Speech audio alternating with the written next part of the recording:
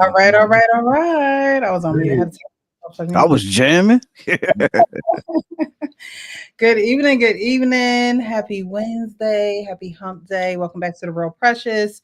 Another night for another great show, great perspectives. Tonight we're going to be talking about reconciliation. We're going to be talking about trust. We're going to be talking about all that. But before we do that, how is the panel doing this evening? Mr. Frank, how are you? I am good. Good day today. I cannot complain. Daughter had a basketball game yesterday. They blew them out like crazy. So, yeah, it's been a good time. All right. Thank you so much for being here, Arpain. How are you? I'm doing okay. Enjoying the new year. I cleared my whole calendar for January when nobody asked me for nothing. So every hour is my own hour. I had appointments and everything. I don't feel like going over. Not going out in the cold for nobody. It's the cold coma. That's how I get. Like, it's so cold. Like, oh, I don't really have to go, do I? So it's me, the computer, YouTube. My stock market's open, so I'm happy. Got a few things to do and got some stuff in the till, moving some of this and moving this over there. I'm just putting the time in. That's it. I hear you. Well, thanks so much. How are you though, Miss Precious? You can't just get past that. I'm doing well. I'm doing okay. She tried to skip past that. I'm doing good. Suffering from a little bit of an injury from work, but everything is fine as of right now until I get more results. But other than that, I'm doing good. What you do? Leg, arm, what? Back? My arm, it's my thumb / the pain is going down to my wrist. So, is that carpal tunnel syndrome kind of thing?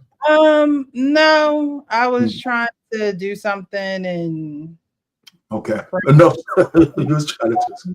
Yeah, okay. So just going to be, going to doctor's appointments and just trying to see what's going on with it. I did get some x-rays. They came back good. So no bones are broken. But because of the pain, I'm like, something's going on. Like, I don't know if it's a muscle, a tendon, a chip of a bone. I don't know, but I need them to look deeper. So we're going to do that soon. But other than that, I'm good. It's cold, I did have to drive in the snowstorm happened the other night. That was scary. I'm like, if I ever experienced the end of the world. You got a lot of snow where you at? How much snow did y'all get? We got a few inches on what's today? Wednesday. Yeah. So I was there on Monday. Yeah. Had to do some training at another location.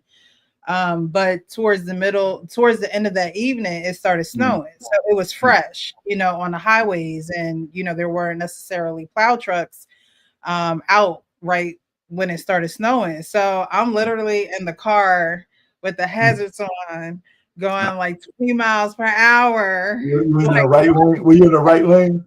Jesus, if you get me home, I promise you. How long did it take you to get home? Oh my goodness. It took me like an hour and 20 minutes, and it should have only taken me about 37, 38 minutes to get home.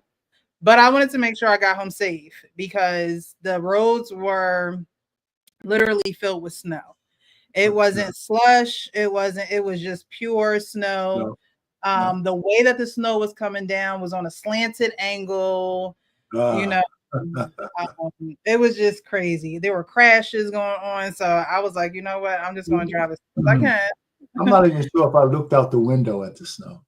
Oh my goodness. I didn't do that. I didn't even look out the window. It's nothing with the snow, okay? I want to get a little bit of snow where it's irritating. Like if it's going to snow, when I open the door, I don't even want to be able to walk outside. Like that's how much snow I want to get. I don't want to be able to walk outside the door. I want the snow to be, looking at me if you're gonna get snow. I mean, if it's gonna do that, let's just go all the way. So we could be inside for a little bit. There's no reason to go outside whatsoever. I like to prepare for storms and things of that nature. So I was good on that end, but that was one of the scariest rides I've ever had driving. And you already know I hate driving. Arpan, I hate driving. Okay. So that was definitely one of the scariest nights I have had as a driver. Man, you sound like my wife, man. She don't like driving, man. She don't like driving. Yeah, it snowed bad here. We were at we got up to a negative 10 degrees. Yeah. You up in Colorado, man. You up there in the high heaven, the Himalayas. Man. Do you ski at all? Frank? Hell no.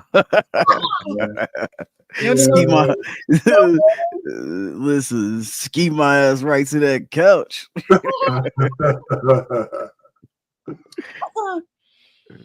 All right, y'all. Well, I appreciate y'all for being here. We got some folks in the chat, so we're gonna get to them, and then we're gonna get started getting into our first topic.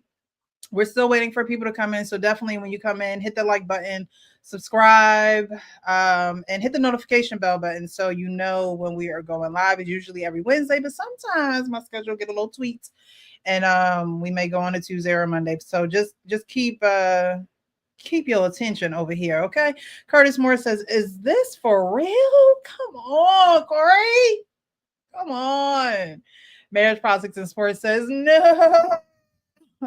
That's our pain, y'all. If y'all ain't know, go check him out on his YouTube channel. Mr. Chocolate said he bet not. He bet not. The Labnificent, am I saying that right? The Labnificent Media Group. Hello, I'm here for the first time. Well, welcome. Thank you so much for being here. Not sure how you heard about us. You can drop that in the chat, but I'm glad that you're here. Okay, definitely hit that like button as you come in. Trucker Teddy Ruta Barber, good evening, everyone. If you were here last week, then you were able to witness some great progression with Trucker Teddy Ruta Barber. That's actually my brother. Last week, we were talking about fathers' relationships with their sons and how mothers can, definitely have a huge impact on that.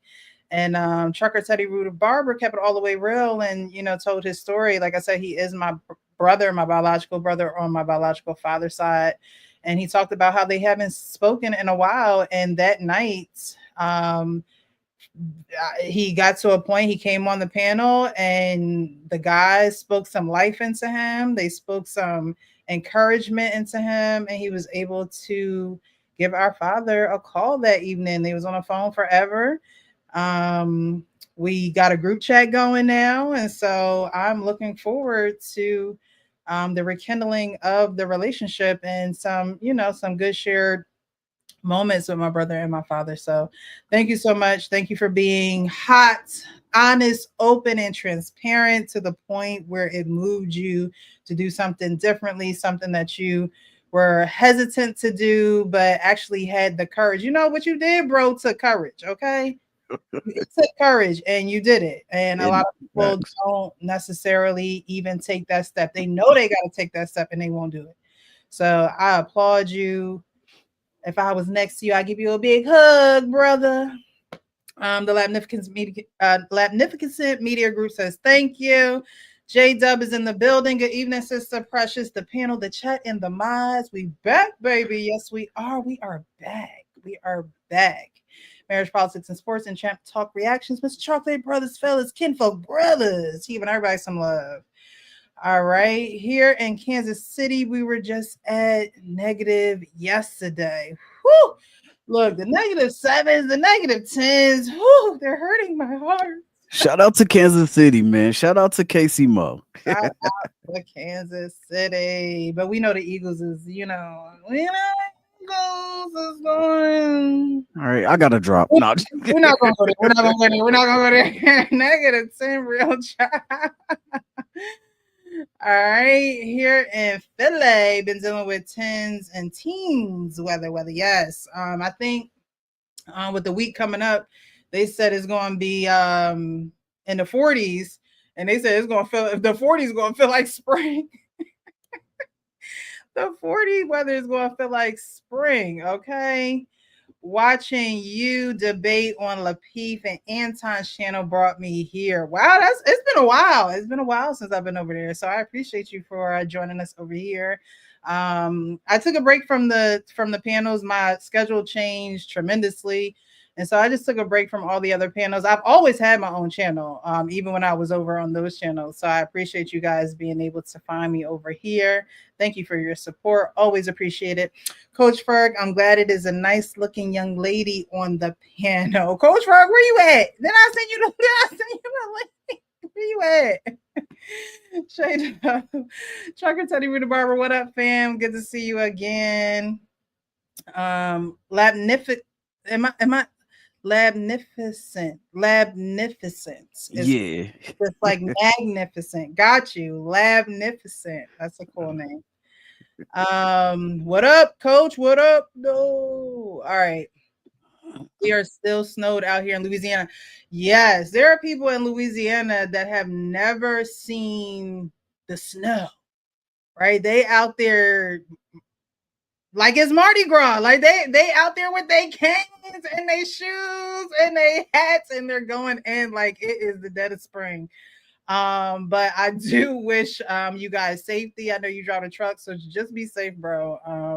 If you gotta park out somewhere and stay there for a while, just stay there because this snow is nothing to play with for real. The ice, the black ice.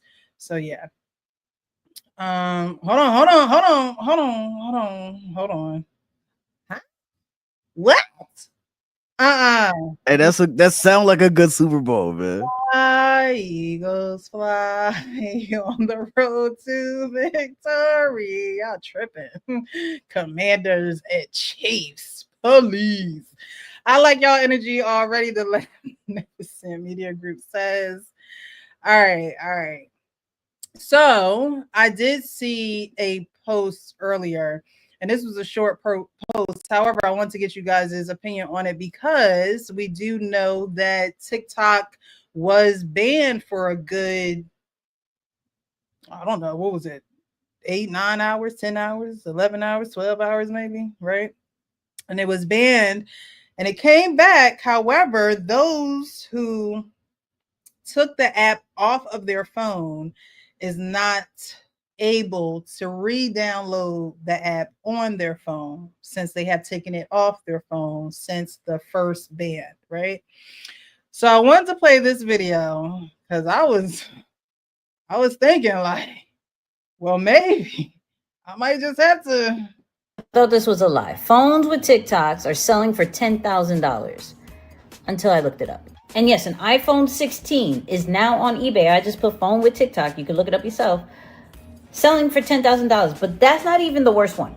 Who in the world is selling a Samsung Galaxy Note 9 for $50,000?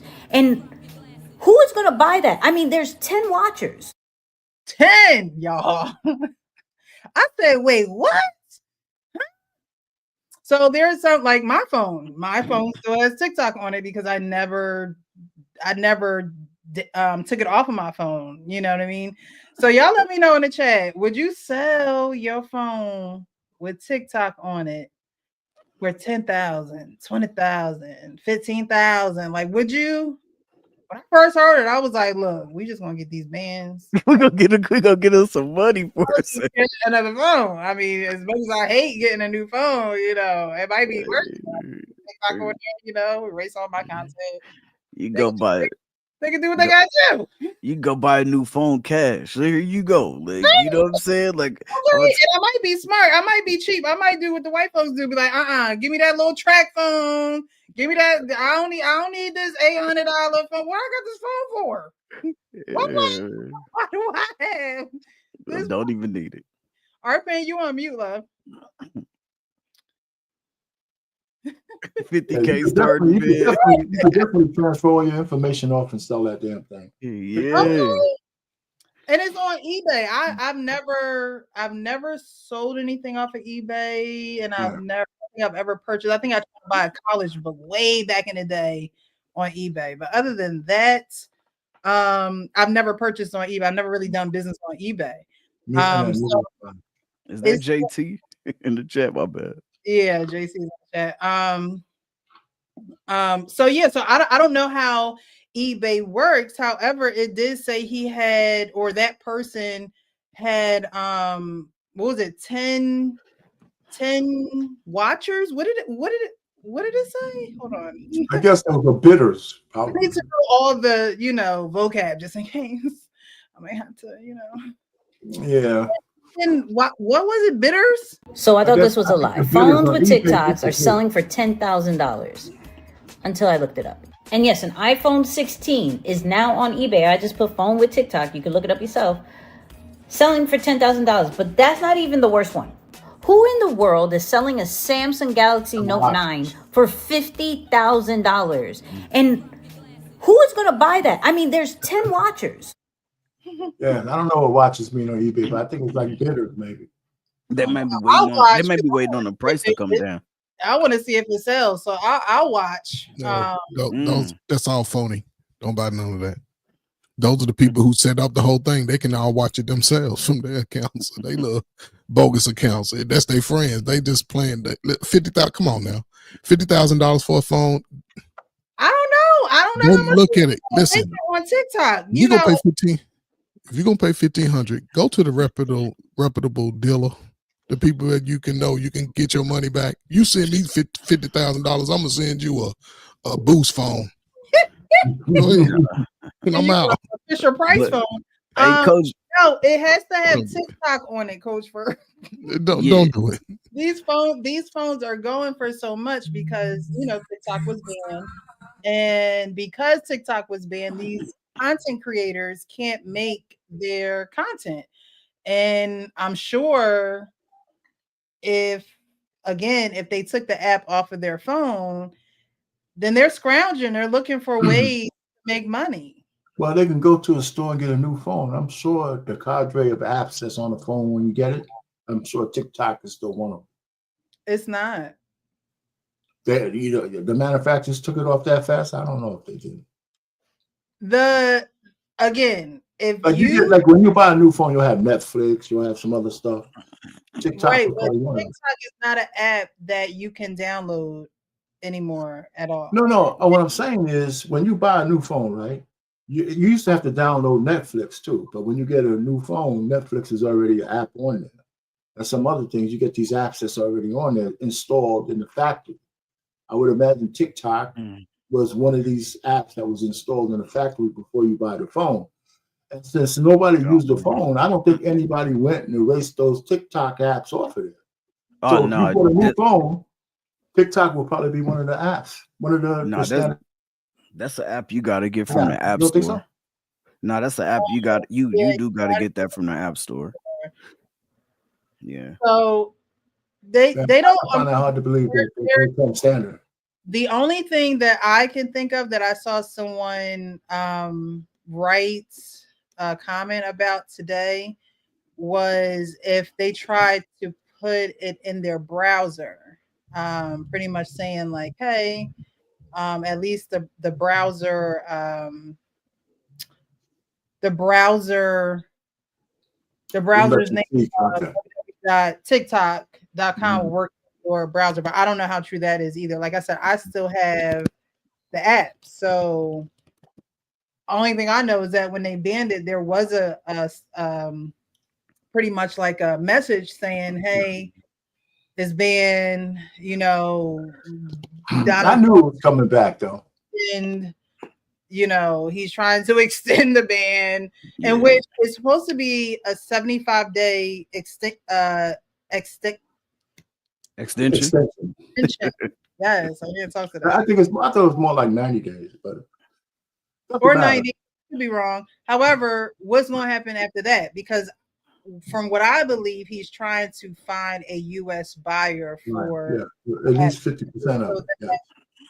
There would be some monetary gain on keeping the app versus if he was to let go of the app, that it would be worth nothing. From what I understand, from what he said, it would be worth nothing if he was just to ban it, it. It would be worth something if he kept the app, but we had half of the half of the money that came from that, because he said it's worth like $1 trillion. Yeah, at least.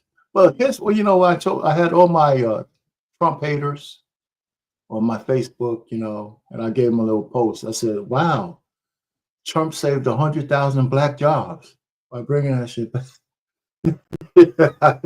So I got all, how many black people got jobs because he put that back?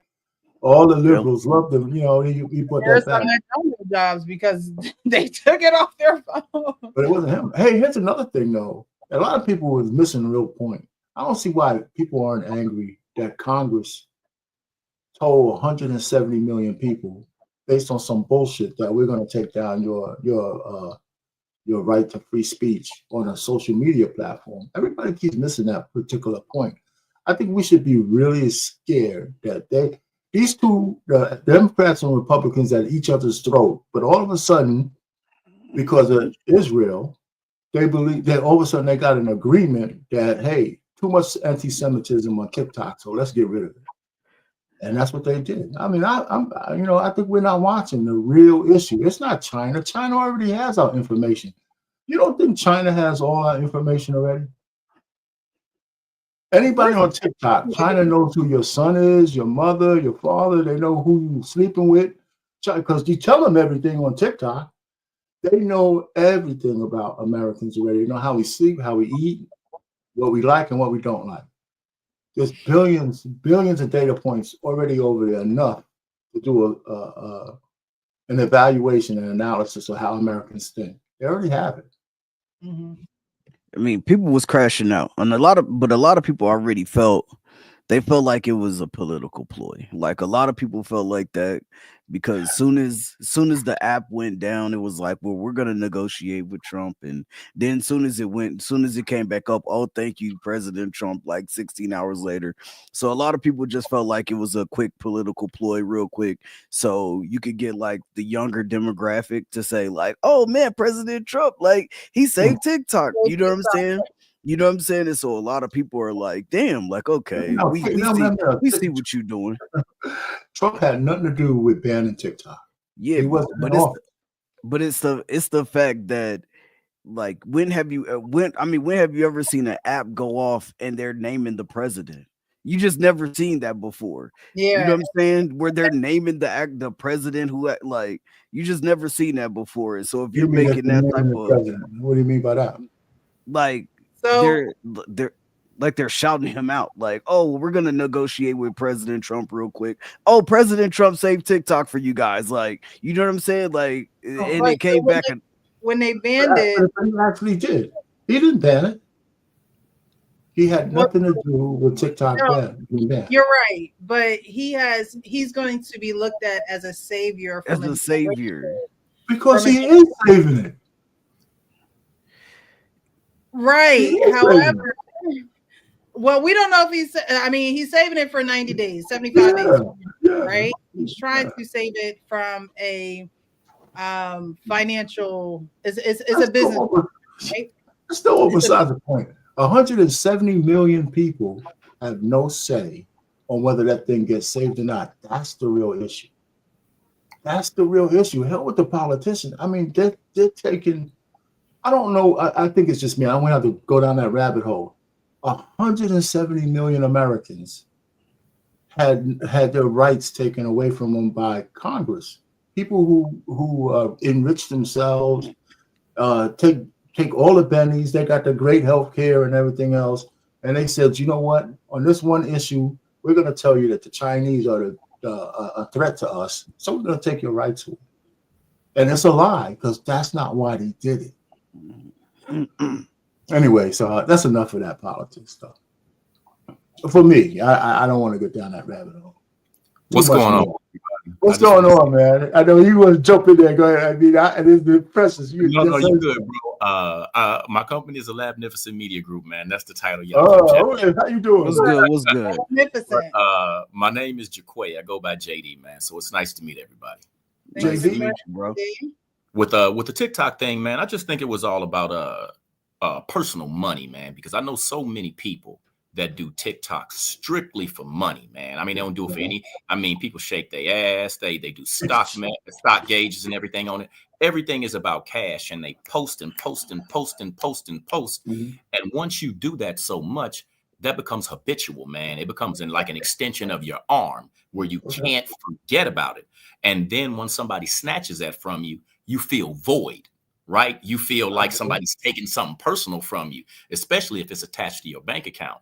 I just think it's a little bit overrated, man, what occurred. And they didn't even shut the thing down for 3 days, man. It was literally like 24 or 48 hours or something like that, man. It was like 15 hours. Ridiculous. Absolutely ridiculous, man. Yeah. What you got? I've never been like deep into TikTok. I don't go deep down into TikTok, hole. So when it was banned, like, you know what I mean? But when I went to work, it was like, oh my God, they banned TikTok. I couldn't get dressed for work. I couldn't do that. I'm like, what? I can't get dressed for work. About TikTok at work. That's ridiculous. That's right. Right? It's like they were just distraught. Yeah. Some of them still had the app, some of them didn't. Did you see how everybody was telling like last minute stories on TikTok before they felt like TikTok was gonna go away? Like, oh yeah, I dated this dude, I damn near was homeless, and this girl said she was about to be homeless, and she was like, I need to tell y'all this story because I was about to be homeless. Found this dude, ended up dating this. I pulled up with all my bags when I told him that I was coming over to visit him. Pulled up with all my bags, and I ended up living with him for 6 months. So look, just literally just told her whole story. They was just getting everything out because they didn't think it was gonna come back. They want them last minute cash apps, the last minute whatever TikTok, however TikTok pays. But yeah, so I just wanted to play that video because I look, I mean, they could have my phone for 15. I'll just go get another one. I got a question real quick, man. I'm in Kansas City, Missouri. Where is everybody from? Like, are you all in the same region, in the same state, in the same city? Where's everybody from? I'm in Jersey. I'm in Jersey as well. I'm from Kansas City, Missouri, but I live in Colorado. I was in the Army, so yeah. All right, shout out to a real one. Go ahead. Yeah. You know what's up. Hey, hold on. Let me show you that. You feel me? You feel me? Listen, I live right around the corner from Slow Park, man. Yeah, man. Hey. Midwest, Fort Leonard Wood brothers. Okay, I see. Hey, man, that's on the other side. That's on the other side. I'm from Louisville, Kentucky, man, right there at the Ohio, born and raised. I was born in Louisville, man, General Hospital. I was okay. I walked over plenty of times. That I ain't trying to promote that though. You know what I'm saying? It is what it is. Hey, St. Louis and Louisville, they the same. Yeah, and you know what? I was raised in St. Louis. Look at that, my bro, well versed right here. Yeah, man. So I can't wait to get to this title. Welcome, man. Everybody, I'm just patiently waiting, man. If it's true, if it's true, I'm not gonna be able. I'm like, should I play that one first? You can't be mad, man. You can't be mad. Oh yes, we can. No, you can't. All right. So I'm not. That's not gonna be the next video. So I'm just letting you know. You gonna have to wait we're on your time. We're on your time, Precious. We're going to do another one first. Okay. This is a couple asking for advice, and this video is about 14 minutes long. think I'm gonna play the whole thing because I think it's them going back and forth. So I'm gonna play the scenario and then get you guys' reaction from it. But we played one of their videos before. This couple has actually been on the Karamo show. I believe after they were on the Karamo show, they started doing their own thing. The wife actually did a lot of Instagram, or still does Instagram videos with her mom, and I didn't even know it was her voice in the videos with her mom because she wouldn't show her face. So I've gotten to know, this couple, not, very well. I don't know them personally, but I've been following, their online journey. So definitely listen to this email, and we want to get into it. And what it is? Let's talk about it. This is a Dear Stan letter. I have done everything that a husband is supposed to do, but I feel like my wife is playing in my face. I was on detail for my job for 6 months, which required me to be gone away from home for half of the year. I surprised her by coming home for the new year instead of waiting until Valentine's Day because I missed her immensely. The first knot in my stomach came when I noticed footprints in the snow behind the house leading to our basement, which is where mysteriously the only ring door camera is now broken. I'm a military guy, Stan, and so my intel kicked in immediately, and I asked her very gently, not confrontational, about the footprints in the snow leading to our basement door. She says she has no idea who, why, or what, and she then made a joke saying maybe it was Bigfoot, but nobody came in here. I didn't lean on her because I had nothing else except some footprints, and I had that knot in my stomach.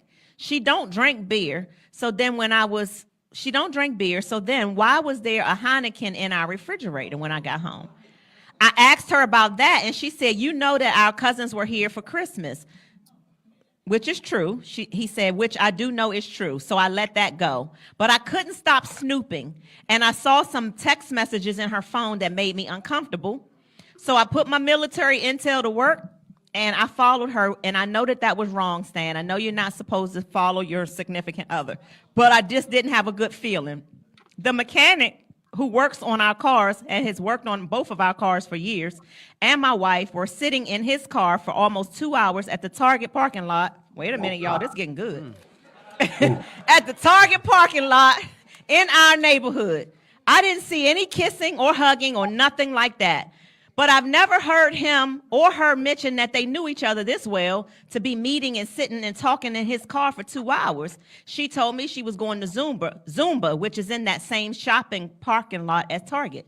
So she told the truth about that. I didn't let them know I was stalking them. My wife has a great lifestyle. She pays no bills. She wants for nothing. I told her that once my detail was over, we would begin starting our family. But this feeling in my stomach just won't go away. I just don't have anything other than a footprint, a beer in the refrigerator, and seeing her sit in the car for a long time with our mechanic. I can't say anything until I'm ready for confrontation because she will go off on me. I need to have proof because she's like an unofficial attorney, and she will twist my words. She will threaten to divorce me because she knows that I don't believe in divorce. I'm a death do us part type of guy, but I won't share my wife with nobody. Do I say something to her now, or do I say something to the mechanic, or do I just keep observing and see if she and him have anything going on more than a friendship?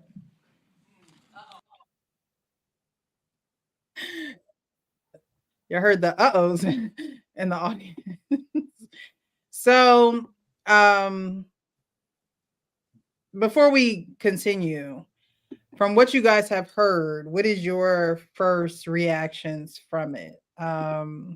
He's in the Army and he's away, and he comes home, surprises her, comes home, instead of February, comes home in January, and, he notices footprints in the back of the house. Then he notices a Heineken in the refrigerator. And then he stalks her a little bit, finds out where she at, and she's sitting in the car talking to their mechanic for 2 hours. How would you guys proceed? Would you, would you look through her phone the next night? Would you put a tracker? Who wants to go first? Go ahead, Frank. You in the catbird seat. You got to go first. Oh, excuse me. Wait, before we do, JT, how are you? Thank you so much for joining. What's up, JT? What's going on, family? How y'all doing, man? How you doing, sis? Good, thank you. So, JT. What's happening? What's up, JT, man? What's going on? Listen, man, I'm crashing out. I'm crashing out. And if you've been in the military, man, and you know when you leave, and you've seen it when people deploy, it's like a whole section on post where you just see a whole bunch of new cars all of a sudden. You like, damn, like I ain't never seen these cars on post before, dog. Wives, listen, I'm telling you, wives will, whether it's like contracted wives or whatever it is, real wives that's out here lonely because they man done deployed. And I'm when I first joined the army, it was like rapid deployments. So you coming home for about 6 months, and then you're back overseas. And back then it was 18-month deployments. Yeah. So you came home and your wife had a whole nother husband. Yeah. You know what I'm saying? You came home, it was dude boots in the crib. You know what I'm saying? Like, and some of these dudes was like rear detachment. So they was in your unit. They were in your unit. They were rear detachment. So they were only gonna go over there if needed. You know what I'm saying? Or they were going over there on the next deployment. But they didn't know. You know what I'm saying? So some of them might have come in late. They don't know your wife, but they seen her downtown at Icons. You know what I'm saying? They seen her downtown. And not with you. Yeah. At the NCO club, shaking it. At the NCO club, and now you come home. NCO? You come home and non-commissioned officer like sergeants and all. It ain't nothing but a military club. Yeah, that's it. Because they have an officers club too, but then they have an NCO club. But yeah, you come home and for real, like I seen a couple of my boys crash out. They were infantry. Came home, you know, wife stuff barely there. Like, where all your stuff at? At her boyfriend's house. But you know what I'm saying? Like, for real, my boys were boxers, so they were crashing the fuck out. They were crashing the fuck out. You talk about yoking people up. Like, I said, damn. So yeah, this happens a lot with military people, man. Like, you know, some like women think that they can handle, or they don't know what they're prepared for when you're coming into the military. They just know that you're going to get a bunch of benefits. They don't know that you're going to be in the field for 3 weeks, come back home for a week, be back in the field for 3 weeks, come home for a week, be back in the. They don't know that. And nothing prepares them for that, right? Like, there's nothing that can really prepare them for that. Nah, because a lot of them are young. So I have a question for you, Frank. Would you suggest, and this is, maybe the woman won't know it, but the man sure knows he's going to be on call. Should they forego being married until at least that deployment is over? Don't even have a girl, man. Why get married if you know she's going to be busting out somebody when you're born? It depends on you. I mean, you know. I mean, you our pain. It depends on. Wait, before you answer. Give me a percentage of women who are going to be faithful under those circumstances. In your mind, is it the majority or the minority? And you can't say some. No, it's definitely. It's definitely. I was.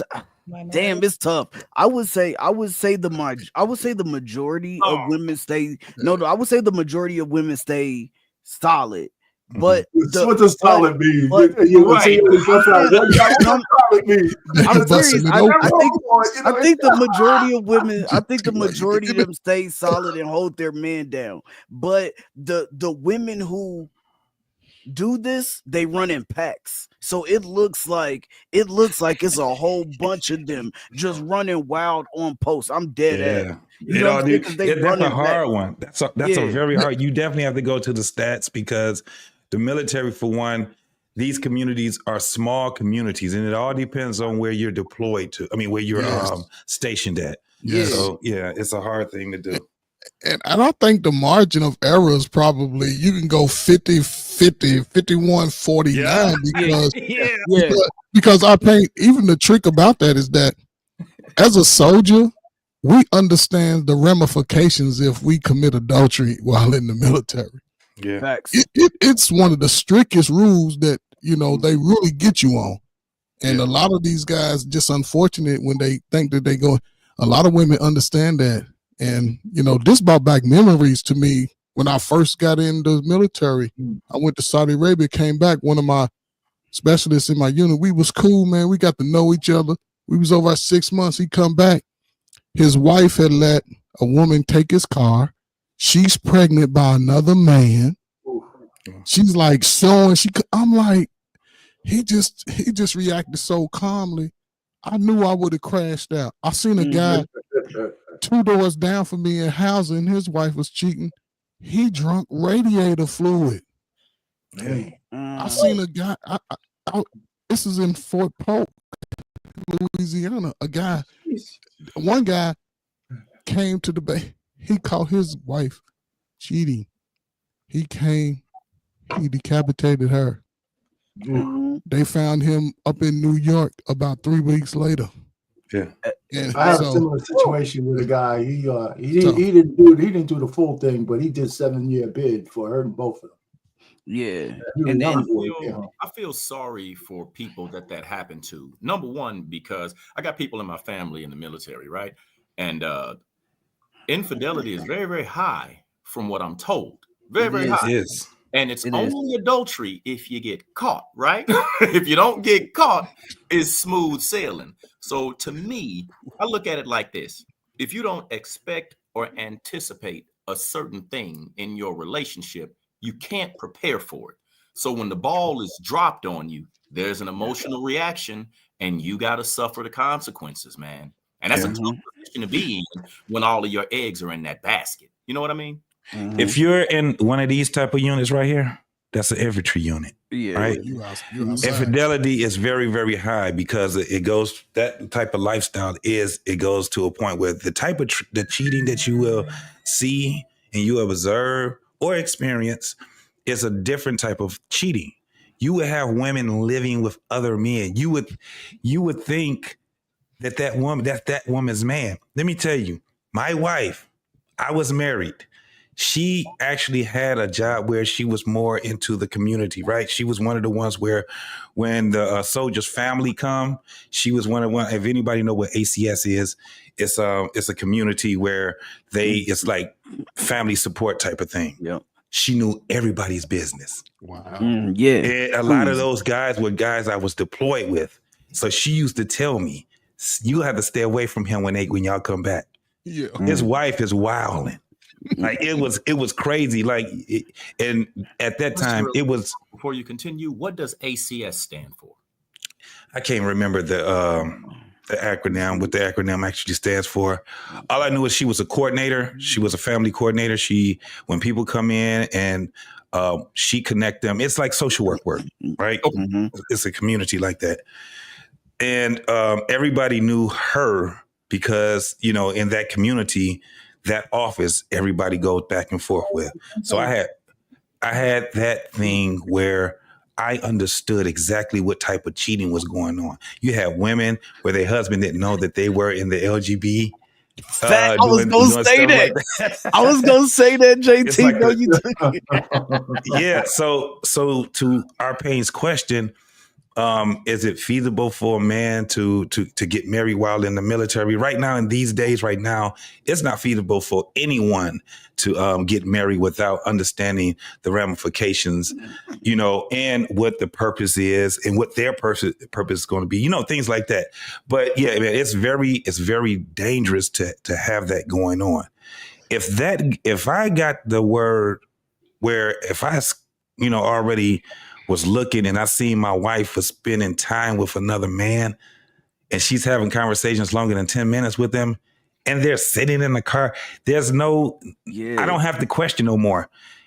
I'm confronting that right off the bat. off the rap. I can't hold that in. Now, you know what I'm saying? You couldn't see because the windows was tinted. Do you confront her or do you confront him? If she's still in that car, whole thing blowing I'm up. confronting them. So it's like what Frank said. She better hope I had a good day today because I'm crashing out. I'm confronting them. I can't do it. I've never wanted the details of somebody cheating on me, right? Yeah. So one of the things with myself is that if I had any indication that you were cheating on me, it's pretty much over. I'm gonna ask you a set of questions, and I need a set of answers that's gonna get me to a point where I'll be like, okay, all right, I was tripping. But if I don't have those answers like that, yeah, it's over with. I can't deal with the details of knowing all that stuff. So at the end of the day, I'm gonna put the end to it. Nope. You lied to me. You know, in that state, ain't no answer gonna suffice at that moment. Yeah, so it's pretty much gonna be a done deal with the relationship. Hey, look though. Hey, when JT said that, listen. I know somebody. He left. He came home. His woman was with a woman, and she shut him out. It wasn't even like, yo, baby, like, look what I found us when he came home. It was like, all right, cool. I want you to meet such and such, and we out. Like, we out. And you can't crash out on her. But you know what I'm saying? It's like, damn. What do you do with this? Yeah. What about forgiveness, though? Oh, wait a minute. We got time. You gotta get to let the rest of us say something first. You know? Right, he bringing them out there. Yeah. We talked about forgiveness last show. Okay. And forgiveness is huge. That we joking about, we ha kiki, but forgiveness amongst men and women, I think women are more so prompt to forgive, even though I'm not gonna go there. But I think that women will forgive a lot easier or quicker when it comes to certain situations in a relationship rather than a man, like in this situation, right? Men always say, oh, if she's cheating, this or that, like, there's no way I'm taking her back, and there's nothing she could say, and that's our pain for sure. I already know. You gotta let us say stuff before you come in. Yeah, you gotta come in and set us straight, right? Let us finish. We don't get off yet. I want to talk about the video. I know, but when Jacque mentioned forgiveness, yes. That is something that I think men could work a little bit harder on, is being able to forgive. Let me reply to that real quick after you get done too.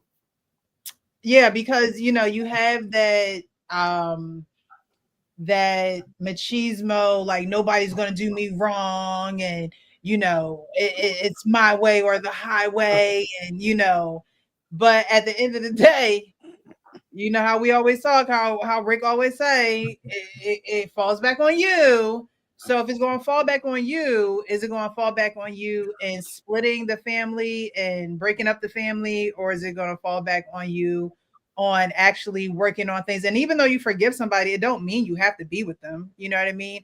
But do you know how to forgive? Do you know how to be healthy in life and move forward without bitterness, without trying to get back at somebody, without all the cruel thoughts in your mind and in your head, or your mind continue to go back to all I can think about was somebody banging her from the back.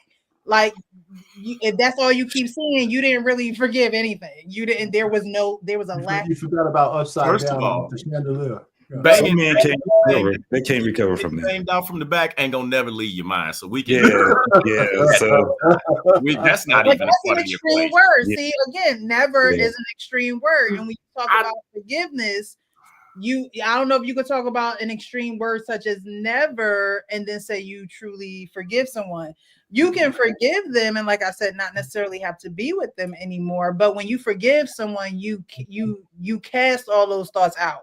But see, forgiveness it's for you too. It's for forgiveness is really for you. But that being able to let go of that other person, or let go of the thoughts, or let go of the the feelings and things of that nature, is whatever you have to let go. But I just think that in certain situations, women do it a little bit better. They still might be vindictive. They still might be crazy. Exactly. I'm gonna get there. Okay, whereas y'all are like, no, I'm out. You have to let us speak. And this is what I wanted to piggyback on top of when you said that, Precious. The forgiveness is an expectation. It's something like trust versus honesty. See, honesty is given. Trust is an expectation. So a lot of women are easy to forgive because they expect that you should reciprocate that thing. Now, a lot of men don't really care about forgiveness. You see what I'm saying? We care about moving on. We'll move past it, or we'll go to somewhere or to a place or with a person where we know that thing may not exist or is a very, very slim chance of it existing. Because in my world, honesty is up front, right? You say, hey, I'm a good woman. I do this, I do that. And then you directly contradict everything you told me in the beginning, right? For whatever reason. I'm not blaming anybody. So if infidelity happens on a woman's part, she will say, but look at the person I was before I cheated on you. Doesn't that matter? Doesn't that matter? What about all the things I did? You're like, yeah, that shit was cool up until you got smashed out by dude over here and you went to Paris and all of that stuff. What about all the things I did for you before you accepted that from him? And then there's silence. Well, I can.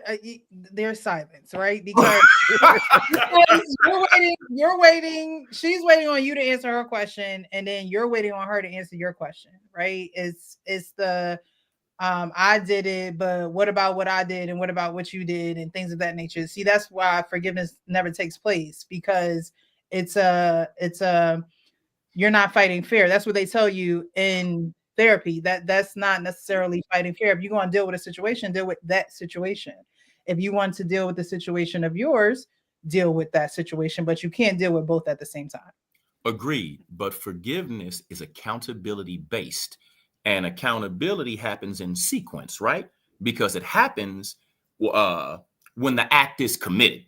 So if you commit first, the onus is on you to explain first. And then after that, it's up to me if I accept, because I don't have to forgive. Remember, it's a choice.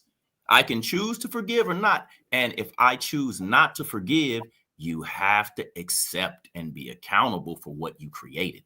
And a lot of people, specifically women, don't like to be, they don't like to be accountable for what they created. They'll be accountable for the outcome, right?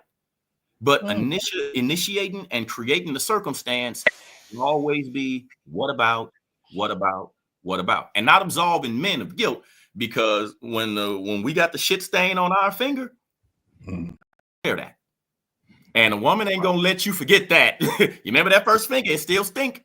It's 3 years later. That motherfucker still stink. Now, when you go out to the club, don't do what you did 3 years ago. That's not forgiveness.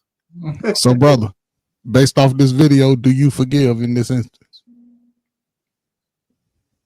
It depends. Come on, man. You did all that, and then you gonna say all that. All that to begin with. No. Seriously, I'm gonna give you that. I'm gonna give you a straight up answer, bro. Hold on. Listen. Hold on. Imagine that one of your boys, or the mechanic, the milkman, somebody that you've had interactions with, gave money to, probably had a conversation about your favorite team, and you find out he got his footprints in your wife's backyard. Look, it ain't happened with my. Are you forgiving though? Are you forgiving, brother? Are you forgiving though? I forgave. It happened to me before. Be sad. I'm gonna tell you, it's a real short situation. I'll tell you different. Like as men, we got the bro code. Usually, you don't smash behind your home. I understand that, but we ain't got no bro code today, because brother. No, we don't. I'm putting it out there, bro. So the question is, are you forgiving? No, not in this circumstance. No, absolutely not. Hey, hold on. I'm about to smash the like button. What's Hey, we gotta hear our short story. Because I know he gotta make a long story short. No, I'm not. Well, first of all, I let everybody say stuff. I ain't got nothing that's profound to do. But listen, it's funny because I'm gonna surprise you, Precious. I'm listening to this story, and I agree with JT. If my wife is in a car with a dude for more than, well, first of all, she shouldn't even be in the car. In the car. That's number one. I mean, we're not even talking about time frames. She shouldn't even be in the front seat in the car with some dude, right? Mm-hmm. That's number one. But here's my thing. He doesn't have concrete evidence, but he knows. He knows she's smashing out. Now, one of the crucial things they said about this is that they were thinking about starting a family, right? If she's busting out another guy, now I'm concerned whether that kid is going to be mine or not. Yeah. That's what I'm saying. And women are slick like that. She might, automatically be amorous. So she knows she was busting out raw with this dude. She might be, I'm back home fresh. Mm-hmm. And she still got some deposits in there somewhere, probably. And then all of a sudden she gets pregnant. Now I'm questioning whether that kid's mine, because in the back of my mind, I saw beer bottles, footprints, a broken ring can. So now I'm questioning whether that kid's going to be mine. And that's the reason for men wanting their women to be more pure than the other way around, especially if you're looking at having kids. It's all about paternity. But he already knows. So I hear him, but here's the other thing I didn't like about him. Listen, I don't care what kind of woman it is. If I think she's cheating on me, I'm confronting her. And she's not going to be able to turn that shit on me. Because I could tell her a couple of things. I don't care how much bullshit you say, but if I get mad enough, you ain't gonna overtalk me. Yeah. Nah, it ain't happening. You can threaten me all you want. Pain. It was Bigfoot. It was Bigfoot that broke the. Come on, man. It was definitely Bigfoot, man. So what I'm just trying to say is we got a long way from forgiveness, because I'm gonna assume that she was cheating. Then we can come back from that. Yeah. Use the A word. Well, say what? I use the what word? You're going to assume. Mm-hmm. Yeah. Well, hold on. I mean, if you ain't got no evidence, I assume that she was cheating with the evidence. Oh, Lord. The evidence makes her guilty.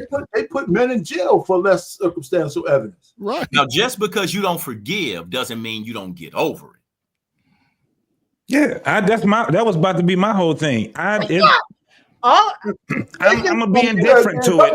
The thing is this: I'm being indifferent to it. The reason why I will confront it right when I need to confront it, for one, her at the beginning, what I see in front of me, the way that she react, because it's going, especially she in the car, and I come in there and I just knock on the door, that little firm knock on the door, the look in her eyes and the look in that guy's eye. And she's going to start saying all kind of stuff to convince me it ain't what it looks like. I don't care about none of that you talking about. What you doing in the car with him? Okay, so what if she's outside the car talking to him and he rolled up? No. It depends on if she's leaning in through the window. It depends on her body language. If I've already talked to the guy about fixing the car, if I've already talked to him about fixing the car, what she got to talk to him about? Nah, we ain't talking about nothing. Y'all over there having conversations and stuff like that. I'm going to show, for one, we already going to establish all that, showing all that kiki and ha-ha with other men. If you don't want no problems with me, you steer far away from that. It's cool to be like, hey, how you doing? But if we get in common and you coming with another man, you know it's going to be problems with me and you, because you know the type of guy that I am. You call it whatever you want to call it. I love how men and women are, the same in some ways, because women always be assuming y'all niggas be cheating. Well, and probably rightfully so. But for men, it's easy for us to get caught up because we're gonna focus on our task at hand for the most part, and we ain't thinking about the crumbs we done left behind. Right, absolutely. And this woman is a big problem because she's even deceiving him based off the evidence that he see. He's a military guy. He's trained to look at the non-obvious and the obvious. The obvious he would have been checking off on his board if he was in the field. Like, yep. Now he done seen the footprints. He put the damn cam up. He put the ring alarm up on the door. All of a sudden it's broken. You're going to talk about maybe Bigfoot? What you doing up in my damn house? Right. First of all, what you doing up in here? Now, listen, I was telling you, when I seen this guy in the military my first 6 months in, get treated like this, I was aware of this type of behavior. This is easy. Brother, listen, man, get some help. Whatever you do, go talk to somebody. This ain't going to be the last of women out there. But, look, man, you know what to do, brother. You know what to do. The signs are there. Thanks. Hey, Precious, I got a question for you. And this is almost like the equivalent. Okay. Right? So you go to dinner. You go to dinner, you invite a whole bunch of people, your hairstylist, you know what I'm saying, your nail tech and all this, and now every time she tell a joke, your hairstylist, your guy laughing it up. he just dying. How you feeling? You getting up from that table, or what you doing? I'm not that female. I'm not that chick. If you want to laugh, you laughing. Maybe it's funny. I'm not the woman that questions everything her man does. I'm just like knowing her jokes wasn't funny. Knowing her jokes wasn't funny. She ain't even that funny. Ain't nobody that funny. She ain't Cat Williams. He's slapping his knee. He in there dying. He the only one at the table dying. Girl, you crazy. Just tell us you gonna crash out, Prince. I'm not. Look, you want her? Like I'm that's how I am. Like if I mean, you got to laugh out your pants. No, I don't. Why make those comments? I don't nitpick. Like I don't, you know what I mean? You wouldn't question me, Precious. You wouldn't be like, so I seen you Kiki when Sharon was over there telling them still ass jokes. Right. No, I'm not that woman. But he ain't laughing at your jokes like that. I would notice that you're laughing, but I'm not gonna come over to you and be like, oh, so you were laughing kind of hard at those jokes. Like,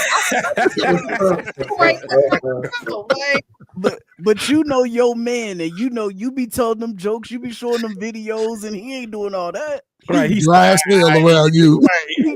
He's side-eyeing and shit. So let me ask you a different question. If the evidence that we just saw in this video was reversed, you came home for 6 months and you saw all that other shit, right? Now, if I see you in a car for 2 hours, bitch, we're gonna have a conversation because now she's gonna crash out. Right. The other thing in the car, I was trying to wonder and see. The other thing, let me just say this one thing. When they're in the car, right, I would start thinking how long my wife's arms are, because I haven't sat in the car with a woman that long without other shit going on.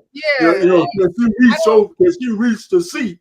Something else going on. If y'all are in a public place and you might be kikiing and there might be drinks flowing, maybe maybe a little bit on the tipsy side, and like I said, I'm not gonna nitpick and question every little thing. I think that every person should have a healthy amount of space away from their significant other, so they know how to respect that space. Mm-hmm. You know what I mean? Agree. Know how to actually flow in that space. And so when you and that's why this military thing is so, like, there's no training for it, because imagine a little girl who has her father all the time, or she could call on her father all the time, or her father's there all the time, right? And then you get married thinking that, oh, he's going to be there all the time when I call him and things of that nature. Now, this might be like a fairy tale vision, according as opposed to reality of what it really is, and you being in the military. But that is an emotional and psychological conditioning that a woman can't even register. Like it has to be a process that she goes through, rather being something that she's thrown into. And I only say this because I went through foster care and adoption, right? So you go through the cycles of leaving and staying. So it doesn't become a foreign thing to you if that's something that happens in your life, right? If the relationship don't work out, your okay, because you know what it feels like to be in one place and then not necessarily be there anymore. So I think that for some women, if you don't know that side of things, or if you're heavily dependent on your father, or you are a daddy's girl or things like that could be a huge culture shock to you. So you're already dealing with what seems like abandonment, and it's not, because he's going away to take care of the family. Is not abandonment at all, but because of how you, and this is if the woman grew up like this, because of how your mind and heart and emotions are already wired for a man, the man not being there is really going to feel like an offense to you, really, honestly, when you know that he's doing it for the betterment. It's almost like you have this attitude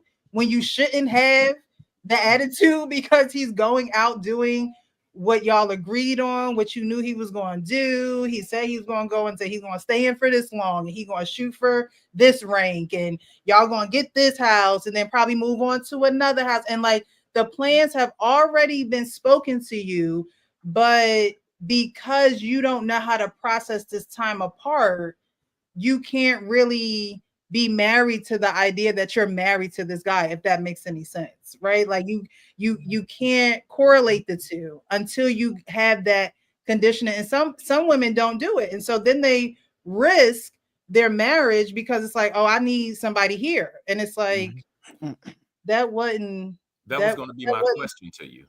If that attitude breeds resentment.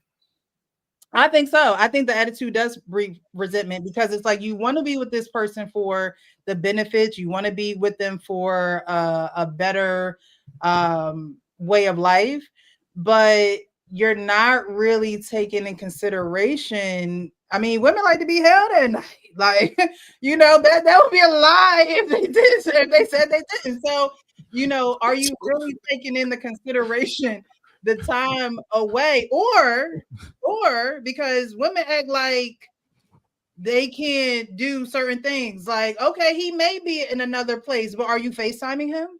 Are you doing things to keep the relationship? No, she's sitting in the car.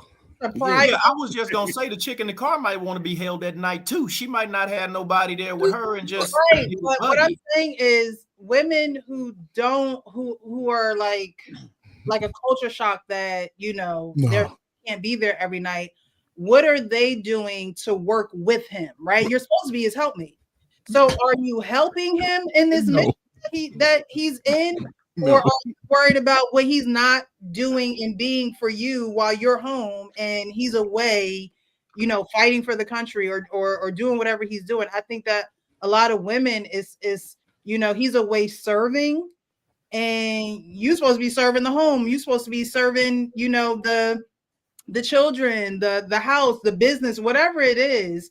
And I think when women get into the military, oh, I'm gonna be with this man from that's in the military, it's like, oh, well, what is he gonna do for me?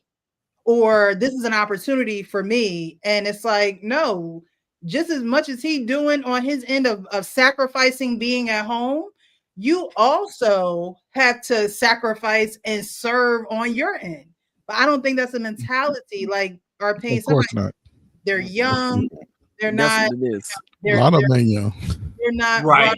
Right. Not young. Yeah. Precious. But Precious, you know, Precious, you're saying stuff, right? It's not just the military. If you got a pool of women who are not introverted, but always self-serving, right? You have to assume that some of them marry garbage men, some of them marry cops, some of them marry. If they get married military men, they're still those same self-serving women. It's not so. They're the same everywhere they go. If you have a woman that's going to be dedicated to you, she's going to understand that if you're a cop, there's a certain amount of service. If you're a military man, before she has to understand that you're going to be deployed. That's the whole thing. I mean, so there's no real excuse for them not holding you down because of any other factor other than this is not that girl. Mm-hmm.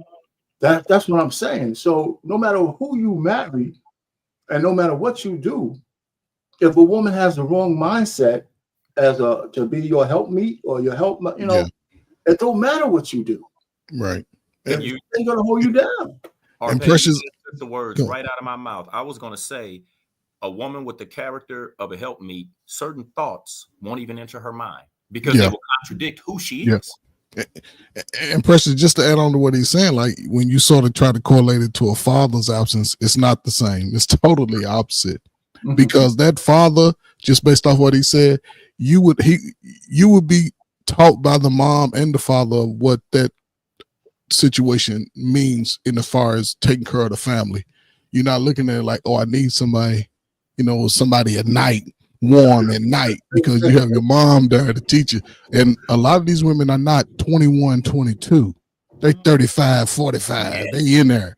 They all out there. They rolling through them streets, as they say. And as a matter of fact, some of the young women, for instance, I was married young, right?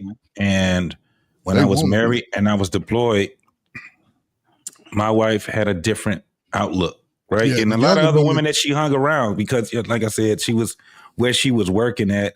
It was like her friends, their husbands were, colonels, big dogs, they were the big dogs. So those were the type of women she hung around.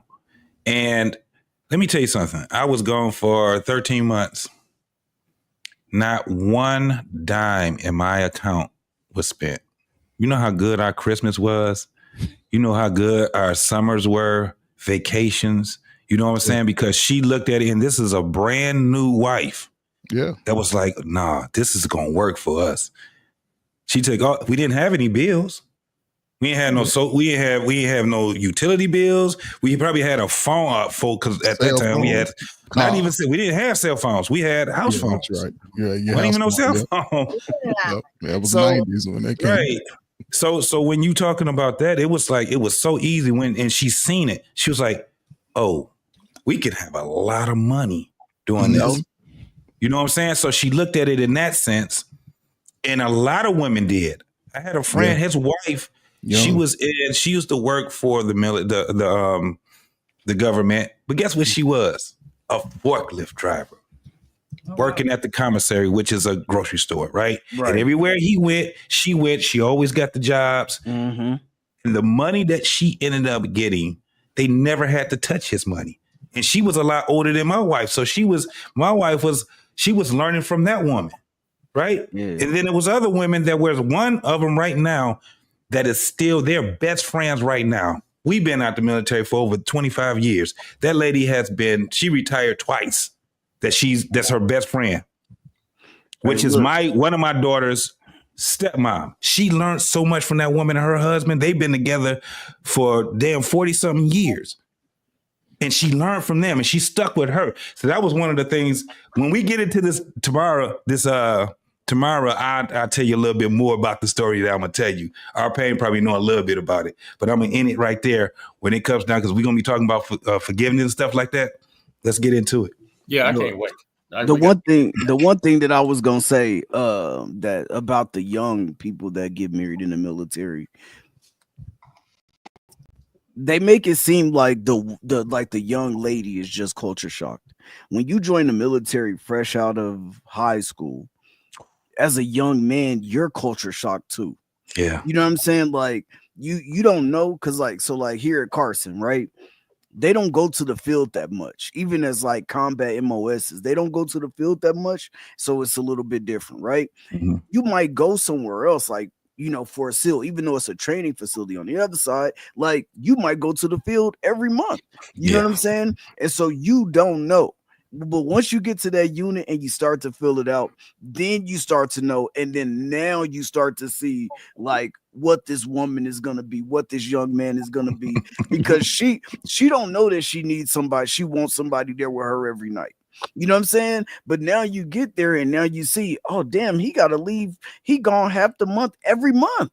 Like he gone, or he's home for 3 weeks. Like you're like, damn. And then he's like, damn, like I thought I was gonna be home with my wife every day. You know what I'm saying? It's really the same shit happens, both ways, on both sides, low key, because you just get out of high school, you didn't have shit to yourself, you have nothing. So now you taking care of a family, and now you're gone all the time. And Frank, that's the thing too. When you in Garrison, it still is at a point where you working. You gotta be at PT at 6:30, 6 o'clock, and say that you at a place that's either far away or the traffic trying to get, if you living off post and the traffic is hell of a at that gate. Yeah. So you have to be there an hour and a half. You have to start heading there an hour and a half, and then what do? Now you don't go back home and change. You go to the gym. You go to the gym and shower and stuff. So you ain't seeing your wife all day. All day. Literally. Yeah, to 6 o'clock. You up at 4:30. Literally, man. When we had courses, NCO courses, you're waking up at 4:30 in the morning every day. So you can leave just because traffic is gonna be backed up. You know it's gonna be backed up for PT during PT hours, and you got to drive way slower because people running on the roads. So you like, all right, man, you got to take all that into account. Then you don't got time to go home and change. You just don't. So you got to go to the gym like everybody else, shower, get ready, get in your uniform. You're not going home for lunch because it's just like you got an hour. You got to go. You know what I'm saying? You coming right back. So or y'all not seeing each other a whole lot. Yeah, you just not. And then you get home at 5:30. 5:30. 10, 12 hours a day. There's nothing. Right, check this out. What you just said, man. That can breed interest, man. That on both sides, wandering eyes. When you have a lot of time apart, your interests start to wander. There's nothing like a military woman. Nothing like it. Nothing like it. What do you mean, JT? Well, I'm an old school soldier. I was in the military where they actually got in shape.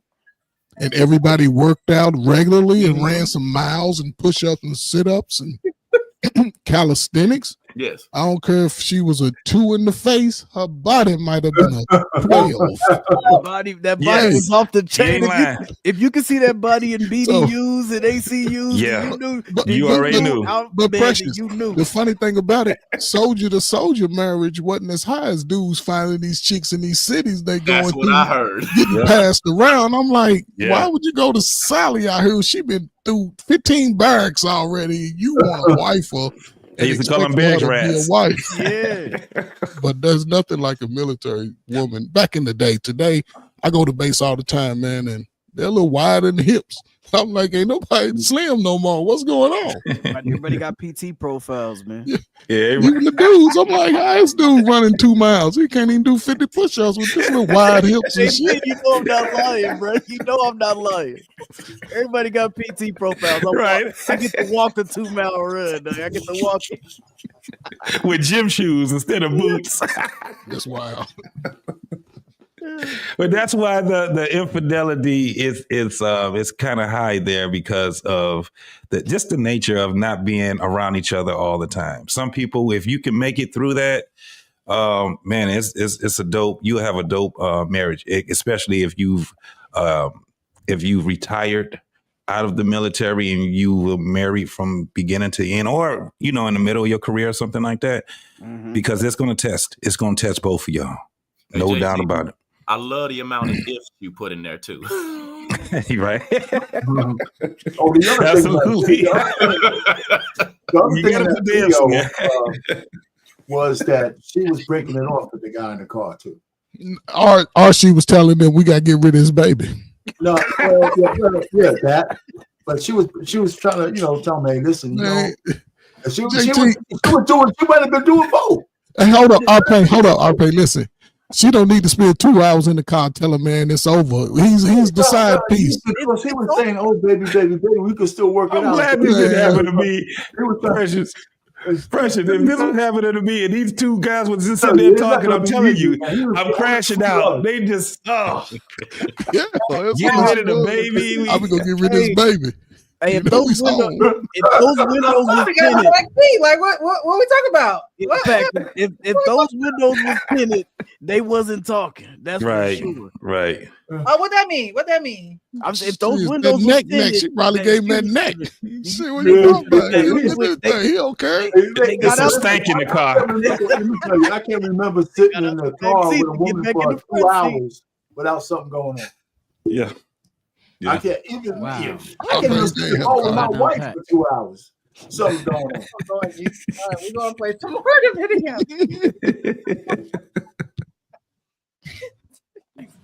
Too funny. Okay, so it's a lot to this because it's tricky. I'm gonna say this. Quiet on the set, quiet on the set, quiet on the set, quiet on the set, quiet on the set. I'm gonna say this. This is tricky because he does not have concrete evidence that she's wronging him. Right. But she is being a little disrespectful. Like, so can you explain to me why you would need to sit in a parking lot for 2 hours with any man? Right. And so your car's not broken, and that's not the shop. And so he went out his way to meet her, which means that's probably not new. That may be his beard and his big ass feet.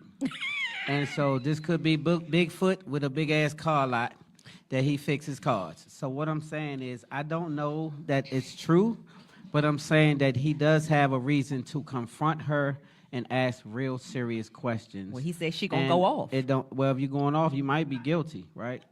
So normally if you're going off about something, why would you go off instead of just answering the question, right? Is this Bigfoot or the mechanic, right? And so I'm thinking it may be the mechanic. And so the problem is, this is sad because a lot of military men face this. A lot of military men have babies at home that's not their babies. And so the sad part is they serving their country while their wife's serving men. And so look, we're not saying that that's what she doing. Huh? I'm not saying, well, I'm not. Okay, it's not my turn yet. I'll wait till it's my turn. I can't say that it's concrete evidence, but most of the time when you get those type of gut feelings and then you see evidence, it's probably real. So it's a reason to confront her, not be confrontational, because there's no reason to be confrontational, but you can ask questions. If you're worried about her going off, you already got trained. She's trained you that if you ask me a difficult question, I'm going to start leaning on you so you won't. And I want to stop right there because he says something very important, right? He goes, well, if she goes off in the beginning, when we kept going, she was like, well, she's going to go off on them, right? And he goes, well, maybe, if she goes off, she might be guilty, right? And then towards the end of that, he says, if she goes off and,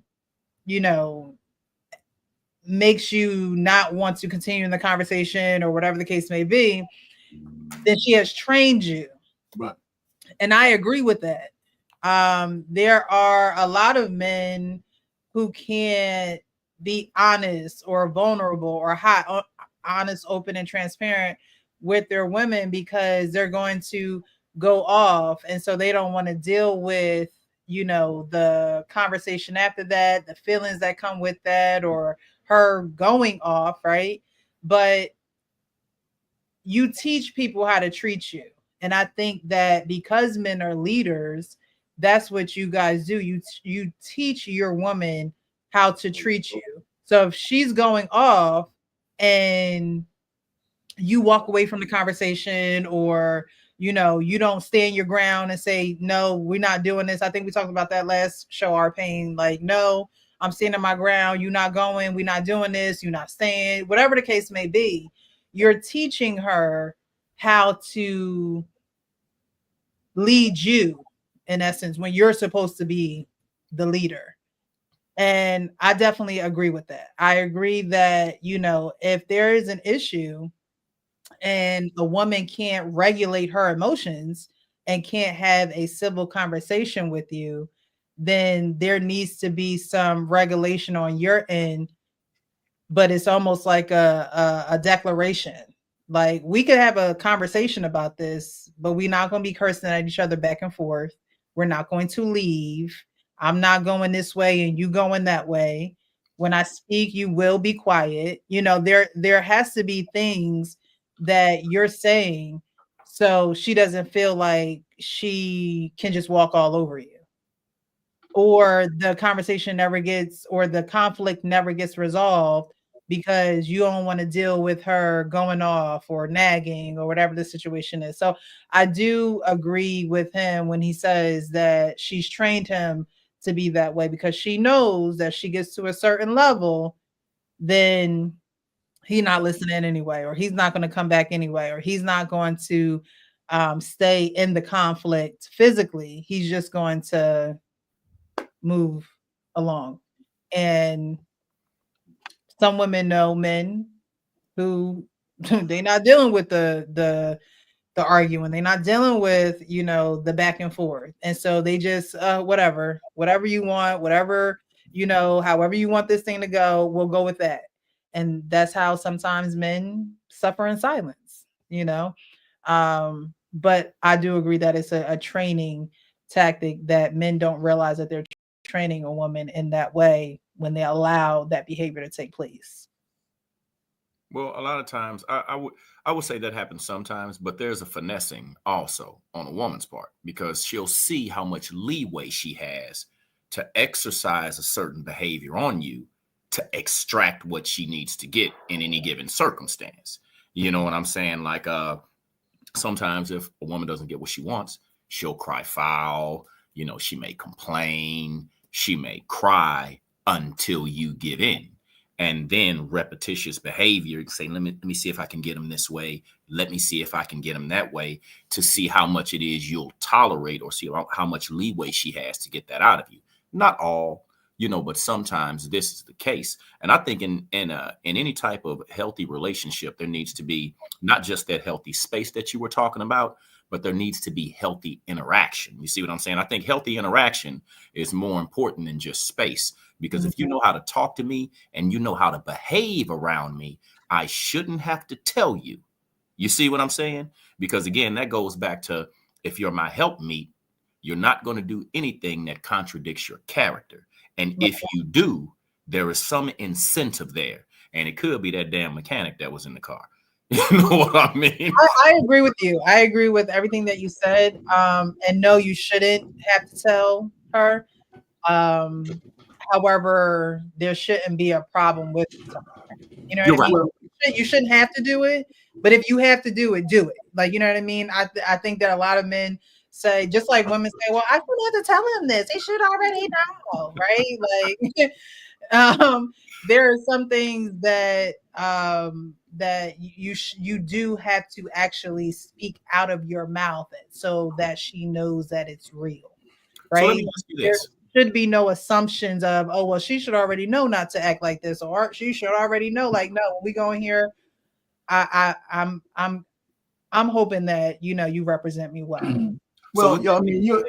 Well, you have something to say, Arpan? Go ahead. Yeah, I want to just go ahead on that topic. If you have something to say to finish the thought. Yeah, I was just going to ask the question. Well, what you just said, Precious, it seems like you would, I won't say advocate for, but would you suggest that a male or a man, like, disciplining his significant other, his wife, his girlfriend? Because to me, if there's any type of resistance, you see what I'm saying?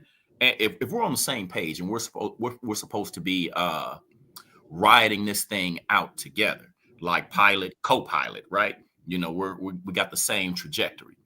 If you're resisting for what seems to be a ridiculous reason, do you believe, or would you advocate for, like, disciplining of some sort? Not like beating them down or anything like that, but I know what you mean. You know what I mean? Get in the corner. Like, put the dunce hat on. You know what I mean? Hold them books. Go to your room. I think. I mean, because some people need it. Right. And that's what correction is, right? We talked about that, I think, last show too. Women don't like correction because it hurts them. Correction is supposed to hurt in a way, because that's how you're developed. It's how you're developed. You know, when you go to the gym and you doing them reps, you know, it hurts, but it's a correction. You know, you need to lose weight. You need to tone up. When you're doing anything, I mean, a sport.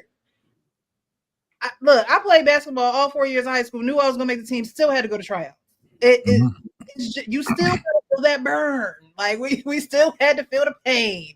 Okay, even though we knew we was making the team. So with anything in life, there should be a healthy amount of pain that allows you to learn and turn from the ways that don't allow you to see the benefit of the pain. Yeah. Like to be able, there should be a healthy, there should be a healthy respect and fear that I don't even want to upset you to the point where you have to, like you said, where you have to tell me to straighten up and act right. But if you must tell me that, you can't be afraid as a man to tell your woman that, because it's correction, it's leadership, it's part of being the leader, protector in her.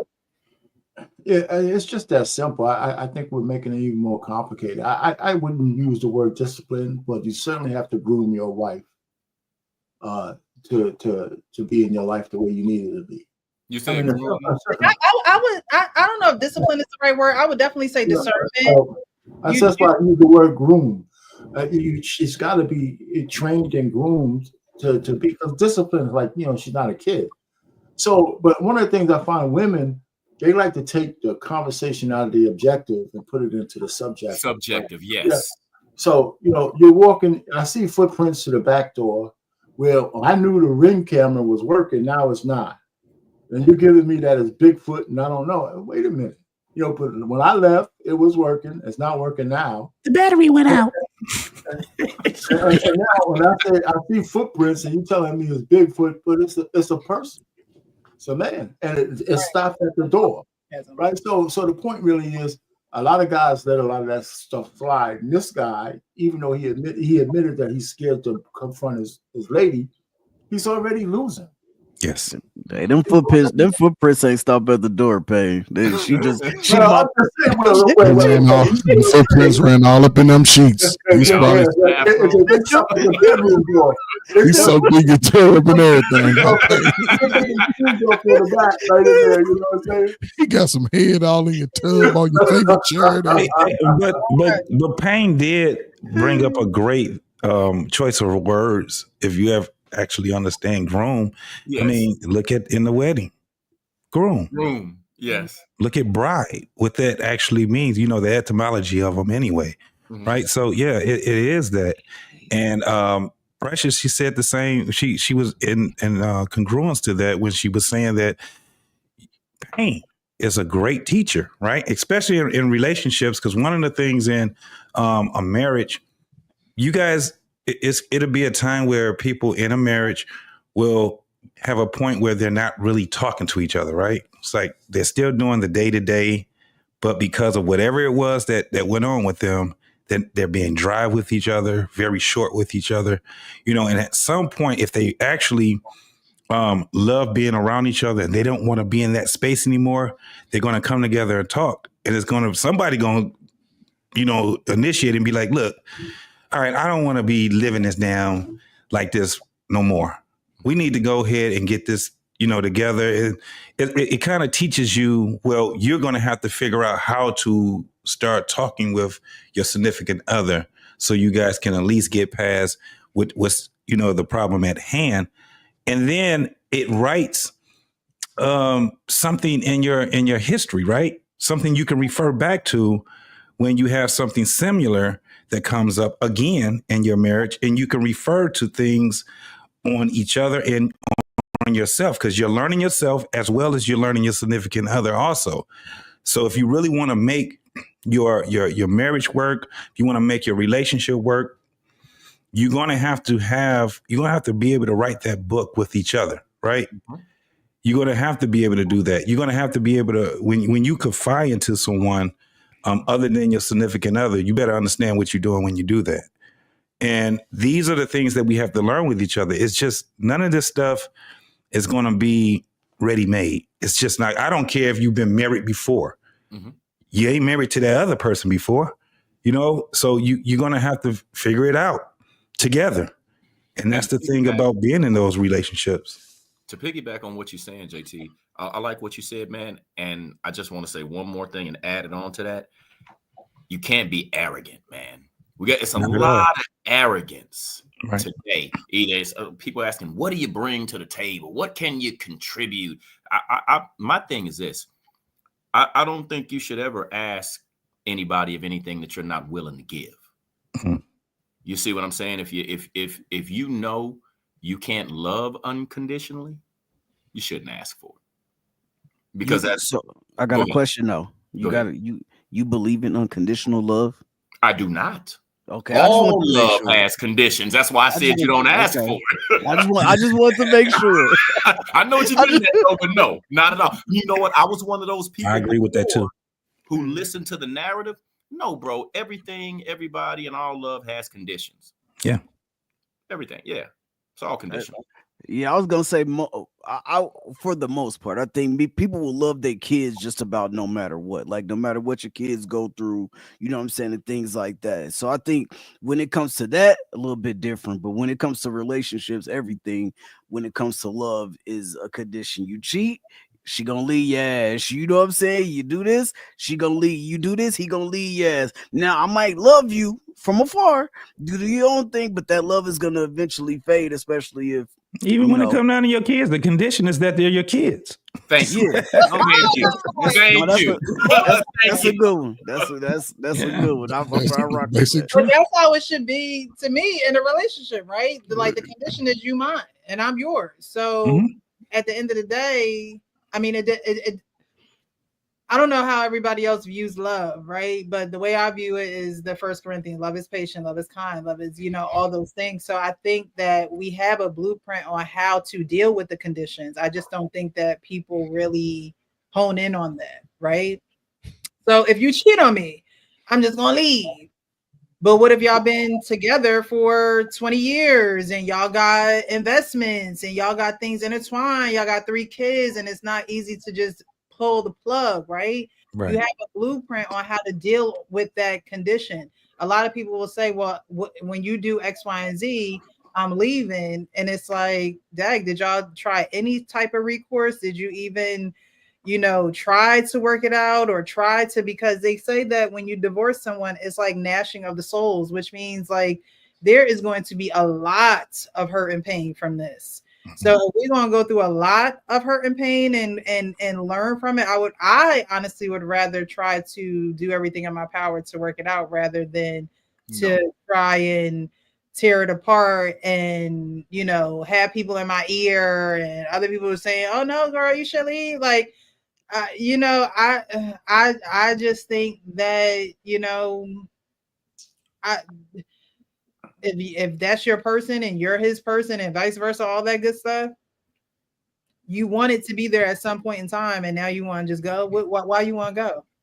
And more men are staying when women cheat on them. I mean, I just thought it was an impossibility. But being on YouTube and listening to a lot of guys everywhere, there's a high percentage of men who don't leave knowing that their wives cheated on them once or twice before.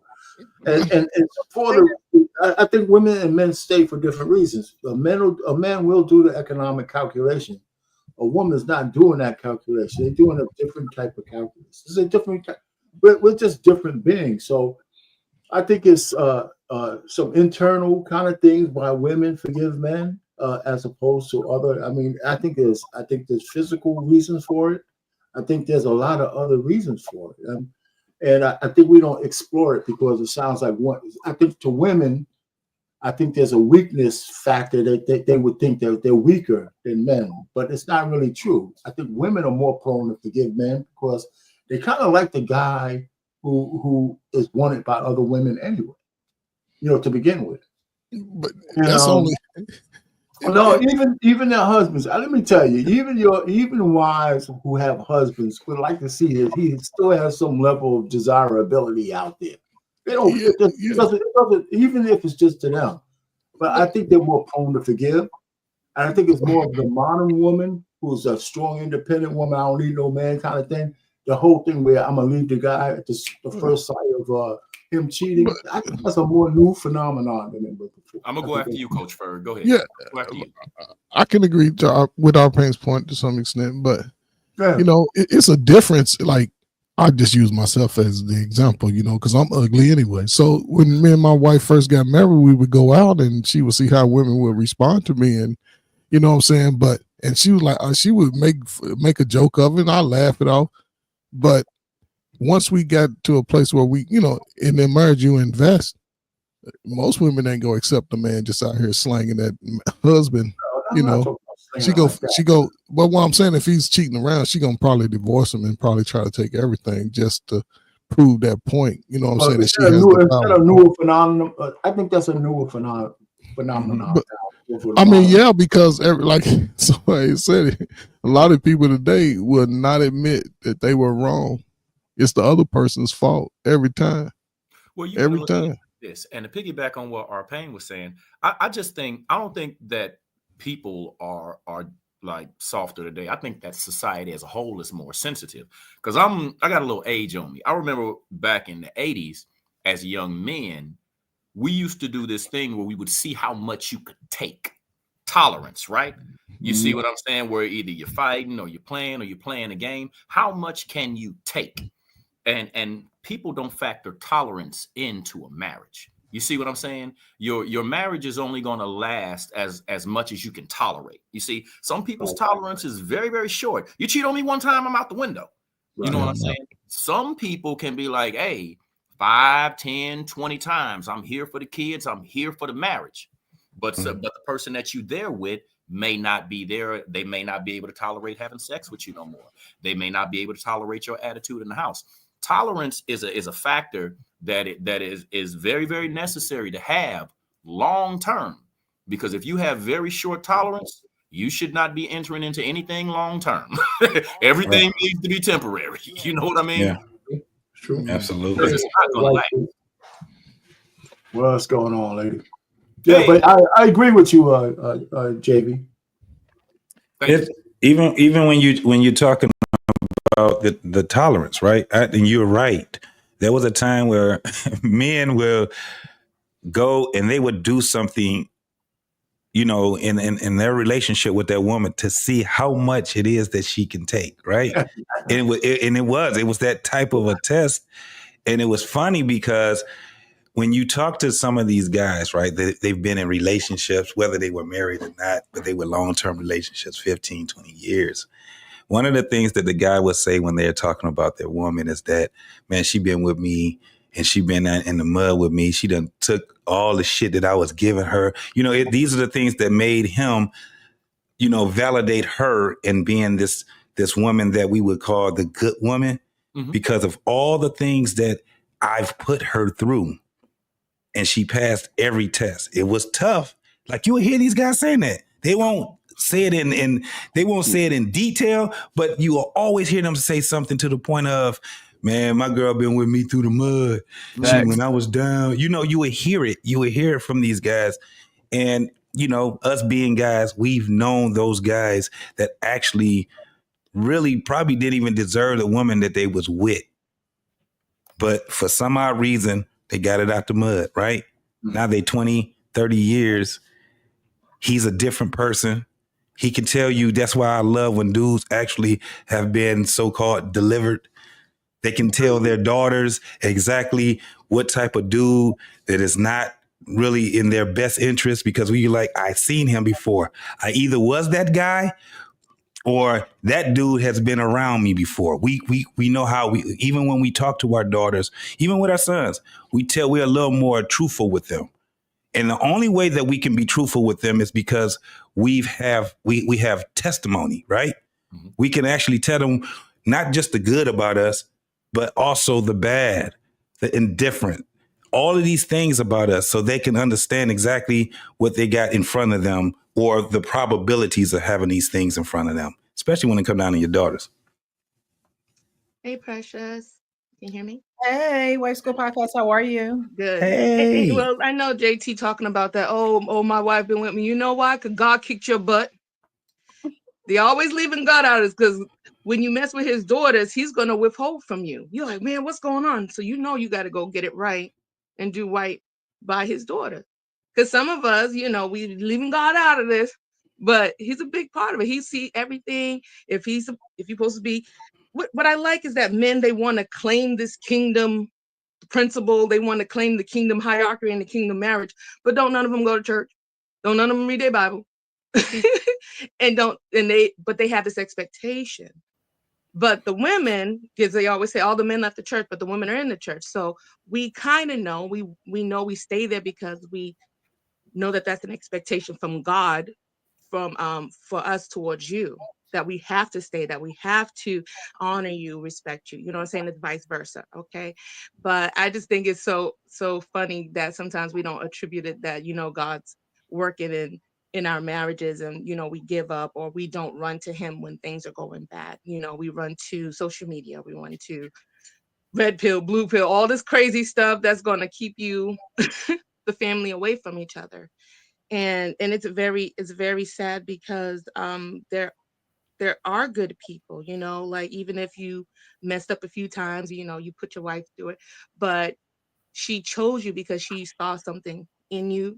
She trusts you enough to lead her life and the children. But the thing is that you have to stop. You can't keep hanging out with Mary Lou, and you can't keep letting the bear tracks come to your back door. You know what I'm saying? You can't do that. You're taking advantage of something that's supposed to be exclusive. You know what I'm saying?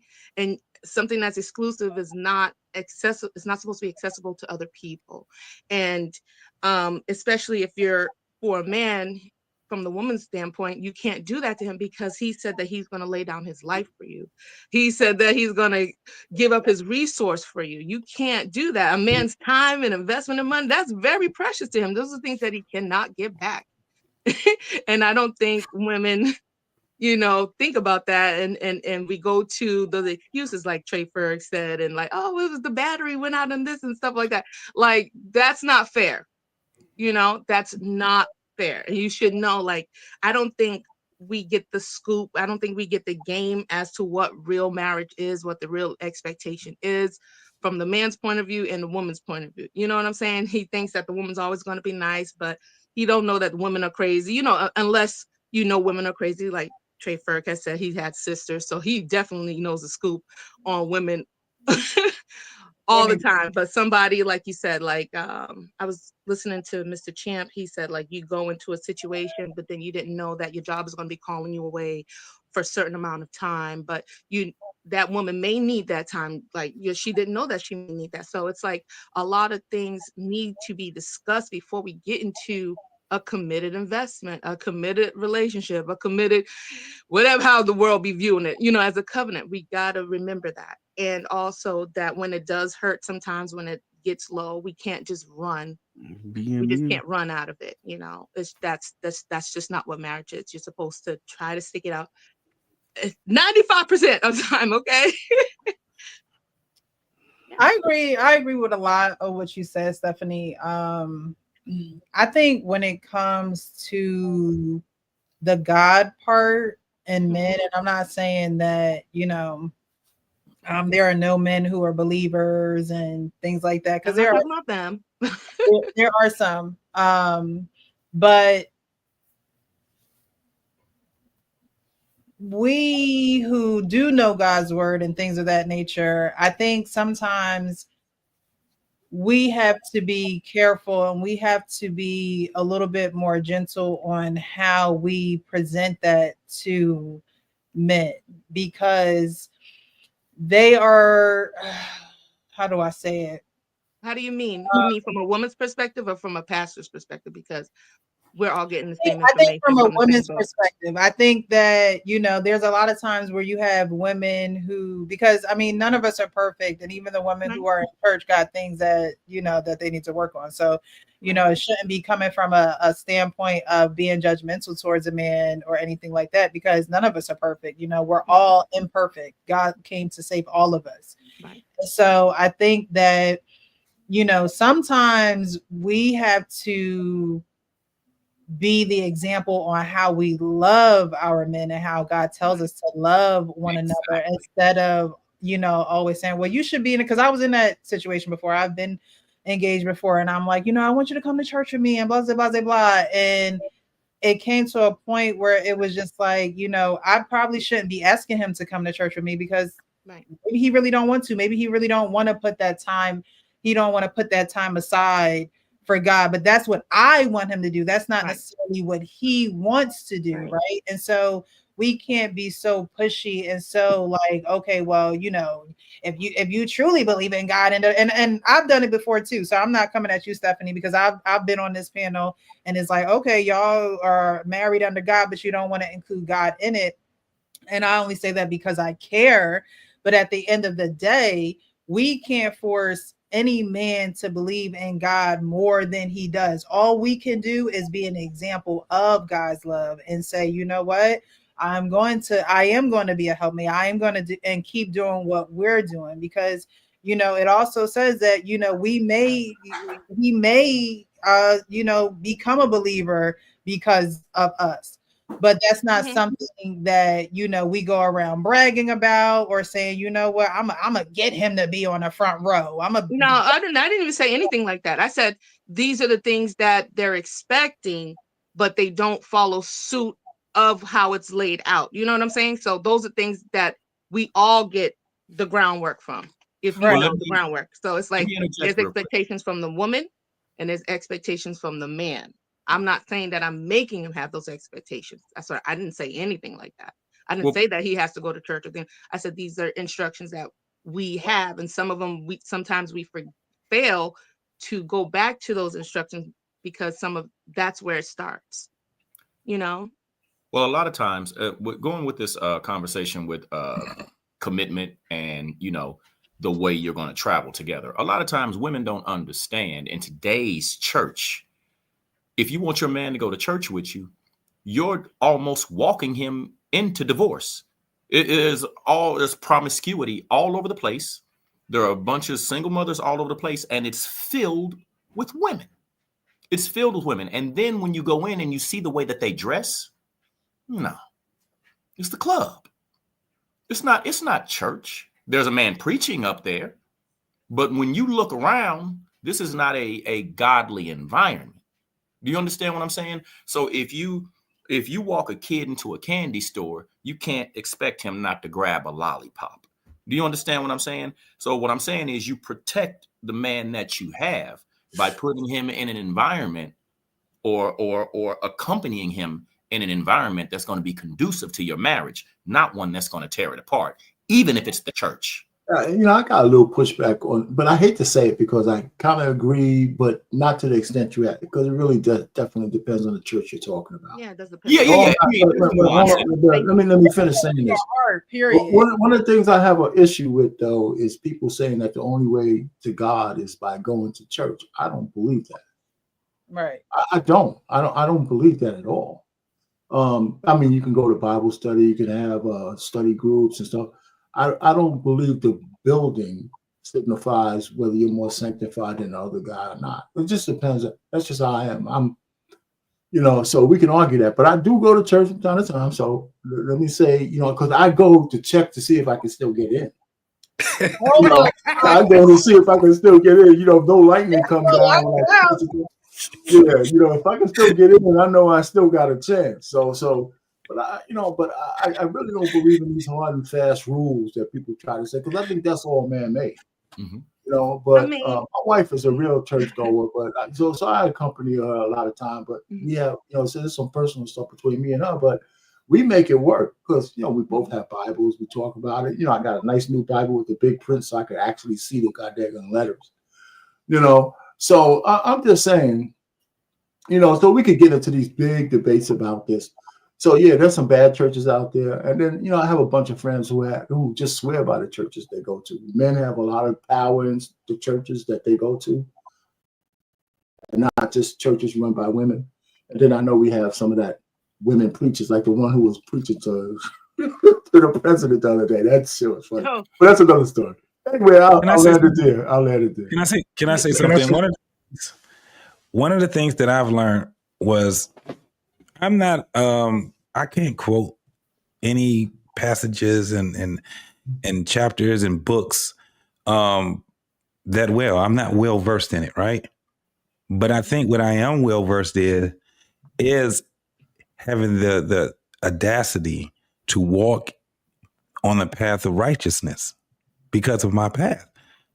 And one of the things that I can tell you right now, and it's been proven on, and I'm glad my brother came up here, BMU, right?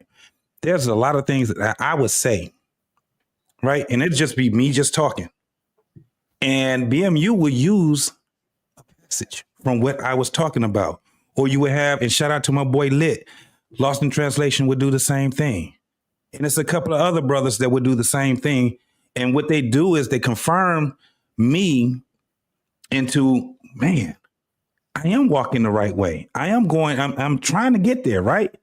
And what they end up doing is it actually gets me to crack that book open. It actually gets me to read, right? Deuteronomy, Psalm. And the thing is that I'm around these brothers so much where when they're quoting these books and the chapters and the verses that's in those chapters, guess what it does? It makes me not only they said, but even go even further. And now it's in me. I didn't even know how to get to Psalms in a Bible at first, right? I didn't know how to get to the Philippines and all of these Philippians. Philippines. You did say Philippines.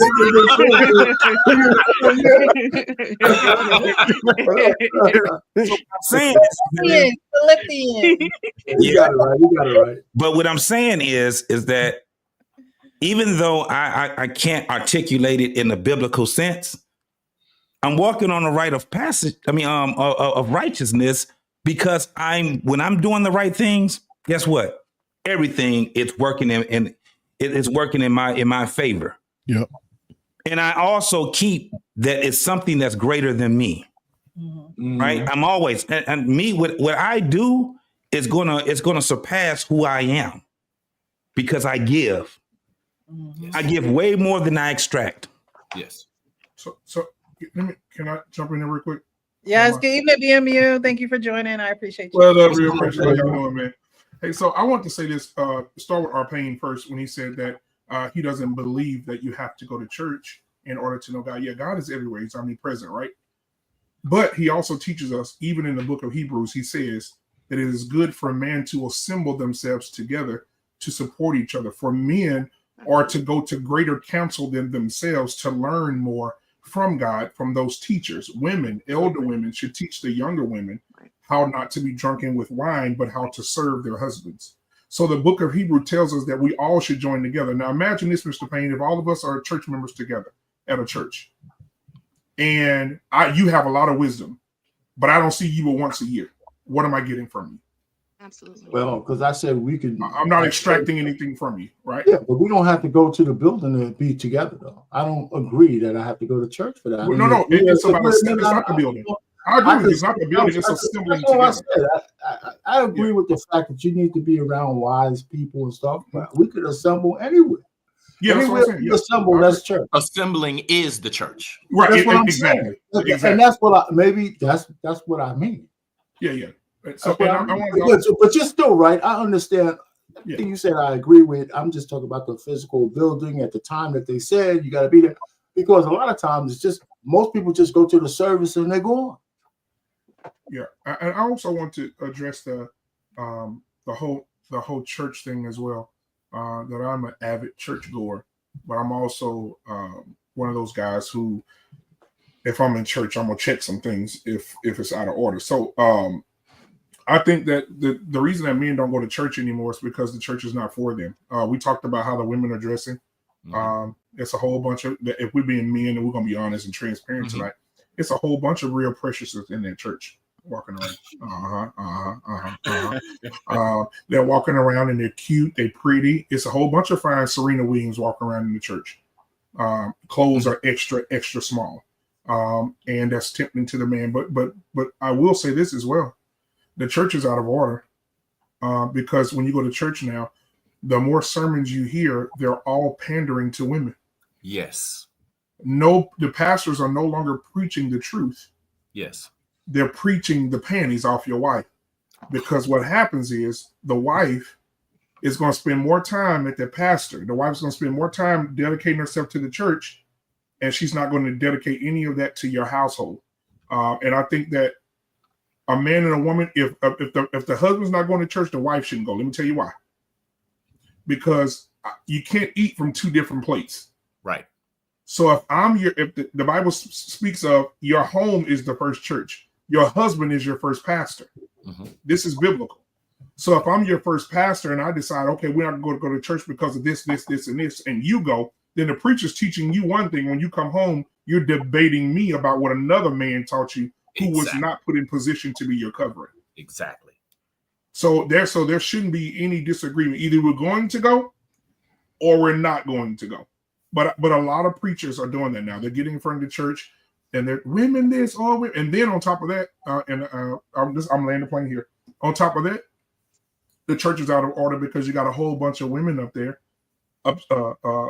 taking authority over men. And we all know the Bible speaks that no woman should teach nor have authority over a man, period. And so there are women laying hands on men, putting oil on men, speaking in tongues over men, which that's a whole nother conversation. Speaking in tongues, because that's very demonic, especially when you don't have an interpreter in the church. So if you're in the church and somebody laying hands on you and speaking another tongue, just walk out because it's demonic. But I'll land my plane there. You can go ahead, Stephanie. I'm sorry. Okay. See, and this is the other point too. I like how people make excuses, right? We talk about how people make excuses. Go to the church that's doing what they're supposed to be doing. I don't care about, even though I don't care about the churches that are not doing. People all want to go to the church with a big name. Oh, I want to go. I go to the Tabernacle of the Raisin. And that's where they want to go. That's when we want to show up. But ain't nothing holy going on there.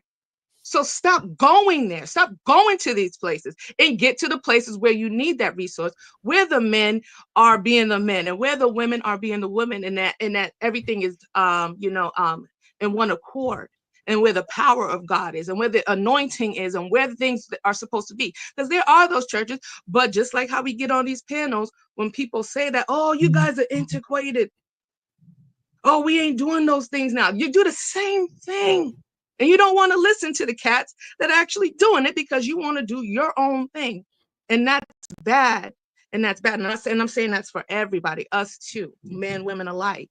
I'm keeping it general, not harping on anything. And that's where we get swayed because we want to go where the crowd is, but that's not where God is. That's and you have to go seek out. It's like you have to work out your own salvation with fear and trembling. How much do you fear God? How much do you fear enough to obey his word, as he said in Hebrews, to be assembled with men and women of God? Well, you're not being in obedience because that's your walk. That's your path. Not saying it's your wife's path or this and that. That's your path, because when you die, you got to appear before God yourself, not your wife, what she did or what she didn't do or what she tried to tell you, what you did, whatever. That's what you have to be accountable for. It's an individual, personal thing. So that's where I'm bringing it to. You know what I'm saying? Because we're supposed to be two people, maybe alike, maybe not alike, but assuming that we had the same values, we should be following the same instructions. Now, if that's not the place and we discuss that and we fall back and say, well, and if I am obedient to my husband, which I should be, I should definitely let him be passed over me. And he says that there's some certain things and I should fall back and see what he sees. If I have that intuition, like we women say, right? And listen to him. And he says, baby, I don't want to go to there. And I think we should seek something else.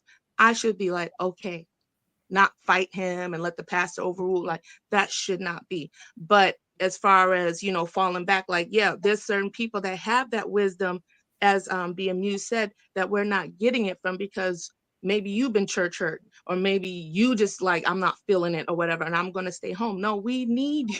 We need you. We need the people like Treyberg that's been there. That's what we need. It's supposed to pass down to, if we don't have the older men teaching us, teaching the younger men, they're kind of missing out, and we just can't sometimes, and in the body, it's not for you only. It's for other people, and we can't get that misconstrued. Sometimes I just and want that's to the role of a servant. You got it. Like I say this as a pushback, just a pushback real quick. Mm-hmm. The Bible is very prophetic, and the Bible, it fulfills itself if you pay attention.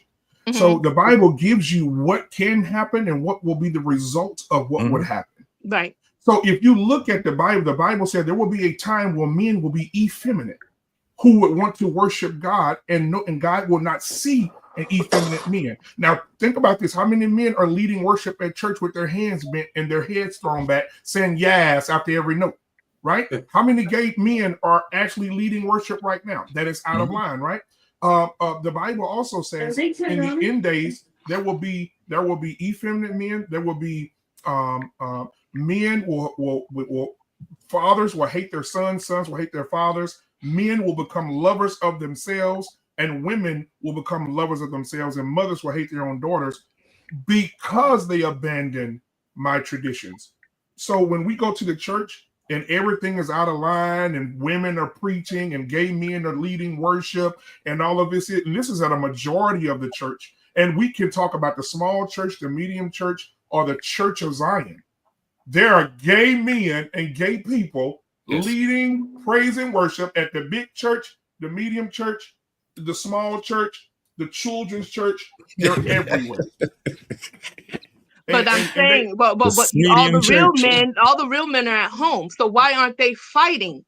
They're not at home. Oh, that's the thing. The church. No. He just said you guys just said that, like they're not there. So if they're not there, how can you make the corrections? But you can't overlook what was said. The church is the gathering of the men, right? Yes. It's the gathering of the. So it just because we're not going into that building, it's not that we're not seeking. Something that's greater than us. It's not that we're not reading the Bible, Torah, Quran, whatever it is that we're going. It's not that we're not doing that. As a matter of fact, I've heard men be able to explain the Bible way more than I've heard women be able to explain the Bible. I'm not talking about that, darling. I'm just talking about if this is a place where this is a prime example. Jesus, even when he went to the temple, right? And he was Jewish and he went to the temple and things like that. He saw people there that were doing things that they shouldn't be doing. They were selling money and money changing. So he flipped the table. He didn't let it keep going. No, you missed something. He corrected it. This is what I'm saying. A lot of the men, they were like, "Oh shoot, I ain't for this," and I'm out. You missed something. Why are you out? You're supposed to be coming against it. That's what I'm saying. But he flipped the tables and did what?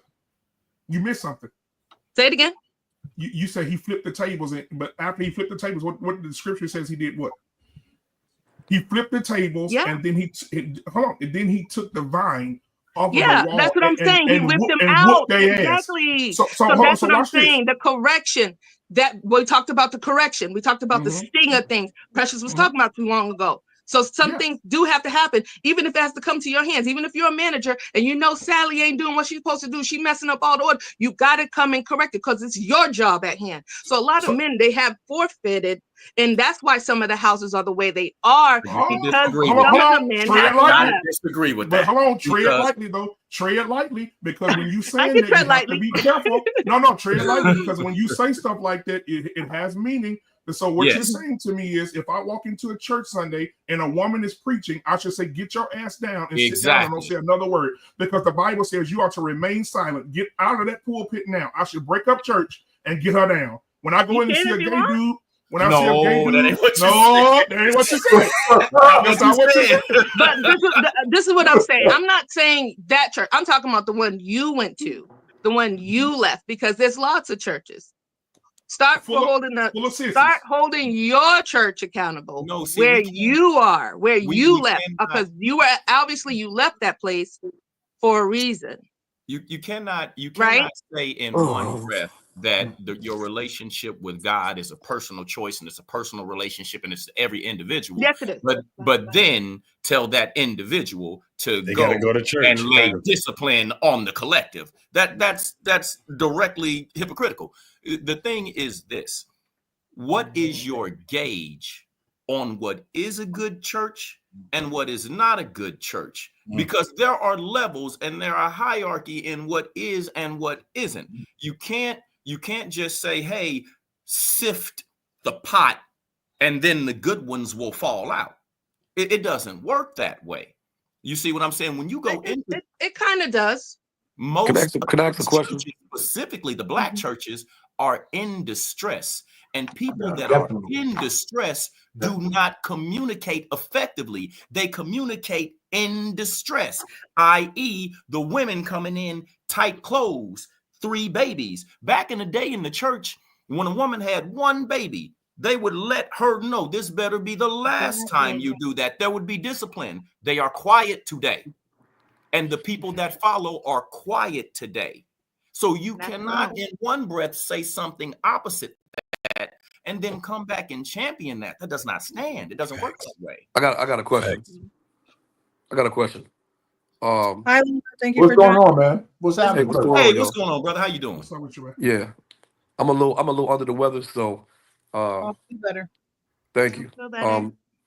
Thank you, Precious. When I got the invitation to come on to the show, I saw something that was a little puzzling. You said it said Tia got back together with Cory.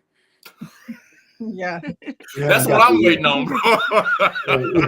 She's holding it. Or is that a rumor? We not there yet.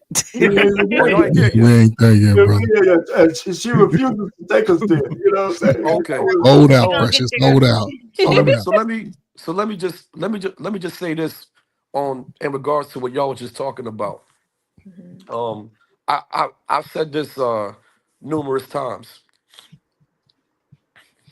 I don't trust anybody, and I'm not talking about anybody on the panel because I don't know y'all like that.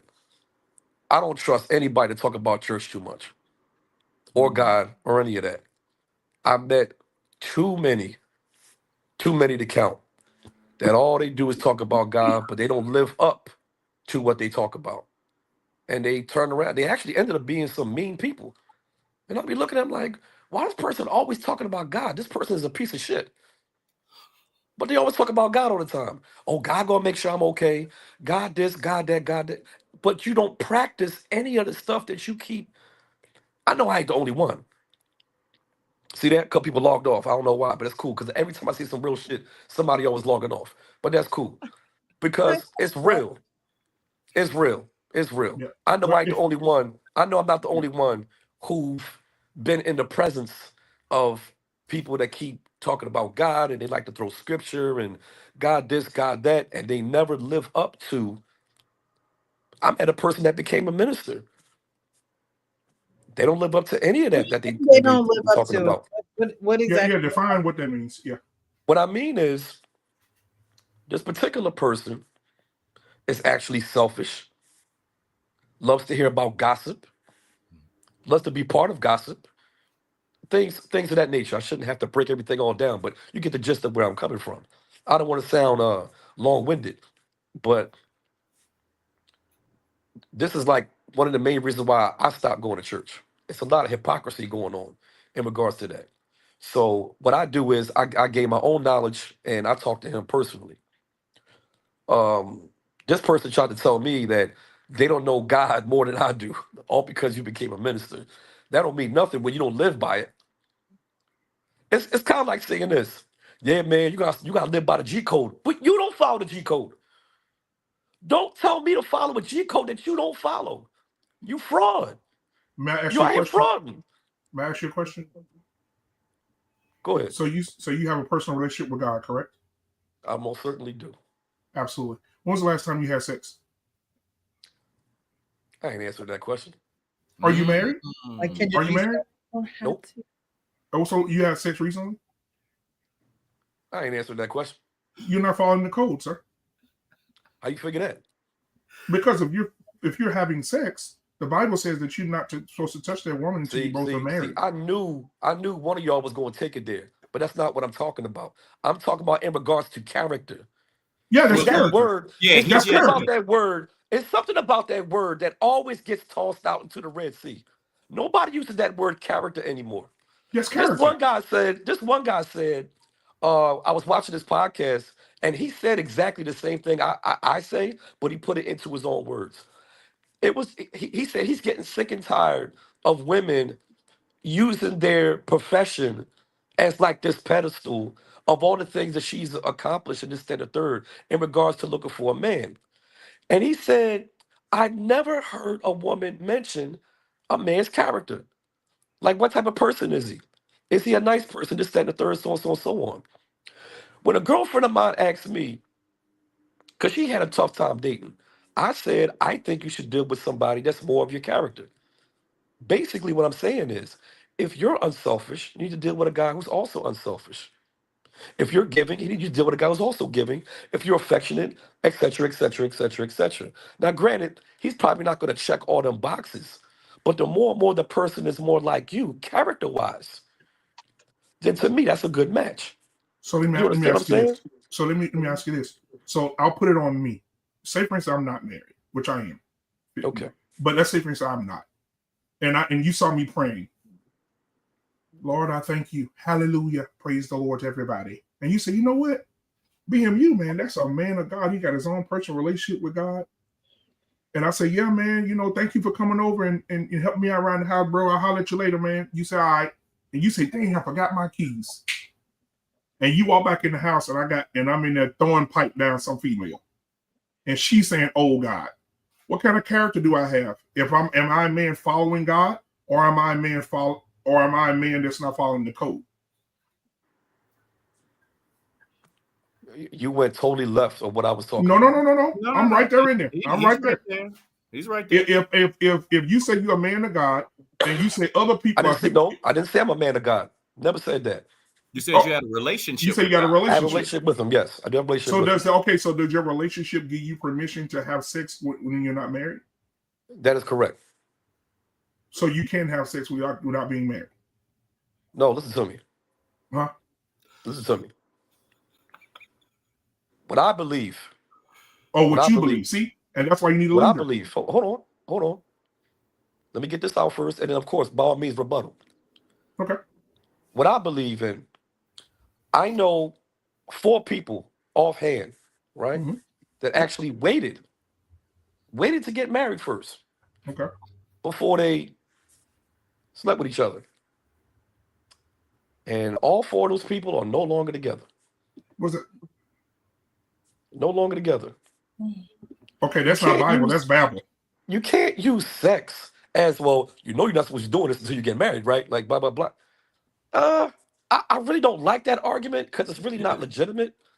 The reason why I don't think it's a legitimate argument, not just for the sake of sex and how good it feels, it's the fact that that's how you know a person, like really, really know a person intimately.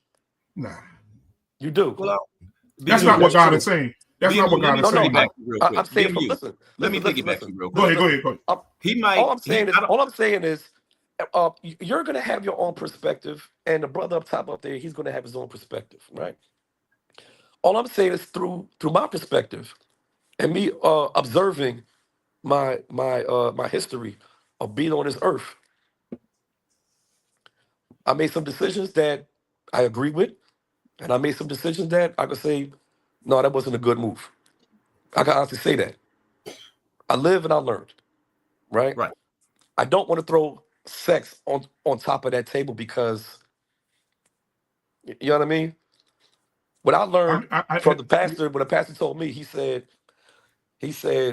when you have sex with a woman, he said something about soul ties, something like that. Okay. Right? And I said, yeah, that's heavy. I like the way he broke it down. Mm-hmm. And I'm like, yeah, man, damn, that was heavy, what you just said to me. And that would explain why certain people got closer after being intimate. You know what I'm saying? So I get that. Other people, I used to hear him say, nope, don't be playing house. Don't be moving in with each other, this, that, and the third. If you ain't going to... See, I disagree with that also. You learn more about a person when you live with them. That's just my observation. Hold on. Yeah, I'm going to stop you. Now, look, hold on. That's just my observation. White School Podcast. This is what you asked for. Correction. That is not Bible. That's Babel. The word says that you should not live with a woman. You should not touch the woman unless you are willing to marry the woman. The Bible says if you lust after a woman, you might as well marry her because lusting is the sin, sir. See, well, you call it lust. I don't call it lust. Well, let me take lean not to your own understanding, sir. That's just one aspect. If I like a woman, I don't lust after women. So you might be talking to the wrong person. I don't lust. If you're having sex and you're not married, that's a lustful act. Let's not turn it into a lust sex thing. Let's turn it into a transgression thing, because you can transgress in many ways. Like you can impose yourself on somebody, you can steal, you can rob, whatever else. If I was my own auditor, my slate would be clean, right? Come on. If Precious was her own auditor, if Stephanie was her own auditor, our slate would be clean. Yeah. You're not supposed to lean to your own understanding. There you go. And the reason you're not supposed to do that is an outside perspective is a healthy perspective to gain an inward accuracy onto yourself, because you cannot perceive yourself the way another person does. So when someone tells you what they see, you need to take heed and first try to understand before you move. You see what I'm saying? And I think that's what the brother's saying. So it's not that you're a bad person or anything like that, because any sin that with the exception of an abomination of things like that, right. Any sin you can repent and be cleared of. Right. If we're talking about the Christian religion or the Muslim religion, you can be cleared of if you mean it in your heart. But if you have it in your mind that I'm going to apologize now, but I'm going to get a little more pussy on the side. Amen. So let me ask you a question. And everybody has their vice. Your vice may be pussy, but the other vice may be gossip. If I got a girlfriend, I love her to death. I got a girlfriend, I love her to death, right? You treat her like you do. If I got a girlfriend, I love her to death, right? She's the only one I'm with. I'm not cheating or nothing like that. She's the only woman I'm having sex with. I'm the only guy she's having sex with. Would you say that we're lusting after each other? Yes. Yes, I would say that. Why wouldn't y'all just go ahead and get married? Exactly. Especially at your age. That's all I'm saying. Yes, like yes. That's yes. You just explained what the fuck lust is. Yes. My bad. I'm not coming at you like that, but yes, like when your girl walk by in them short ass shorts in the house and you pause, you rock up, that's fucking lust. Got you. You are so love is out the window that woman. So love is out the window. No. So love is out the window. Come on, that's not good. Go ahead. You gotta understand this. Now, love is a thing, and love is exercised a certain way. You see what I'm saying? Depending on what you're going, like a man loves his wife a certain way. You don't love your girlfriend and your children the same way. There are different types of love, and you have to make different types of commitments depending on the type of love that you have. I have a certain type of commitment to my son. When I was married, I had a certain type of commitment to my wife. They are not the same, and so you have to move differently in those spaces. So how do you explain that phrase that's always said? I love her, but I don't love her that much. I rock with him, but I don't rock with him that much. So like it sounds just like that. Lamar, I want to share. Hold on, Lamar. Before you say that, I want to share something with you. Since y'all got me. No. I don't. We don't want to get you on the pussy. Listen. Hold on. Just a second. It says love is patient, love is kind. I didn't see pussy down here. It said love is patient, is kind, it does not envy, it does not boast, it's not proud. I'm still looking for pussy. It does not dishonor others, it's not self-seeking. Oh my gosh, this guy. Love is light and evil rejoices, it always protects, always trusts. I'm looking for pussy. I can't not. Down here is just silent. It's in there. Keep looking, black man. It's in there. It's a silent pussy. They spelled it on the page. Is it verse 9? Okay, after supper he get the pussy. Okay, I got it. Okay. The letter P wasn't invented in that time. Hey, I need to stop. Hey JT, Philippines was. I'm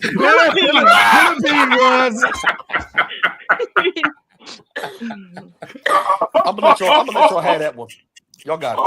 Oh my god, bro. Y'all stupid, bro.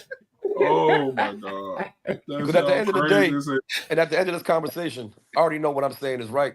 Just like how I know when couples been together for 20, maybe even 30 years, and they don't even have that emotional connection anymore. So now they just roommates. I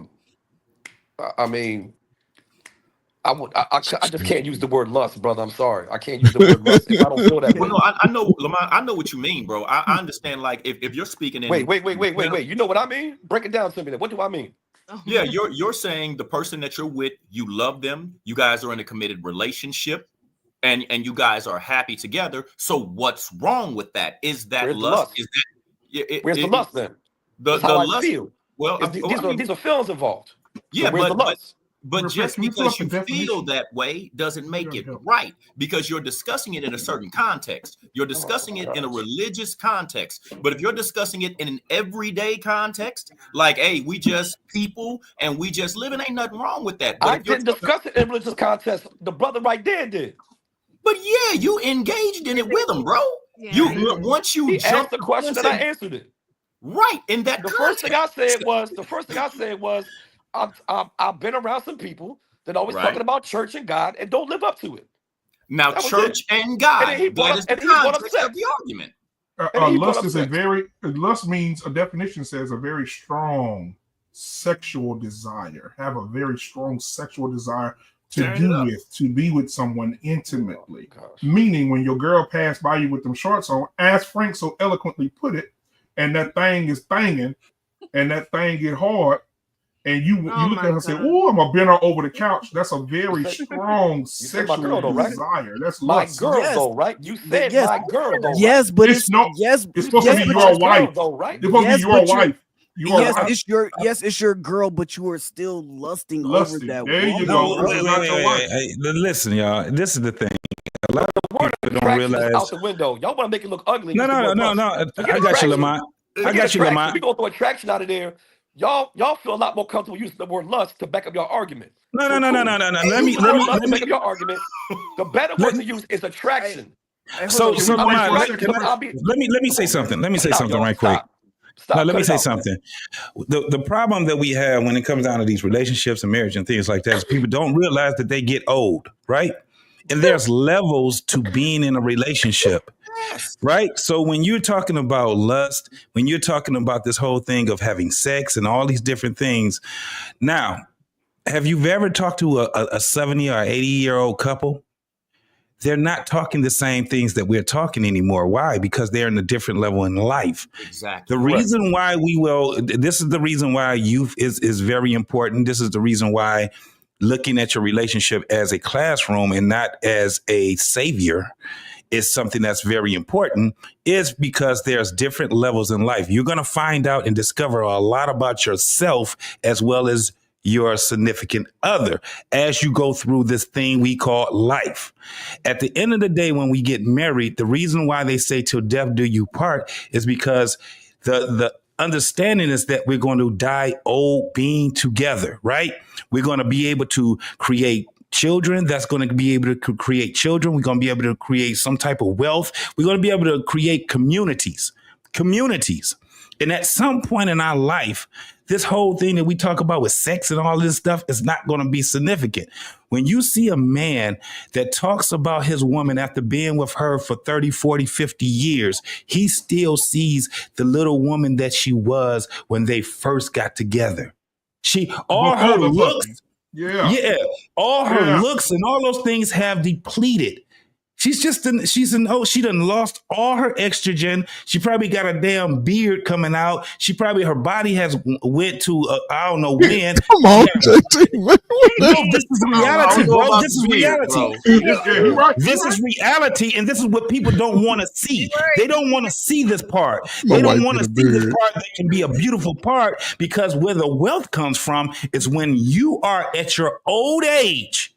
And you have a young son or daughter, you got nephews and nieces, and then they got kids and their kids got kids. It's a beautiful thing that you can watch what you've started to grow, that you participated in growing that community. And guess what you had to do? You had to sacrifice. And the next thing that goes after that is what? Death.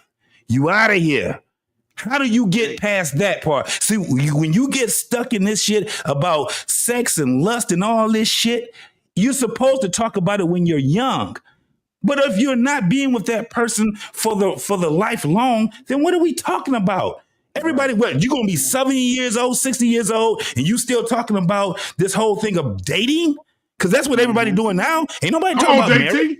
They're talking about dating. They're talking about when we don't like each other, we leave each other. What we were just talking about was the whole thing. And look at the title.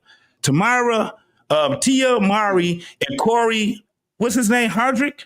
Hardwick, yeah. They got back together. That is something that we probably need to talk about, y'all, because this is the thing. There's chapters into the relationships that we have. These are all different types of chapters that we go through.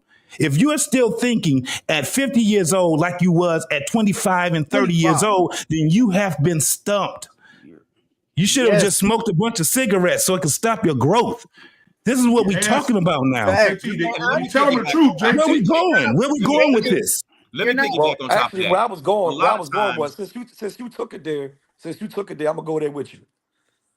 No, before real you men, go there with him, real let men somebody else say something. Real men date with a purpose. No, you guys made a couple of blasphemous shit that y'all don't talk. Listen, real men date with a purpose. I'm gonna say that. We kiss and touch every day, and she still looked like that bride I married. Too much information, nigga. Wait, hold on. Let me finish. But you a stripper, though. Listen, you're a stripper. I'll just get you. Tell him my pain. Tell him my pain. Tell him. You know, like I said, we kiss and touch, and she got one of these. She got my handprints all over her butt because come on, shit, you know what? We were kissing today before my daughter came home, and she gave me that look like she gave me when she was a young goddamn woman. Yeah. Like, and you know, we got all kinds of plans. So this shit done over. As long as this stuff still works, this shit's we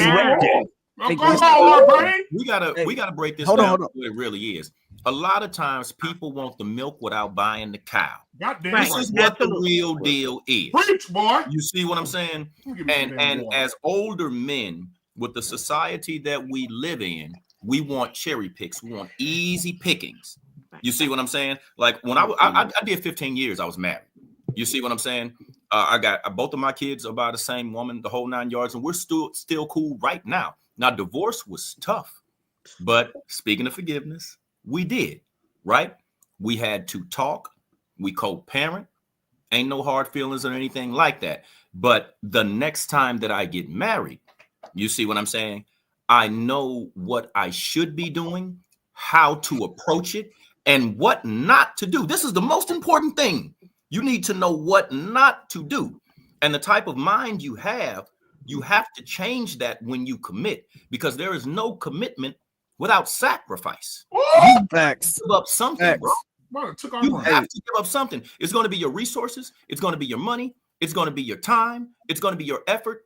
It may be a combination of all of those, but you have to be willing to give those things up for that person and say that, hey, I give this to you. Now, will you give you to me? That's it. That's all I want to say. Man, I just want to say this. Brother Lamont, man. I don't know you from a can of paint, but you look like you're older than me. Like as far as like you got, you know what I'm saying? But I'm just saying, you sound like you living out of fear, bro. Like, really? You know what I'm saying? Like if you asked me as a probably a man who's probably 5-10 years younger than you, you sound like you living out of fear, and it's the same shit that you hear everybody on YouTube preaching to women. Like literally, you talking about some. Well, I know 4 people that they knew each other and they didn't know each other and they got divorced. So fucking what? So what? Like you're supposed to learn from their mistakes, just like your kids are supposed to learn from yours. Like you're supposed to see what the fuck they did wrong and be like, well, all right, I'm gonna go around this a different way.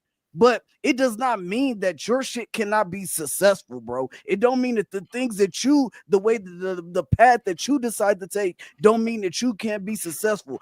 It like if you know me, I didn't want to get married for years because I was just like, yo, this is just me. Like I'm just gonna be me. I'm gonna take care of my kid and I'm just gonna live. Cause you know she with me, so I might as well just do my thing and raise my daughter right and just be me. But then I was like, nah, like my daughter deserves to see me with a wife. Like as like you know what I'm saying? It was about 3 years ago for it clicked. Like, bro, like no. You have to show her what it's like for a woman to be treated. She has to see that from you. And on top of that, Frank, let me ask you this, Lamont. Would you want your daughter to be in a committed relationship with a man like yourself? If I had a daughter, yes. Okay. Hell Then if you're cool with that and you're comfortable with that, by all means live that. I don't listen to Anton a lot, but one thing he said is I want, to be a reflection of the man, like the man that I want my daughter to marry. Mm-hmm. And without a wife, I realized that I wasn't. I got a daughter. You feel me? And she grown. If I get a chance to respond, you got it. I'm so damn proud of you, Frank. I'm trying to change the way I communicate when I hear people say stuff towards me or about me, and they honestly don't know what they're talking about. So what I like to do is I like to shed a little light. Okay. One, I'm not lost. Okay. Two, just in case, this is salt and pepper. It ain't no gray in here. So it's a lot of wisdom in this beard, brother. Third, I don't like when people use certain words that doesn't apply just to back up their statement so that way they could be right. So I won't use the word lust in the example that you just gave, my girl walking around in some booty shorts, whatever. I'm attracted to her. In order for me, they say women have access to sex, men have access to relationships. Am I correct on that? Absolutely. I hope you keep with talking that to being yourself. said, Come on. with that being said, right? When a man finally tells the woman that he's dating, I want you to be my girl. I don't want to see nobody else. I just want to, I just want to be me and you. In my opinion, I don't think that's lust. I honestly don't. Now, if you want to keep putting everything in biblical terms, then you go ahead and do that. Whatever helps you sleep tonight. I'm looking at it in regards to society. Everybody not going to follow every scripture and this and the third. But what you can do is you can live right and do things the way you're supposed to do it. And that's what I'm doing. I'm doing things the way I'm supposed to do it. Now, as far as sex goes, if I really lust after sex, do you know how many kids I would probably have out here? That Brother, has did nothing to do you with know? stop Oh, the hold on, stop. Oh, I ain't cut nobody up from talking. I don't have none, my man. None. Lord have mercy. So if my girl want to walk around in some shorts or just the apron, cool. She can walk in the house like that. There's no lust involved though. I want to be attracted to my lady. I would feel uncomfortable if I live with my lady. And let's say we're married. We got 5 years in, married and everything like that. All of a sudden, I'm not even attracted to her no more like that. Oh God, bro, She wonder Let why. him cook. Let him cook, bro. Let him cook. Let him She cook. wonder why I don't touch her no more. I don't touch her the same no more. I don't look at her the same anymore. And this and the third, because the attraction is gone. For whatever reason, the attraction is gone. That ain't lust, my man. Bro, You arguing this point like a woman. No. Don't like you're arguing. Stop, bro. Jock, stop, bro. You arguing this point like a woman. You were attracted to your woman when you met her. You were attracted to your woman. Well, I'm just sick because, bro, you're come on, God, don't do it to him now. You're trying to parse words, bro. Listen, you were attracted to your woman when you met her. You were attracted to your woman when, like, while you've been with her. You're attracted to her every day that you wake up to her, right?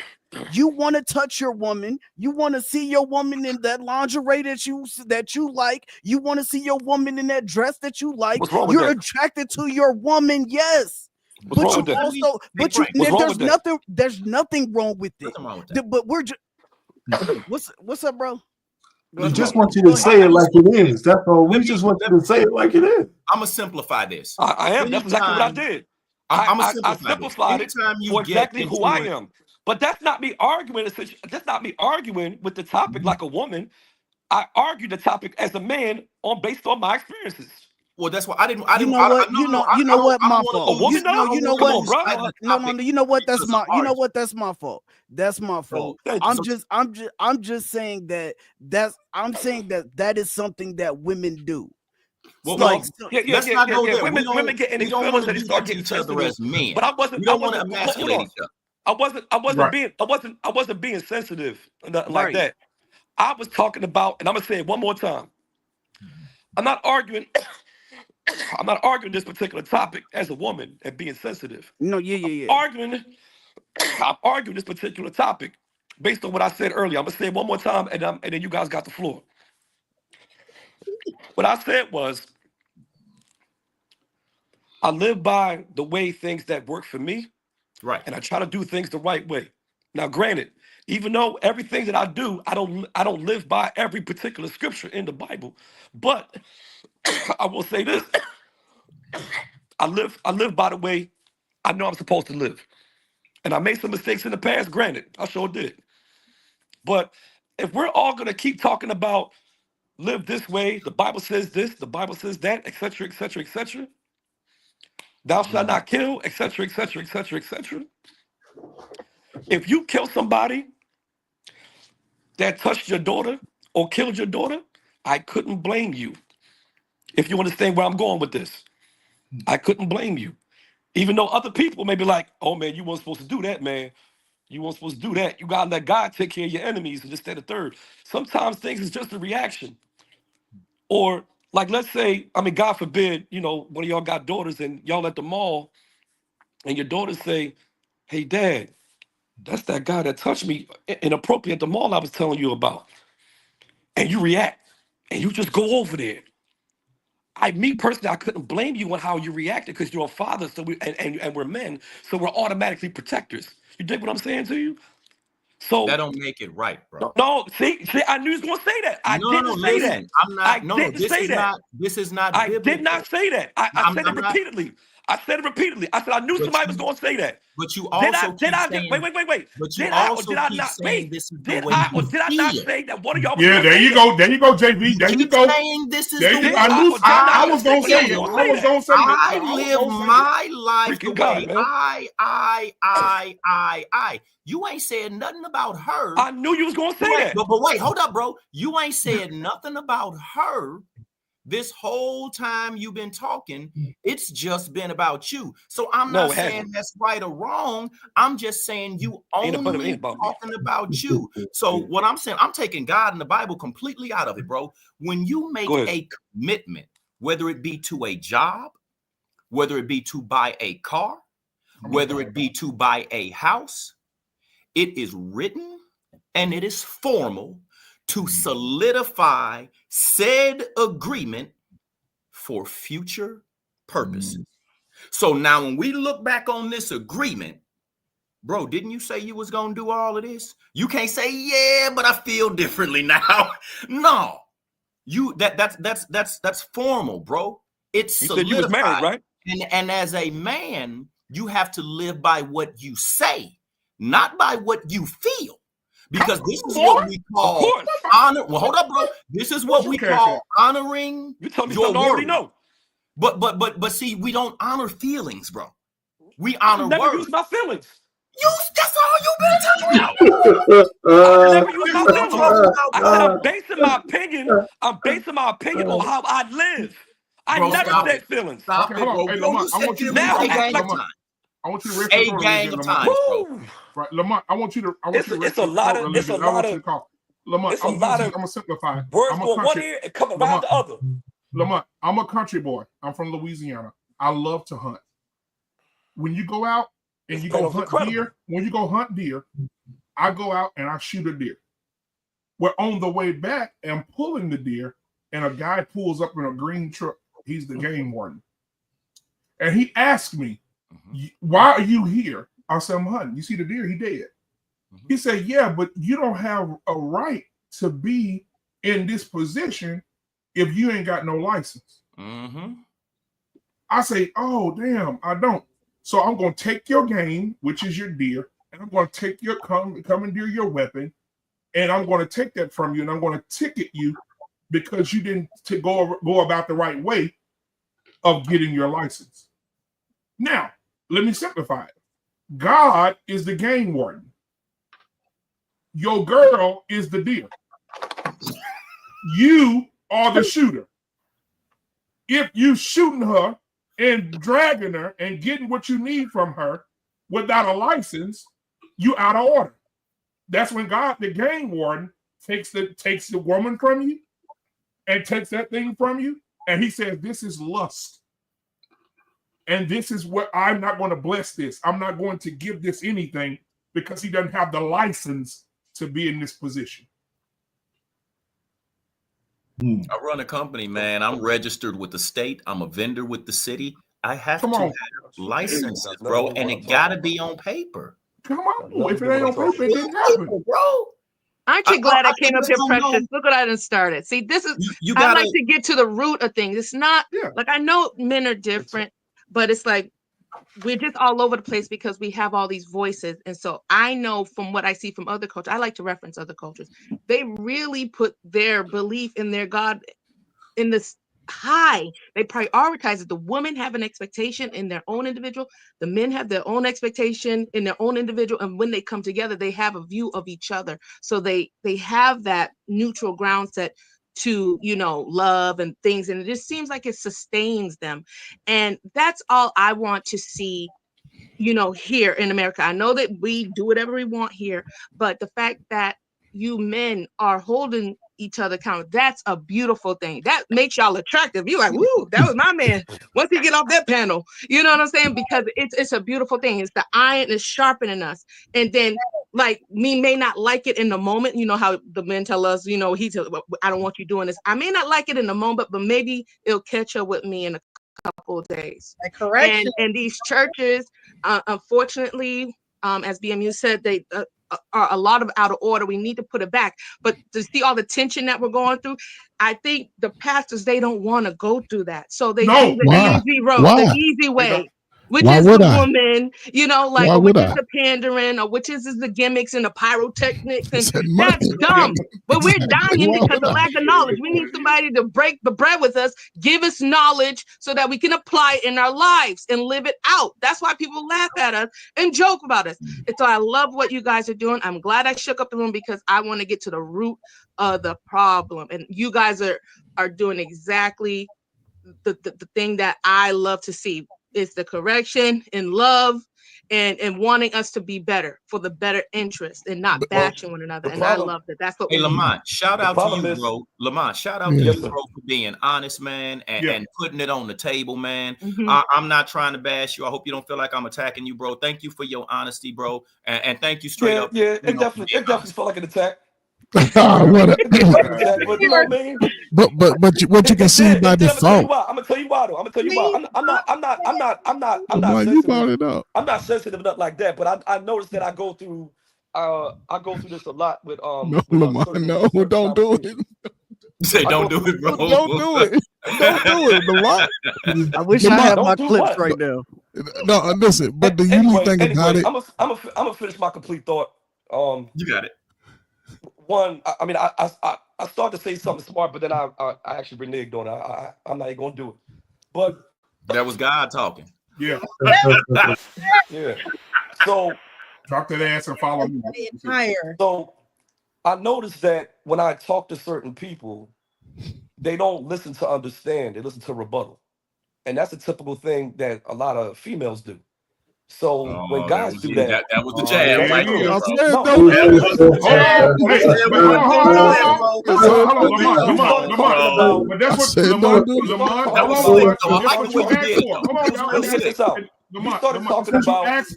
You said, I'm going to say my piece and I want you to rebuttal. You asked for it. You did, bro. You asked for a rebuttal. You asked for it, like young lady. No. I said my take on it. I ain't asked for jack. I said my take. I can take it real quick. Hold on a minute. I'm gonna clip you saying it. Right. And then you're on an open forum, bro. You're on a panel. What are you talking about? Bring it back. What did I say? What did I ask for? You said I'm gonna tell you what I went. I'm gonna tell you my side, and then you can rebuttal. Those were your words. You did say that, bro. And then I'm gonna hold you accountable for something else. When you first started, you said the reason I don't go to church. The reason I don't go to church. No. The reason I don't go to church is because people are selfish. But the entire time you were on here, you were talking about you selfishness. Yeah. So you're the reflection of what and your feelings. So you're not going to church because you're gonna see you there. What? You got that, Stephanie? You caught that too? And hey, BMU, and you calling people women, but you was on here talking about I feel the whole fucking time, bro. I feel. I definitely didn't say I feel. Okay, I'm sorry, JB. Bring the tape back. Bring the tape back. Somebody run it back, please. Bro, Lamont, go ahead, bro. Because bring the tape back. I kept saying I feel. Yeah, because we got to get to Tia and Tamario. I mean, go ahead. Look, we here now. We in the butter knives over here. He felt that. All right, y'all ready? Yeah, we're waiting for you. We just doing the man thing right now. I'll let y'all have y'all. And just by default, you see, ladies, how the guys automatically started holding the man accountable based off their rhetoric. We do it. This just in our DNA. If y'all can follow that same sentiment, we can get some results out here. I would love to be on that panel when that occurs. Coach Berg, see me. You know, then they don't let go. That won't happen until Eve can unbite the apple. Come on, ladies. We need you. The conversation. Come on. It won't keep the conversation going and without, getting booty hurt. But anyway. Well, Lamont, the question I was going to ask you was in the relationship that you have right now, how does your lady feel about her current position with you? Oh, why you ask her that? How she feel? First of all, we're not even together anymore. Bro, what are we talking about then, bro? Because, bro, you were talking about you in a relationship, you being attracted to a lady. Your the lust wear off. Bro, you created a scenario. I wish I could record this whole conversation because was all of this hypothetical? No. If I could record this conversation, I could have sworn I used words like suppose. It's recorded. It's definitely recorded, bro. Yeah. I'm gonna go back and look at it because I know for a fact I didn't keep using the word I feel. I know I didn't say that. I'm almost there, sir. Okay. Hey, wait a minute, fellas. How many times did you hear him say I feel? A multitude. Bro, you I'll leave Brother Lamont alone. I know how them New York cats are. And what they say, different. A plethora, a cornucopia. He said it a lot. An abundance. New York cats is a whole different world.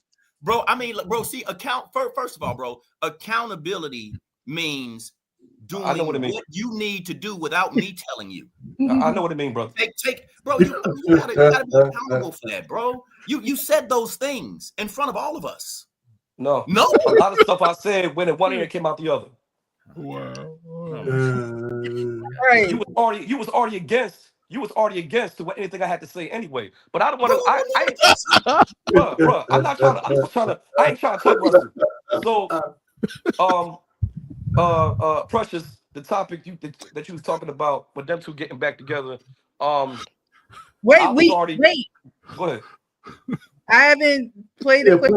Let's roll with it. He want to get out that hot seat, boy. He jumped straight. He jumped straight over the fence, bro. Straight over the fence. I know for a fact. I'm talking for nothing. No. You can put my box. He says, speaking of Tia, put my box right where it was at. I'm cool. I can handle mine. Put my box right where it was at. But this brother right here, he don't even know what he's talking about. Nothing. All right. Don't not knowledge of who I am. Knowledge of who I am. But I know what you said. We only can go off of what you said, man. I know what I said. Like we can't go off of we can't. None of us. I mean, now some of them might know each other. I may not live. We only can go off live by the Bible. I know I don't live by the Bible, and I don't. That has nothing to do with it. I said all that. I said all of that. To do with it. Has nothing. I said all of that. Your argument was about lust and attraction. You didn't like the term lust, so you used the word attraction as a substitute. But that did not change the context. It was the correct word, though. Argument because I used attraction because it was the correct word. Yeah, bro, but you want to No, lust is lust, bro. sacrifice. It has its own definition. Nothing else. You want the draws minus the sacrifice. So I'm gonna give you all my love. Yeah, lust lives in an apartment of its own. And it made me feel bad because you said that if you weren't attracted to her anymore, then I was like, well, what was it? Were you lusting after her? Because lust is like temporary, and then like usually the person that's attracted. I said, what if that's a character thing? You remember when you said that everybody kept talking just to rebuttal? Every time somebody say something, you cut them off. You don't even let them get their words out. You got it. You right. Go ahead.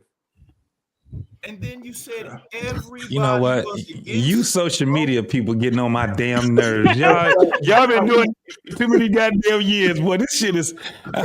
It's fun. It's good. Let's spin the tape, man. I'm telling you something. Your seats because Tia Mowry's love life just took a major turn that no one saw coming. What? After an intense and emotional divorce from Cory Hardrict just 8 months ago, Tia has stunned fans by not only reconciling with Cory, but also wearing her wedding ring again. Yes, you read that right. The same wedding band she claimed was a symbol of her freedom and self-love is back on her finger.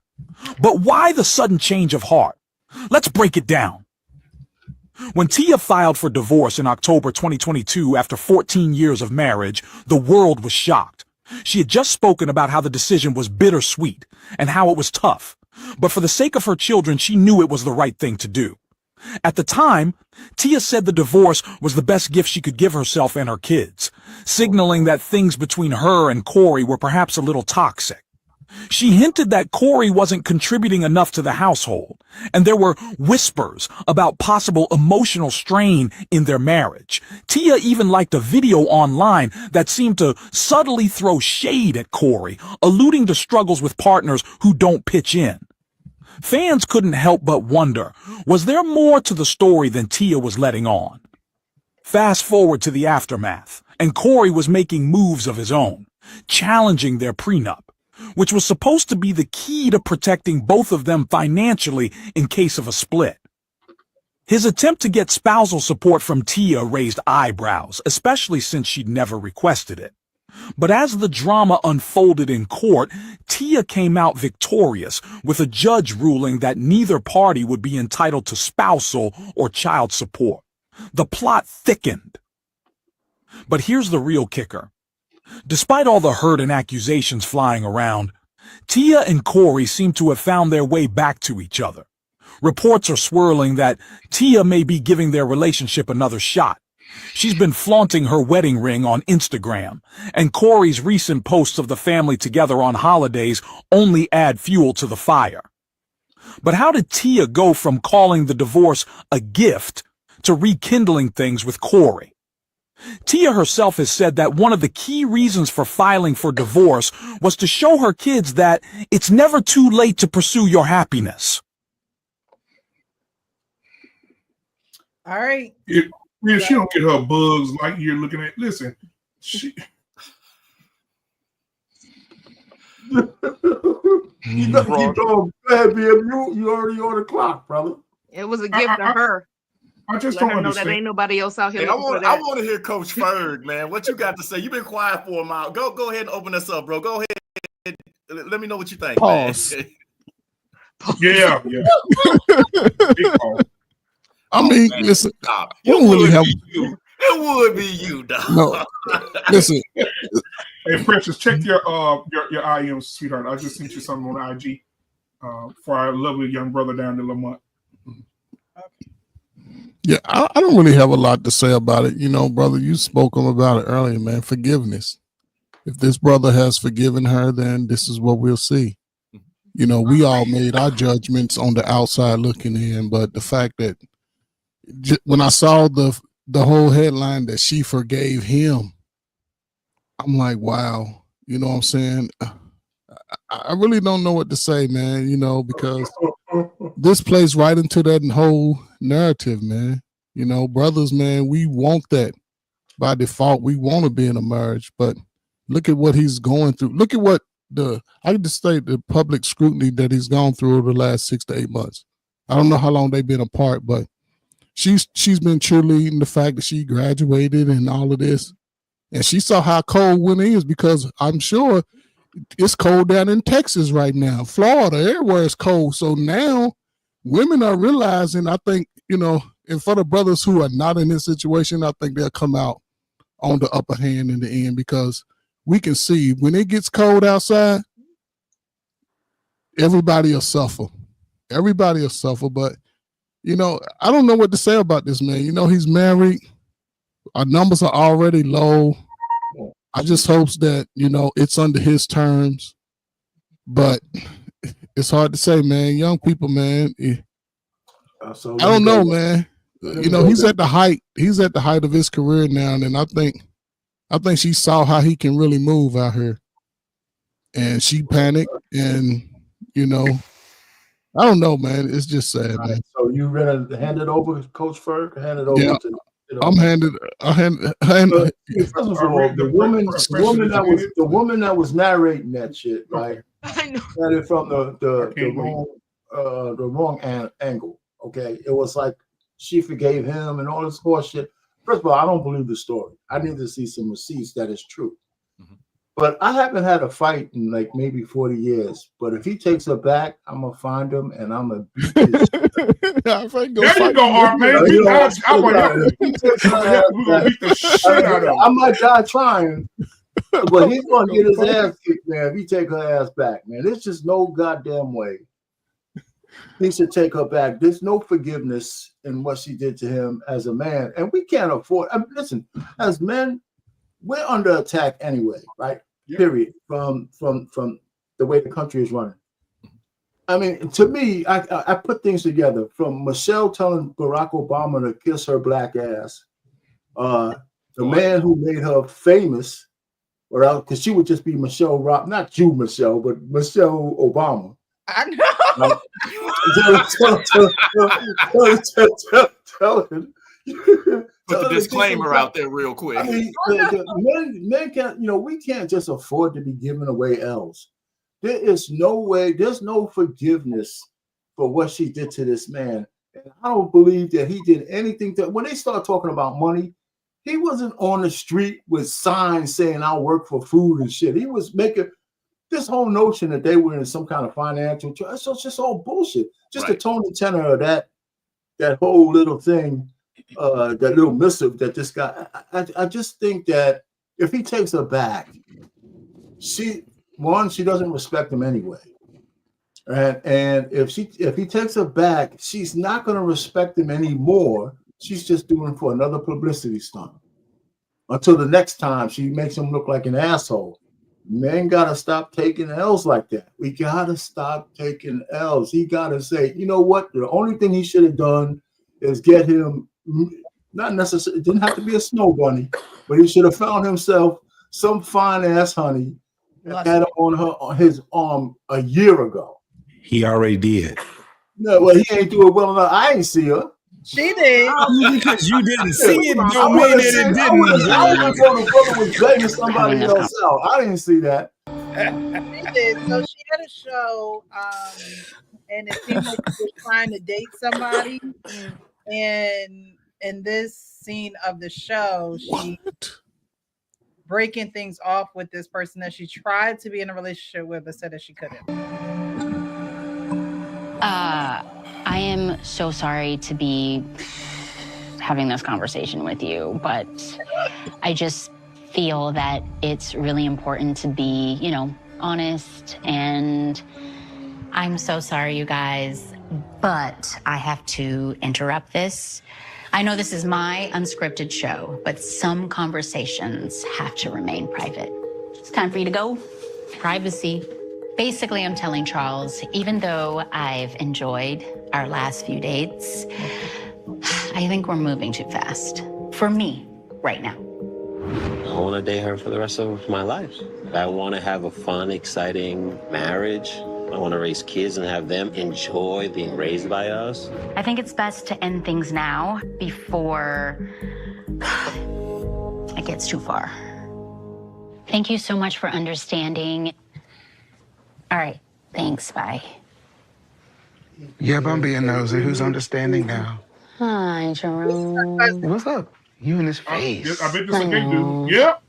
Always What's going gay on? dude. What's up now? Get on in.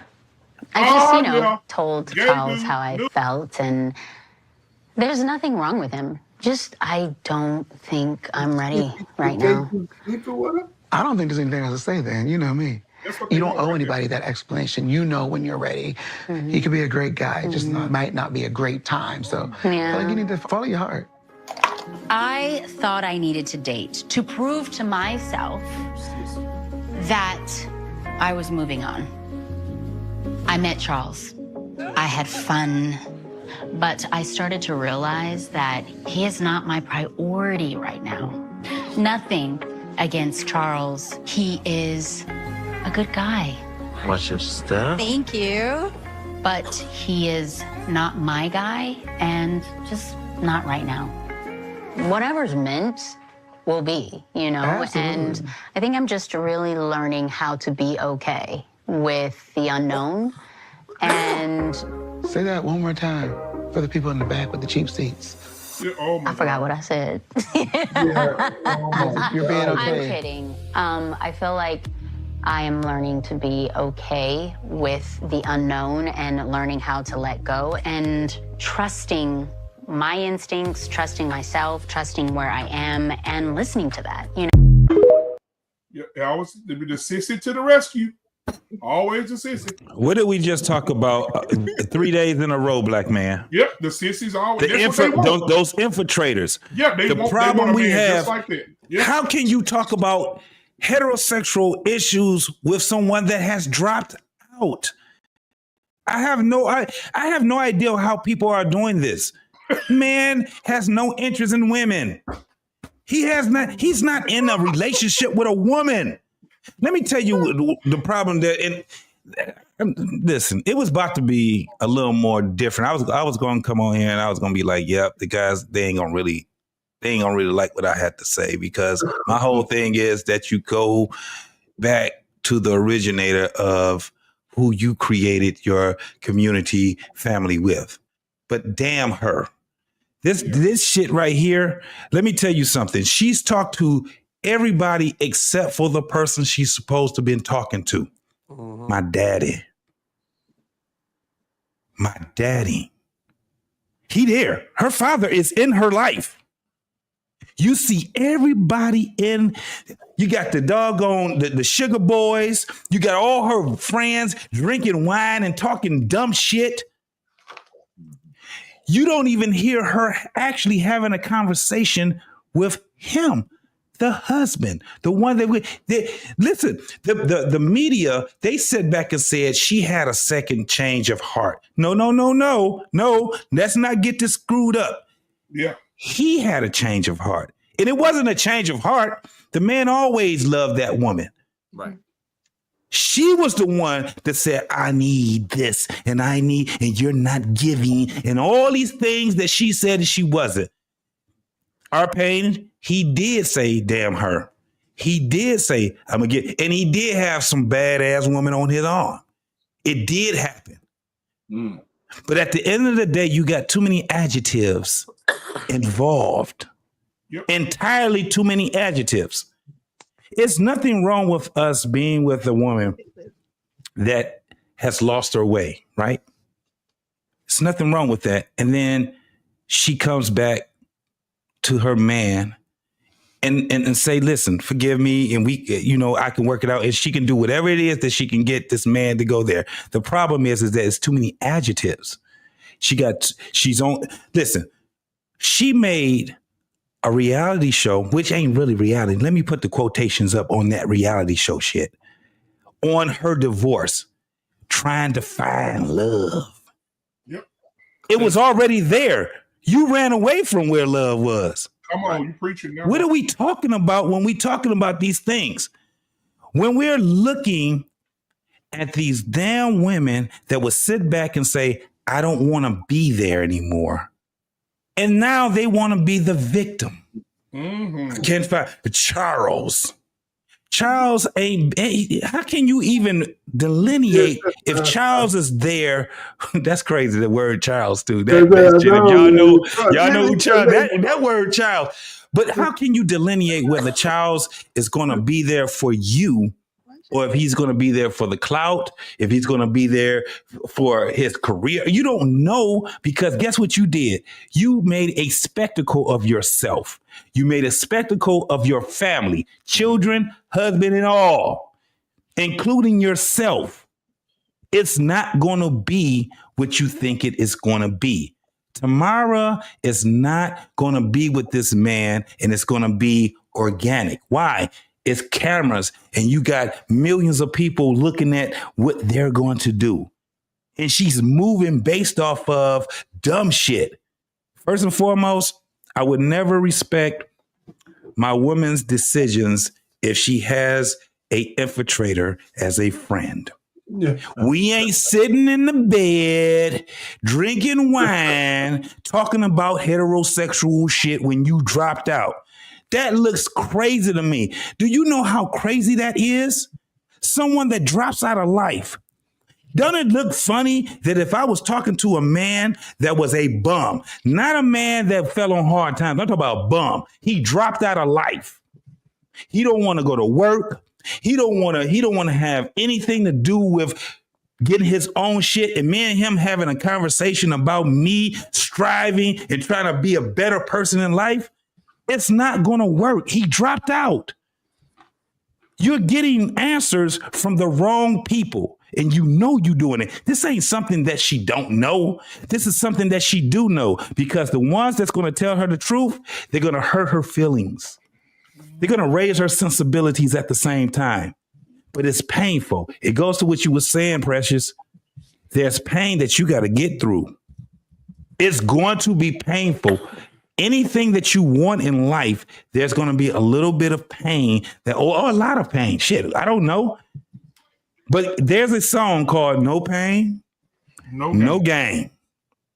That song actually makes sense to us in life, in relationships. You cannot go to all these people. She got a bunch of damn single ass friends sitting there sipping wine, talking about her woes, and I need y'all to help me find love. Where they do that at? Can't nobody help you find love?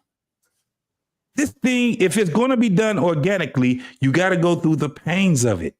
You got to understand what love is not, before you can even find out what it is. No, I champion. You know what? It's funny. Let me just say this one line before y'all go. Let me just say this one line real quick. Before we get too deep into the conversation, can you play the video, please?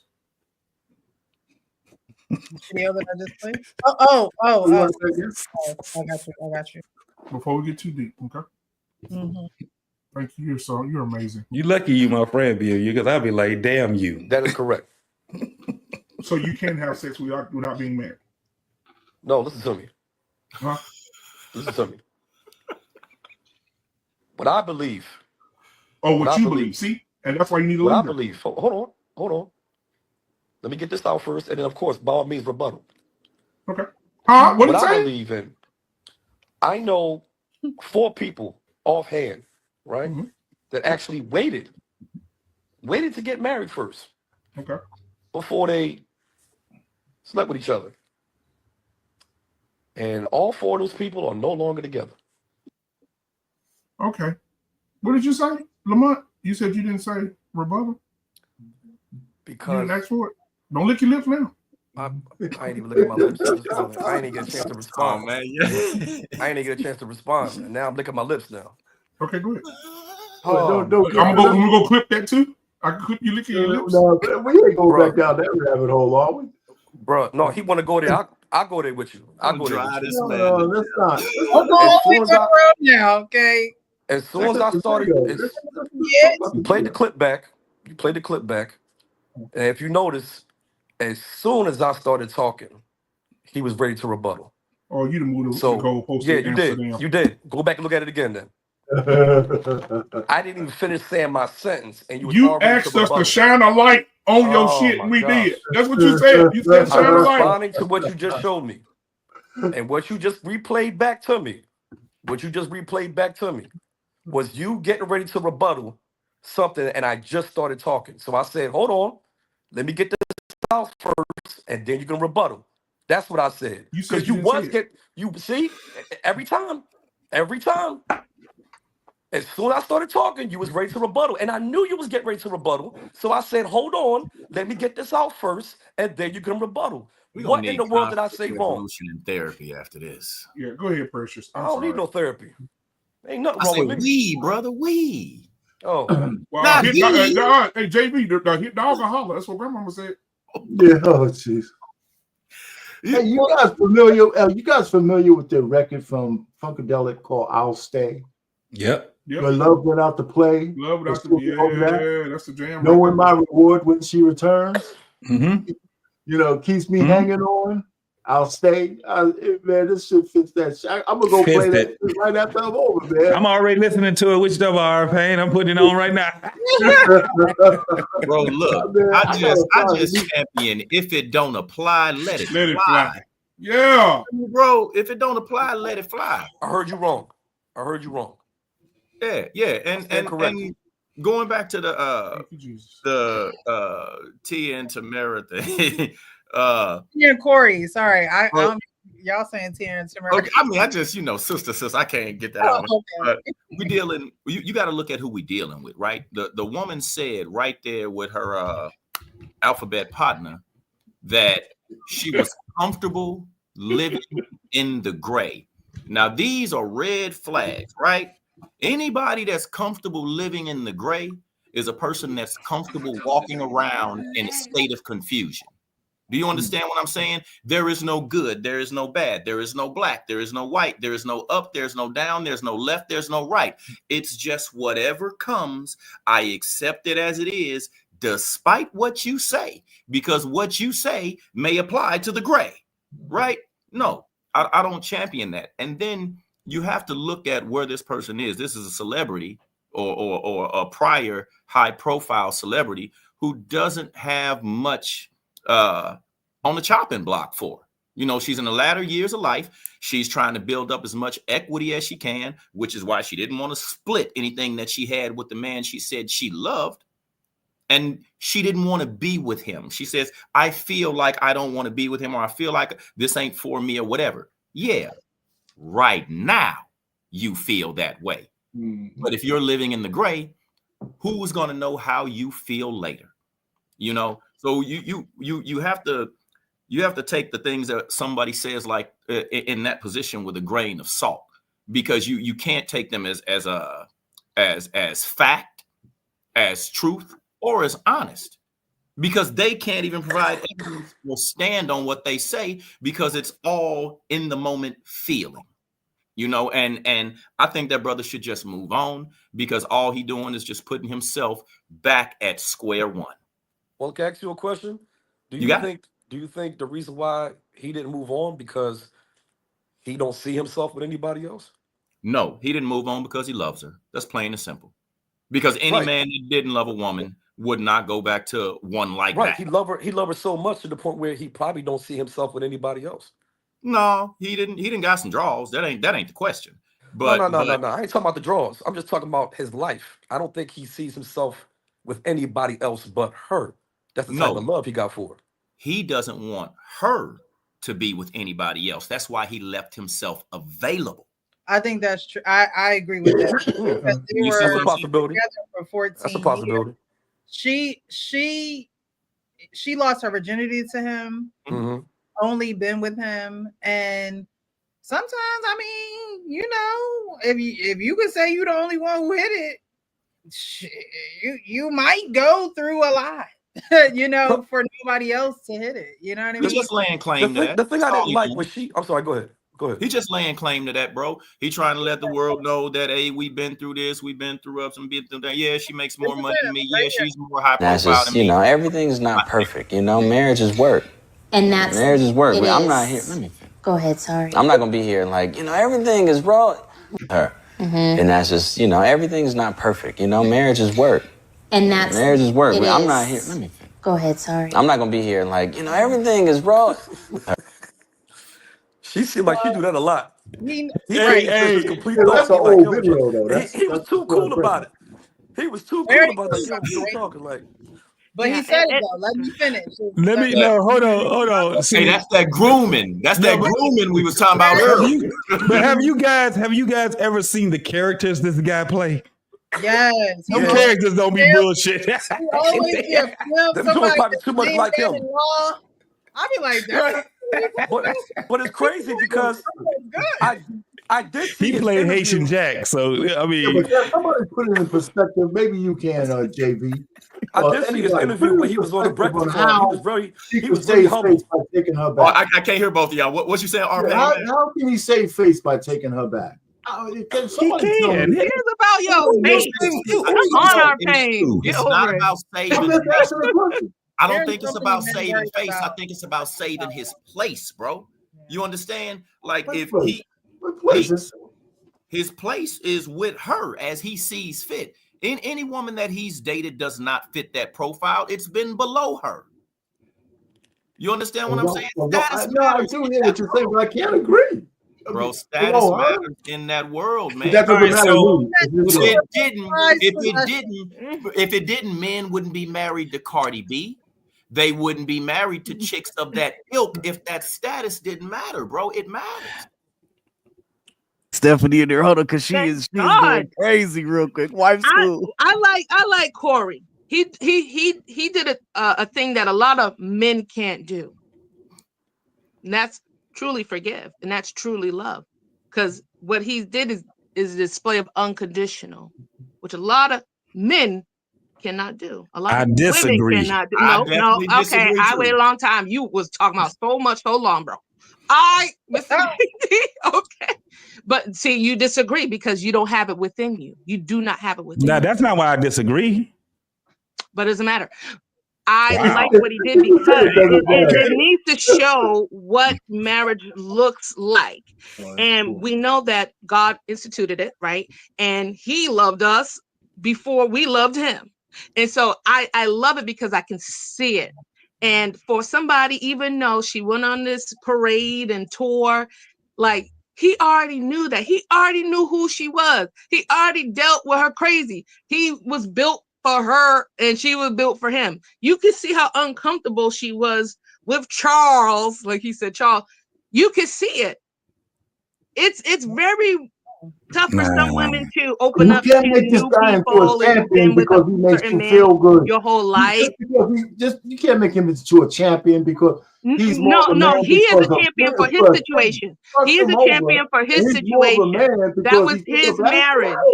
So whether he did it before or after the divorce, he still did it because that was his. All right, white school. Let's go back to this. I know you guys don't like it. See, I like to think of Peter. You don't like to stay down here. That's what it looks like. That's what forgiveness looks like. I'm gonna keep it raw. That's what unconditional love looks like. What it looks like. I know you don't like it. You want to hold on to your ego. This is what it looks like. JT, she said that's what it looks like. But I'm gonna go to her book, the book here.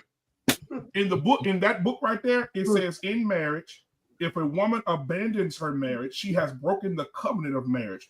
If she denies her husband of sexual desires, she has broken the covenant of marriage. When the covenant of marriage is broken, the man is to present her with a receipt or a paper of divorce. The Bible gives you the right to divorce when your woman has broken but the if covenant. he doesn't exercise it, that's different. You can exercise something or have that option. Just because you can't do something, that doesn't mean you can't. Thank you. I'm going to, what's your favorite drink? Oh, I like iced coffee. Okay, you like iced coffee? So I'm going to come where you are. I'm going to come where you are. You get your iced coffee. I'm going to get me a nice little water. And then right when you get your iced coffee, I'm going to tell you I don't want one. And then I'm going to take your iced coffee. I'm going to walk outside with it. I'm going to lick the top of it, drink out of it. Put my finger in it, lick the foam off top, go back and give it back to you. You gonna drink out of it? No. That's what Tia did. Disgusting. Tia went out. I can take the top off and I can still drink it. Okay. But the thing is, I can drink it now. If I didn't see you do all those things, I might drink it. And somebody said, "Girl, you don't even know what they." But the problem is, we've seen it. Some people, they be like, ooh, this is a good drink. He But like, the problem you is already that knew he, what she did. but the But problem is that he's seen it, Stephanie. He did. It don't matter. It don't matter. It does matter. It doesn't matter because that's what forgiveness is. See, that's the conditional things guys love to hold on so much and so dearly that you don't even know what it looks like. So she could hold on. So she could go and get So she could go and throw the pussy from the looks like that to you. She could go throw her pussy from the free like throw to him. line. She could throw her pussy from the free throw line. Everybody getting the rebound, and when she get tired of that, and her because she like a half-turn werewolf already. But when she get tired of that, then she want to come back to me and get the love. Oh hell no! But isn't that in the Bible too? Isn't that in the Bible too? When he told Hosea the prophet to marry the whore, there was nothing. Isn't that in the Bible too?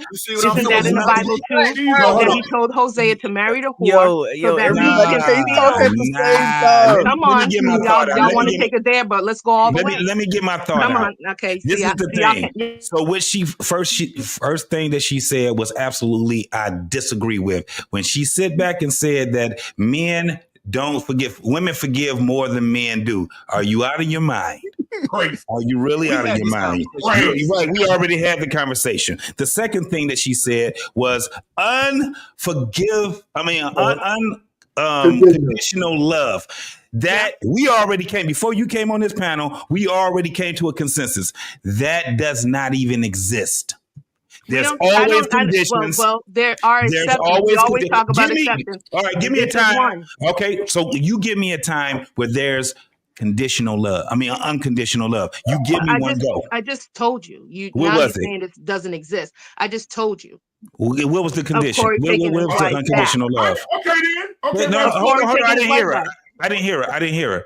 What was the unconditional love? I said Cory taking his wife back. No. What was the unconditional love? What was it under what premises is it under? Him having unconditional love. She's done whatever she's done. She's put my name in the dirt. She made up these narratives. She's over here. She's over there. I'm still taking her back. So what? It doesn't matter what she has done. I'm moving forward. So how can you qualify that as unconditional love? Because it is. The reason why I know it's unconditional love because the way you guys are reacting as opposed to what his actions are. You guys talk about what you talk about, you say what you do versus what your actions are. He's actually putting that into action and they're coming back together. And people can admire that. But you guys, it ain't me. It ain't me. I got a question. So Stephanie, are you divorced? Yes. So unconditional love would be you call that man tonight and say, I'm gonna put our family back together. And yeah, that's unconditional love. Yeah. Okay, so do that tonight. Well, I can try to do that tonight, do whatever. But the thing is, I did that already. So y'all together right now? No, I'm saying when the offense happened, I exercised my unconditional love for my marriage and said, let's work this out. I want to keep it going. And what happened? What he told me is he wants to leave me. Do you still love him? Do I still love him? I care for him. So there's no unconditional love. But we said, you said you don't see it a lot. I said, I admire him because he's exercising what a lot of men, like I said, because you guys don't, like you said, you disagree with it, but a lot of people don't do. No, Stephanie, let's slow it down. What I'm saying. Let's slow it down. Yo, it's like four people talking at once, bro. I know. Go ahead. It down. You said that that's unconditional love, and you never gave you didn't qualify that as unconditional love because if she did something, hold on, because you already done hurt yourself with that. No, I didn't. If she did something that went against that man's covenant, he would leave her, which means that the love has condition. There's no such thing as unconditional love. There's no such thing as unconditional. There's always conditions, and I can prove it every time. Yes, there is. Because the thing is, like, okay, now we can do it. Now we can go back and break down the 4 categories of love that's out there: the philios, the eros, and agape, and philia with the blood you have for your brother. So we can break it down like that. Let's break it down like that. Have you ever? He's exercising that right now. We were talking about love earlier. So people were doing the eros love, like whatever. Let me ask you a question then. No. He is the exception. Okay. In this case. Let me ask you a question then. Have you ever unconditionally loved someone? Oh my God. Yes. Who was that? Damn, you can't remember? So long You gotta ago? think. If you gotta think that long, that's the answer. My children, yeah. Then it wasn't unconditional. My Hold on. That's a cop out. We already put that to No, bed. it's not a cop out. It's true. When you ask me what it is, now you say I'm a cop out. We put that to bed too. The condition is that, wait for it, they're your children. Exactly. Okay, yes. So give me somebody else. Have you ever had a lover that you unconditionally loved? No, I don't have to be directly in a bed with somebody to love somebody. No, I said, have you ever had somebody that you unconditionally love? Yes. I love my my godfather unconditionally. Oh, hell no. Somebody you intimately love. I said intimately. Somebody you can suck their No, tongue. not intimately. See. Now you're trying to put in the box. You said, "Have I ever loved somebody unconditionally?" No, I already said that's whatever I defined it. I for said, that have person. you ever had a lover that you unconditionally loved? Right. That's what he said. Who was that? What was the name?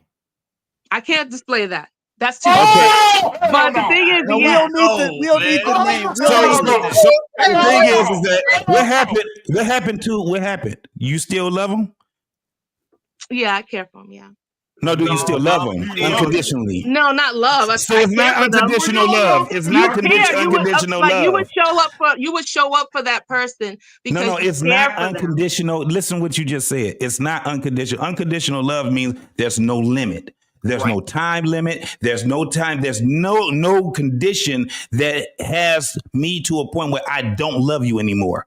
Right. It's unconditional. No stipulations whatsoever. No So stipulations. What you're saying, if that person asks for money for tonight, am I going to do it? No limits. None of that. There's no limit. Unconditional. No limit. Master P, baby. Yeah. But there are limitations. There are limitations. Again, so you agree with us. So you agree with us. There's no such thing as unconditional love. In that case, there are limitations. We can move forward now, That was y'all. good, JT. That was good. If they don't belong to you, then there's limitations. They're your children. You created them. You know, you have unconditional love, but some people, but that you can't help it. You just biologically connected to them. But you can still exercise unconditional love, which a lot of people do not have the capability to do because it had hurt them so much that they just can't bring themselves that way. It don't exist. Wife school. I like that you was like this close. He was this. But that's what I said. That's why I didn't put it on me. That's what you guys do. You want to put it on other people to disvalidate what? No. This is what people do. It's not to say that. You saying that it doesn't exist. You saying that it cannot exist, and that's the problem. And that's why I told you guys. You always go to what's not working as opposed to what is working. And so the fact that he has exercised his unconditional love for the situation is admirable.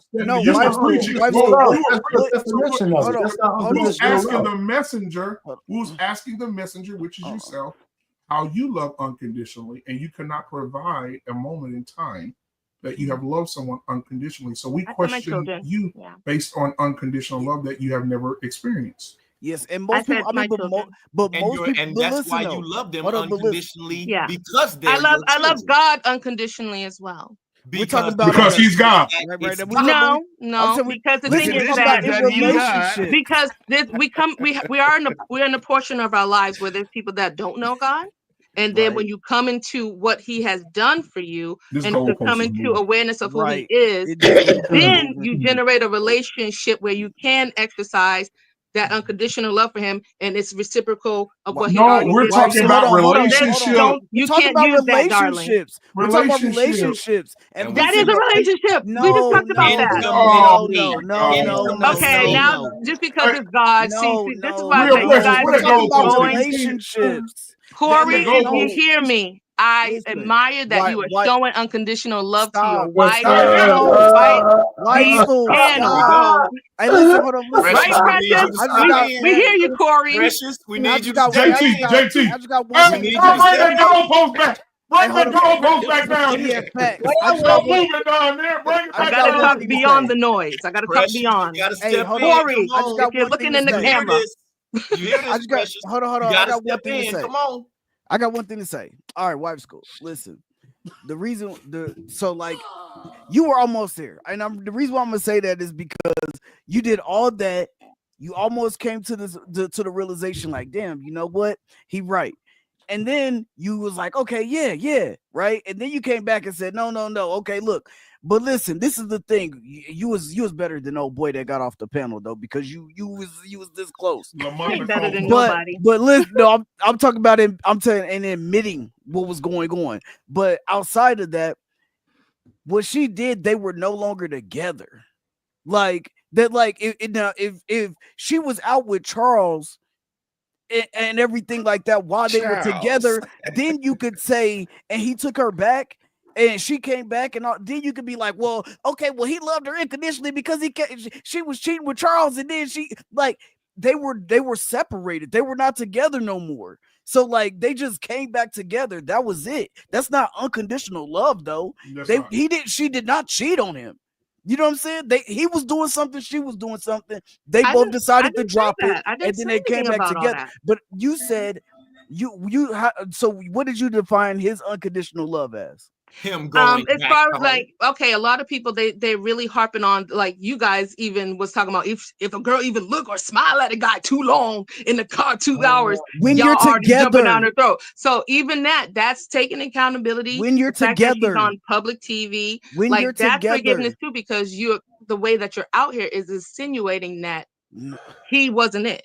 You know what I'm saying? So when you're together, like if my woman is doing all that when we're together, it's a different story than her. She can, if I don't know, she out laughing at Charles' story, that shit don't affect me. And then if I see it on TV and we not together, okay, I got Becky right here. Like at the end of the day, it's talking to who he is. I'm not talking about the supplemental things around him. We talked about what I liked, what Lamar was talking about was the character. So this is what I'm talking about. I'm talking about the character of who Cory is, which a lot of men lack a lot of things too. And that's what I'm saying. I like the way how I seen him and how he's exercising this choice of his. So why would he? Why would you? We talked about forgiveness, which is meaning that, okay, I can deal with this or stay separate, so or why I do can you give deal him? with it. But Stephanie, why would you give him kudos for giving unconditional? Because I would use the word grace. Right. But Same thing. it's a little bit different. It's a little bit That's different. what it is. Trust me when I tell you, it's a little bit different.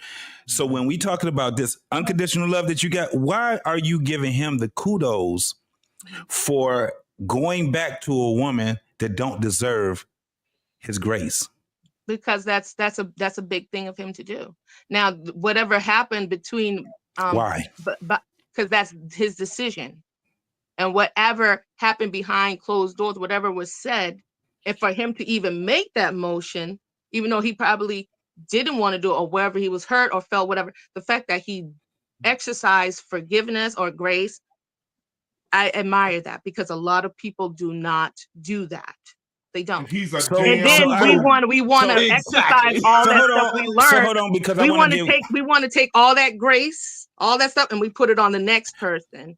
Now, if she was truly repentant, and because we only get clips and snippets of things, we don't know in real time what's happening. Okay, agree. Whatever we saw could have happened months ago, but I admire the fact that it's going, because that's what we say we want to see more of. That's what the other cultures do. They just don't air it. They don't publicize it. You know what? It was just publicized here within our community. Let's stay where we are, because we're gonna go too far. Because I want to stay on this where we was talking about on this panel, because we can revert back to what we call the table of contents from what we was talking about earlier, right? And the thing that we were talking about as men, we were talking about this whole thing. When we were talking about the whole thing, if you found your woman in the car talking 2 hours with dude and all that, what would you do, right? So we're gonna go and we're gonna bring this to the men. First and foremost, we already recognize that our pain said, damn that shit. I ain't going back to her. Every day, all day. The other men were like, yeah. See, what we're looking at is that we don't hold that man to a higher upper echelon just because he went back to a woman. As a matter of fact, as men, we will look at the situation and say, he a damn fool. Exactly. Ain't nothing going to happen with that man. That's nothing about that relationship that's going to be conducive for this man's growth, right? However, we see this whole thing. Look at how the media have put that, where they said that she gave grace to him. Exactly. No, that's not. She had a change. They did. They said she had a change of heart. Wait a minute. Yeah. She was the first one that initiated the breakup. And then she televised her finding love thing. Yeah, yeah. She's making this man look like a damn. She put her whole. She makes him look bad. So for him to go back, no, bro, you need to go and do better things. That's right. That right there is not good for you, and it's not going to be good for your child either. I don't see how you could ever trust her again. I ended there. Really, Go ahead. If we could play that video again to see the tone and tenor of the first video, just the way they couched it, like he was a culprit in this whole thing. Receipts because Tia Mowry's love life just took a major turn that no one saw coming. After an intense and emotional divorce from Cory Hardrict just 8 months ago, Tia has stunned fans by not only reconciling with Cory, but also wearing her wedding ring again. Yes, you read that right.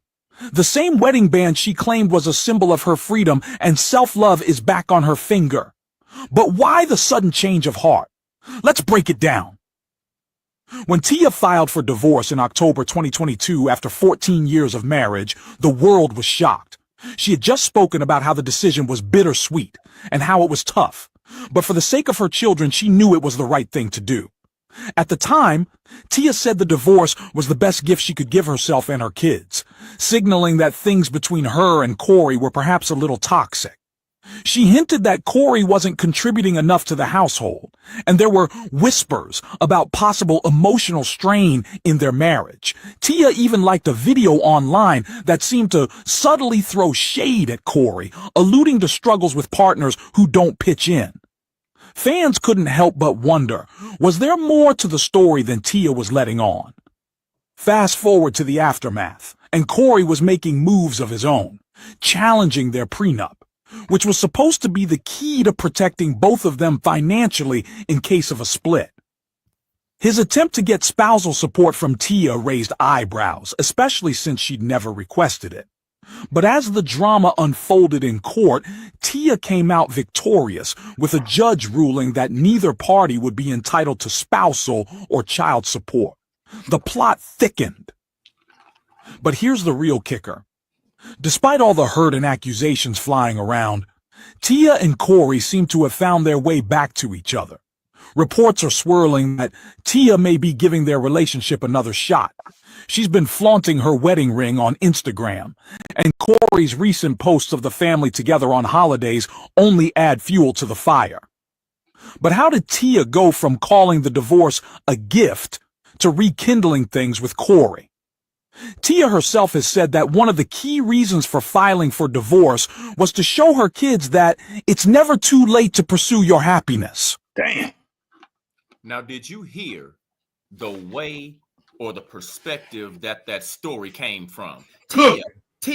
And two times it talked about her wedding band, her not wearing it. So she's out here promoting, campaigning, and living as if he doesn't even exist.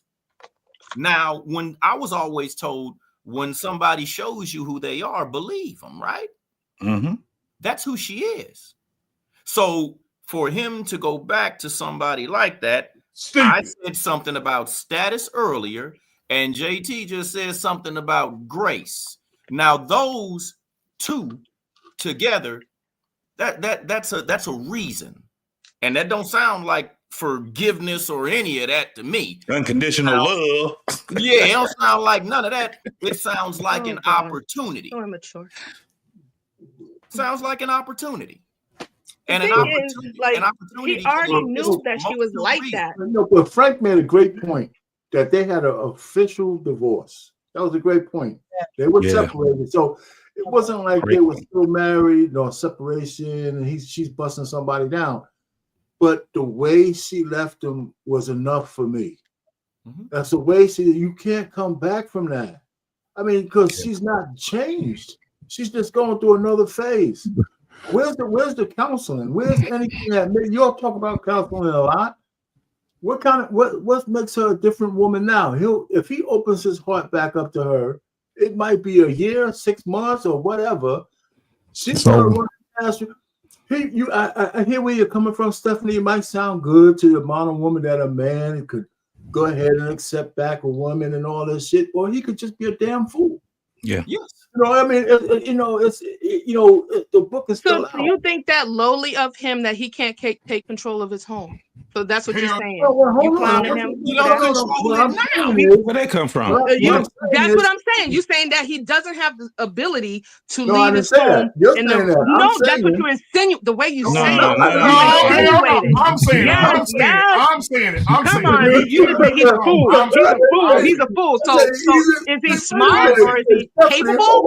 Come on. I'm saying it. These guys clown each other the worst. We got this Michelle Obama effect going on right now. We got this Michelle Obama effect going on where women are saying they're going to do what the fuck they want to do, when they want to do it, how they want to do it. This Michelle Obama effect is going on. She did it to Barack. Tia did it to him. If he had control over his house, she would have never said, I graduated from this dumb nigga. Exactly. I'm gonna go out and I'm gonna do x-rays on 1,200 penises. And then when the last But by that time she was already out of the house. You can't say that while she was under him. She was not under him at that moment. So it's been over a year. She was already out and on TV show. She wasn't in her home at that moment. So he has already is displayed, as we've seen Precious say when he said, hold on, let me finish. You've already seen that he was saying what he said. He already know that she goes ahead, jumps ahead of the gun. All that you're just seeing now in the public, he knows that she's cray-cray. Let me tell you one He's thing. already like this. Most of us on this panel already know. Let me tell you, when He it first already happened, like this. we are, and I don't remember, I don't know, Precious, if you was over there. Shout out to my girl, security boss. Y'all wrap it up. Shout out to my girl, security boss. She did a show on this. Come on. And a lot of us was in that doggone on that show. And we were talking about this whole thing that Tia had came up with this thing of I graduated. Y'all remember that? Yep. Security boss, she snipped out a little thing that I had said. And the thing was that relationship is a university. It's a classroom. And it's the only school that you would never, ever graduate from. It went viral. Come on, boy. That woman sat there and she said that she graduated from her marriage. Do you know what that made that man feel like? Do you know? Did he say that? Hell yeah. No. Do you have his quoted words? Because that's what I want to know. Let me say this. You know why we didn't have any quoted words about him? Because he didn't get out here on social media. Exactly, because he knows how to control and compose himself under the heat. That's what I'm saying. I admire him. So why you can't give that same thing for her? Because guess what she didn't do? I don't care about Tia. She's already trash. That makes no sense. So what? So you want trash to go back to a good man? That was his wife. She was already like it. She was already like that. That's what I'm trying to say. She's already a bad woman. And she had to go out in the cold to realize what she has at home. You didn't hear what you just said. She said it was a gift. You wanted a man. The thing is, you hear what you hear. No. What I like about my friend, did you not say what this? I like about my friend Carl, he said, you can pay attention to what people say, but pay attention to what people don't say. That's what I'm listening to. What people are not saying. Did you not say that this man? Hold on. In between the lines. No, Stephanie, you gave this man kudos. Again, what I already said, for being graceful to a woman that you just called trash. Yeah, you know what? I'm grateful to a lot of people. Let me go get my cocoa. Sometimes up here, sometimes in my own personal life. They're trash too. But you know what? Because of me and my character, who I am, I still treat you with respect. I still treat you with dignity. Check this out. JT That's just a character thing. That's what I said. It's a character trait. Y'all was talking about quoting words earlier. When he said she graduated from her marriage, graduation means the end. Time to move on. Everything before graduation mattered. After graduation, it is something new. And those are her quoted words, right?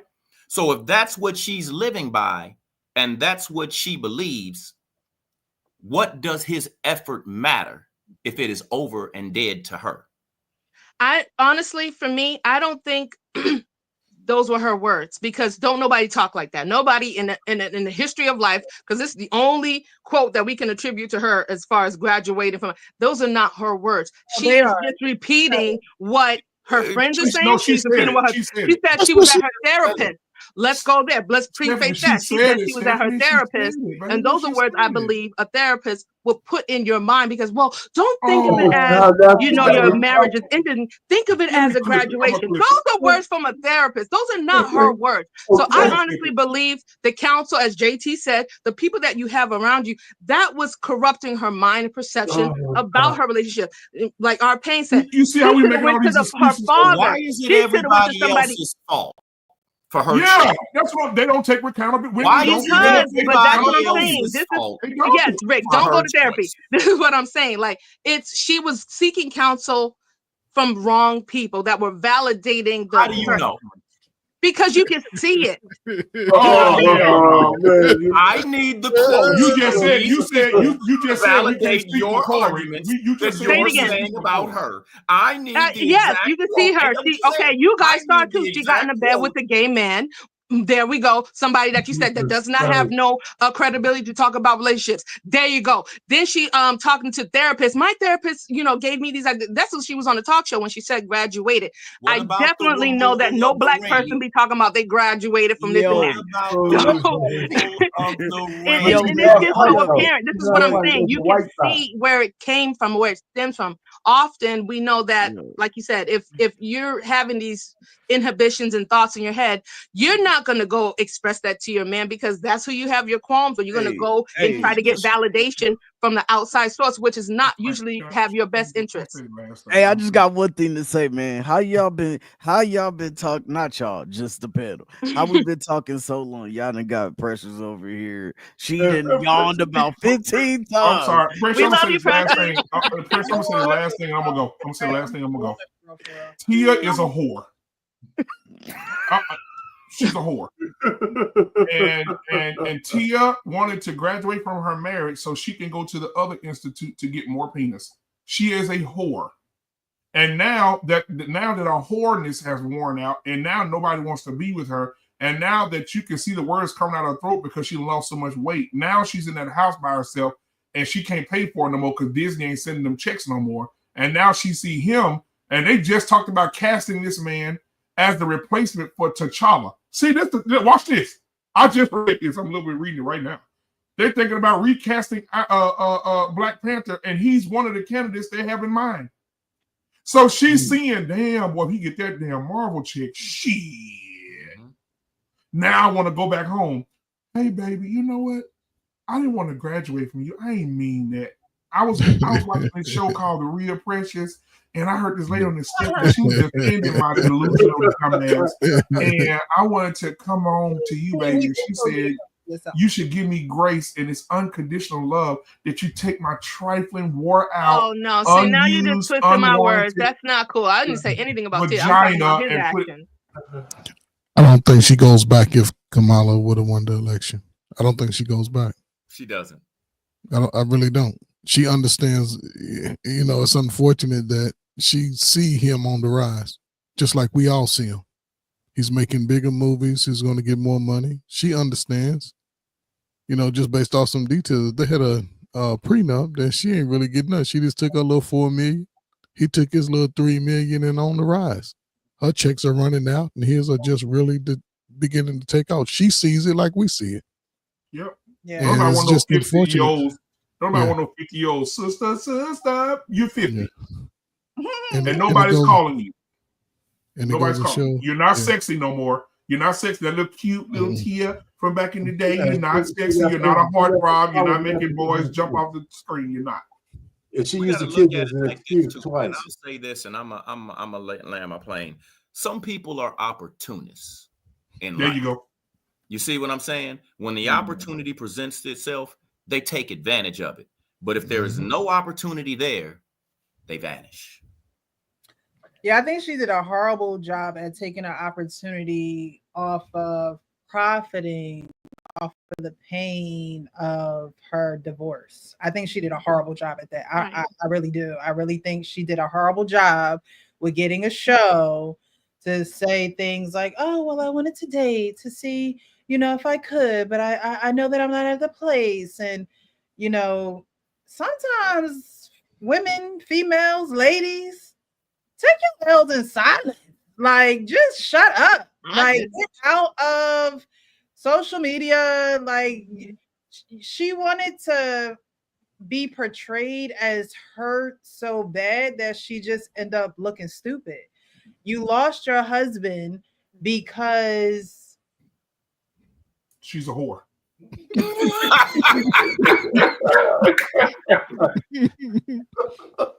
She lost her husband. You said that with force, bro. Right. She lost her husband because she didn't want to settle into the monotony of being with him. But after 14 years, I believe that Tia had this thought that marriage was going to be like some whirlwind of a experience, and it can be if that's what you into and how you're pouring into it that way. But when you're looking at a man and you're seeing him for everything that he's not, and then you divorce him, and then him and he getting on top and he making his money, and now you like, oh, I want to be with him again. I've lost the best thing that I've ever had. It was a clip that I didn't show. I thought it was in here, but I guess I didn't put it in here, and I'm not now, child. But I'm gonna just tell y'all that it was a show, her show, and she was saying how she feels as though she made one of the biggest mistakes of her life. And her friends were like, no, why would you? There you go. You did. That's the reason why. Biggest mistakes of your life. And that's the thing. A lot of people don't have real friends to tell them the things that a fake friends just going to keep agreeing with them. They're going to keep, if I say it, I'm wrong. Family. When you're scared to open up your mouth to your family, I believe you're going to be scared to open up your mouth to your friends because you have no starting point. You have no point of reference. You have no confidence. You haven't practiced it. You haven't practiced holding someone accountable. You haven't practiced saying, hey, you wrong. Or no, you did make a mistake. That was your husband. That's your children's father. And if there was no substantial reason for you to leave him other than you weren't happy, you made a mistake. Yeah. But Precious, to your point though, really quick. Precious. Just let me say this. Did you see when she was crying? She was crying to her sister. So she said, "There was just like a divorce. We don't hang out no more. We don't party." She said, "I have a family. I have a husband." Exactly. And I can't be out partying with you. Her sister even talked about, I watched a lot of them today, but her sister talked about how selfish she was when it was time for her wedding and how she was just never there. She showed up two hours late. Now, granted, like I said, she was like this already. Right. But at the same time, you want him back with her. Like I said, if you can't be real with your family, I saw how real Tamara was with Tia. And Tia never really wanted to take accountability. She never wanted to say, you know what? I understand why you see it that way. I understand. I understand I was 2 hours late. Yes, I'm pregnant, but at the end of the day, I knew there was a start date and a finish date for this for your wedding. And I did not show up on time. And I am sorry, sister. I apologize. It was, I'm pregnant.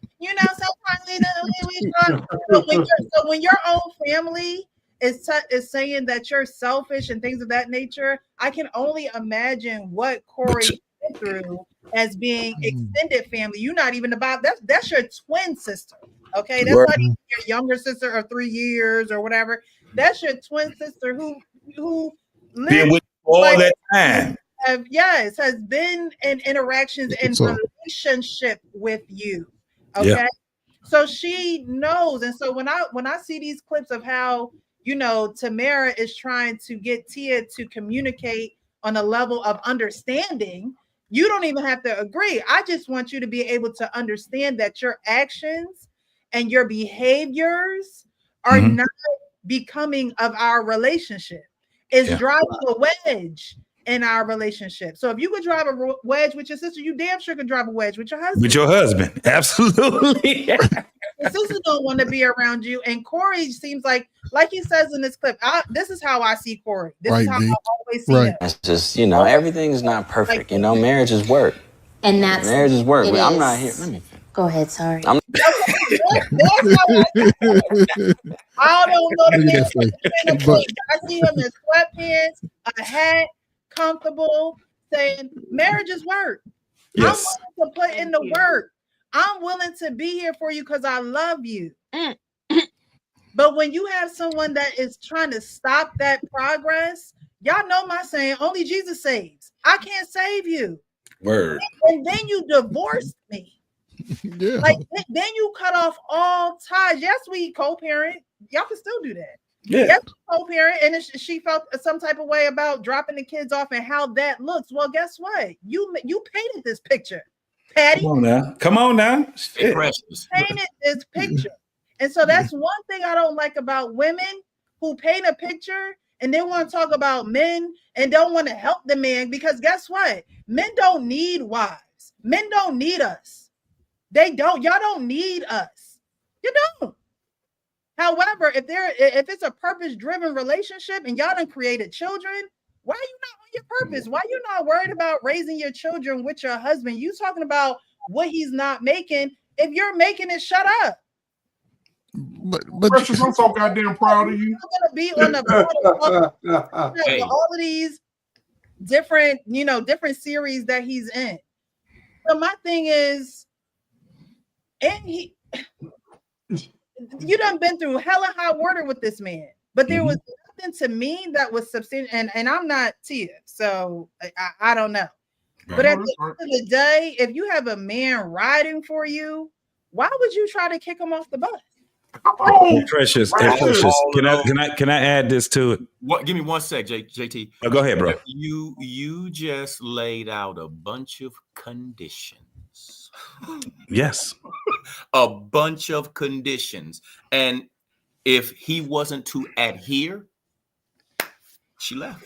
That's what that was. Hey, listen. Hey, I don't know why y'all listen. I was gonna say the same thing, because when she didn't think that he was making enough money, she left. And guess what that was? A condition. A condition. That's why love is not unconditional. Right. And you want that man to go beyond what that woman was willing to give him. Exactly. Let's make that make sense. And what did Chris Rock say on his stand-up? He said the only things that are loved unconditionally is women, children, and pets. Men are loved on the condition they can provide something. I think, when you look at Tia, and you don't want to compare people, but you do naturally. It's just natural. It is what it is. You have Tia and Tamara, right? And there was this one clip where Tia was like, "I'm the married one. I have the ring on my finger." That's how you tell us. And you have her sister Tamara, who is married. She's married to a white man. And you don't see them in social media. You don't see their business. You don't know what they're going through. For all we know, they live in a happy, peachy life, sipping on lemonade and, eating sandwiches with the crust cut off. Okay. So, but you have Tamara, again, trying to communicate with Tia. And this is where I say, if you can't do it within your family, you're not going to be able to do it outside the family. Because I have sisters. And there are times where it's just like, well, if you don't want to listen, just keep up your head, but don't come over here with them stories. Don't come over here telling me what so-and-so ain't doing. Don't come over here telling me that y'all done had a fight again, because guess what? You're not trying to change you. I don't care what he doing. I don't care what he doing, because guess what? For every action is a reaction. And if you can't point your finger at yourself, you're part of the problem. You're probably are the problem. I told my sister, like, I just need to get you a shirt that says you are the problem. You're probably part of the problem. Because at the end of the day, we have to be real with ourselves so we can be real with others. I say that every show, right? Absolutely. And if you can't be real with yourself, don't pick out the real things that they are doing. Because you're not trying to pick out the real things that you were doing. That you're doing. Right. Absolutely. Right. So if you can't pick out the real things that you're doing and say, you know what, I'm going to chill off him for a little bit. I'm going to work on me. I'm going to work on my attitude. I'm going to work on doing the little things that I can, because little things do make a big difference to men. But women don't even want to do little things. But it ain't going to happen. You don't want to do the little things like just shut up.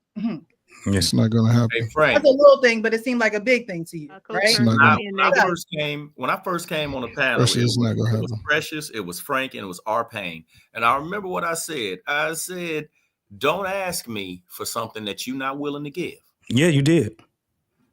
I heard it. If you're willing to ask somebody that for something that you're not willing to give, you're an opportunist. You're an opportunist. You're looking for a moment. You're looking for a grab. But Precious, you proved two things to me. One, that she's a narcissist. Everything was about her. Damn. Everything. And you gave this man 12 years. Now all of a sudden you want a divorce. You knew you knew where his financial status was when you got with him. And you left him on the ride because you were intimidated by his success. So, but the second thing was, just in this space, in this few hours, right? A guy came on, we don't really know him. We've talked to him a few times. When he started going into that, we held him accountable immediately. Mm-hmm. He was like, what the hell? But here's the thing, and this is what women don't do, because I know I understand that y'all afraid of the pushback. If women will hold women accountable in those moments, I think it'd be a better outcome for the women down the road, but they don't. And then 4 or 5, they see the destruction, kicking the can down the road. They see the destruction like, well, how come I'm not getting the results? Because y'all not helping those women in those moments and holding them accountable so they can start. Because it take a woman, she might have to go home crying uphill, then self-reflect. When they get alone, that's when they can reflect on those things. But in those moments, it's hard for them to accept. But I think the outcome would be a lot better if women like yourself, like Stephanie, to some degree, because she ain't got no conditions sometimes. Because I'm a servant. A servant goes in between correction and Steph, I have I'm just to help. messing with you. I'm just messing. You know? Yeah, but even in those, different. but even in those moments, women need to be held accountable. In those delusional moments that they throw out there to men about men, it would help those women. It would help everybody, really, because then they can come out after they cried in their pillow. Some of these hyenas don't need our help. But you don't know that. You got to be willing to stand the fire. See, women won't stand the fire. Man, we all jumped in. So everybody, BMU was on it, JT, everybody jumped in. Themselves. So why am I going to put myself in a place of someone who's not going to help themselves? So this is what I'd say too, Precious. I'm only going to offer my help if you're willing to help yourself. If you're not willing to help yourself. But man, we don't think like that. But you just said at the beginning. Now like you said if that man ain't going to church, you have to lead in love. Now, if that person is a hyena, you got to be that woman and lead in that, even if they're not coming to that actualization at that moment. The way that you are, they can never discredit who you are and say, I want to be like her. Leave her. So you have to, and it don't feel good, and we may not be patient, but it's a very laborious job. It's very dirty. One of the things we ain't really dealt with. We ain't never dealt with this right here. Let me tell you something. Leave her. Nobody knows the value that man holds other than that woman. When she left that man and she went out there and whored her way through the streets and they kicked her back and they told her, get the hell out the streets ain't for you. And then now she wanted to come back to that man. Let me tell you what she was experiencing. The things that man that she had children with and she married, the things that man tolerated that these other niggas in the streets was not tolerating. The things that man did for her that those other men were not doing. She started to understand, damn, this man's value was already there.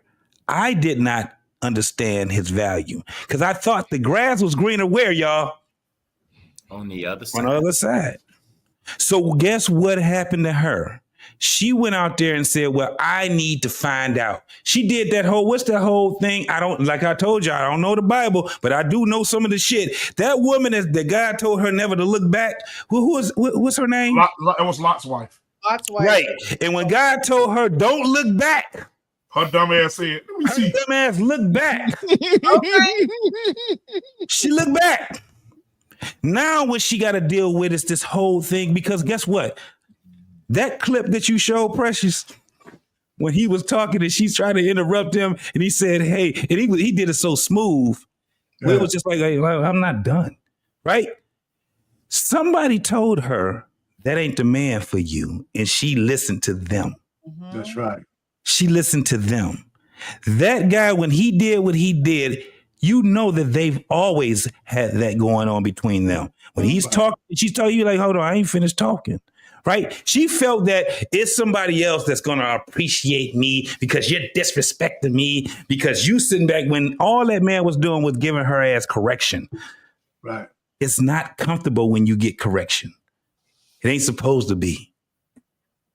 So what happened with that woman is that woman went out there and said, I'm going to look back. I'm going to leave this man and I'm going to look back. Lord, I know that you're talking to me, but damn that right now, I'm in a crisis right now and I need something better than what you've put in front of me. Well, you know, JT, the one who's looking back, if he takes her, is Cory. God's telling him not to look back, and he's going to turn into worse than the pillar of Saul if he takes that. You know that he probably said turn back. This is what I'm saying. You always so most men would be I'm going to tell you what this says. Hear what it says. The quarrelsome woman. It says the good woman is a crown to her husband's head. Yes, sir. But a quarrelsome woman with a horrible mouth and behavior is cancer to the man. Yes. That's why you see so many old cats out here, not old cats. You see so many men out here, they 40 and their wife 40, and the man like he just got out the Titanic and she like she just got out the spot. Yes, sir. She's cancer. She's killing him. Mm-hmm. Mm-hmm. And that's why, and I'm gonna say this, and I'm gonna say this, and I'm gonna leave it alone. Most men die when they're 30, but they're not buried till they're 90. Mm. Ooh, yeah, I like that. Damn, y'all niggas ain't got a chance out here in these streets. Y'all better figure it out. Yeah, I just, you know, if Cory was I would see it a little bit different if they weren't divorced. Mm-hmm. Because to me, you know, being married is till death do you part. You know, it's what's her name? Mary. One of the sisters from Mary always talks about how her parents married like 3 or 4 times. Like they divorced, then they got married again. They divorced and they got married again. They divorced, and I'm like, and y'all had to see that. Y'all had to see the divorce every time and them get married. Right, that's crazy. Like that, right? Like she even said, like she had a conversation with her dad, like, Dad, if you leaving this time, just stay gone. Because you keep coming back, you keep, like, you know what I mean? And I think that no one wants to see a family split. Mm-hmm. But again, you painted the picture and you called it quits. It wasn't like, all right, let's do a separation. Because isn't that usually the process? Like before you get divorced, like don't you usually go through separation, mediation, therapy? Like, you know, isn't that usually the course for that? So why not take the proper time during that time to see if that's what you truly want? Right? Why not take that opportunity? Why does it have to be this spectacle of a relationship? Like, yeah, you was on Sister. We know you from TV, but why does your relationship have to be a spectacle now? Why does it have because she's a whore? He ain't gonna let it down. Why didn't they just do a YouTube podcast together? No, Precious is absolutely right. I think she's addicted to social media because when we all was going through the pandemic, I know you're trying to leave, Precious. When she was going through the pandemic and everybody was at home, people were taking a liking to the TikTok that just got banned. And I would see her on there all the time. And then I wondered to myself, I said, I know I work. I know I got my children. I got to cook, whatever, but I ain't on here all the daggone time. But she was on here all the time. And so that extra eyes, that attention, that's the new currency that, you know, people are getting high off of. That's the new dopamine.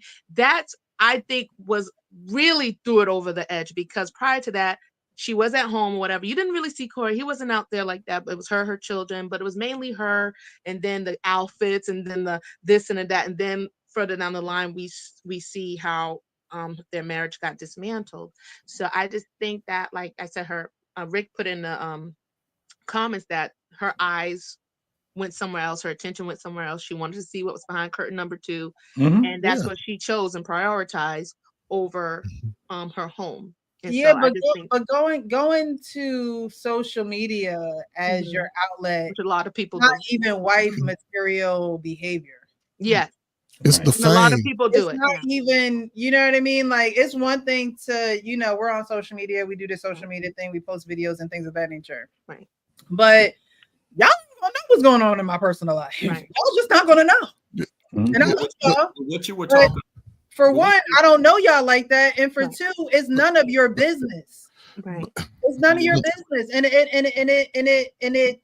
You know, when we talk about God, you know, so I'm definitely not coming to y'all because I know where my help comes from, right? And I have parents, and I have a support group, and I have people in my corner that if I do go through anything, that they would be who I'm going to. So for her to start this again spectacle off as this social media dancing machine, and you have a husband and kids, like you said, Stephanie, you know, we all have busy days, and how are you finding time to always be on? Like, it's her.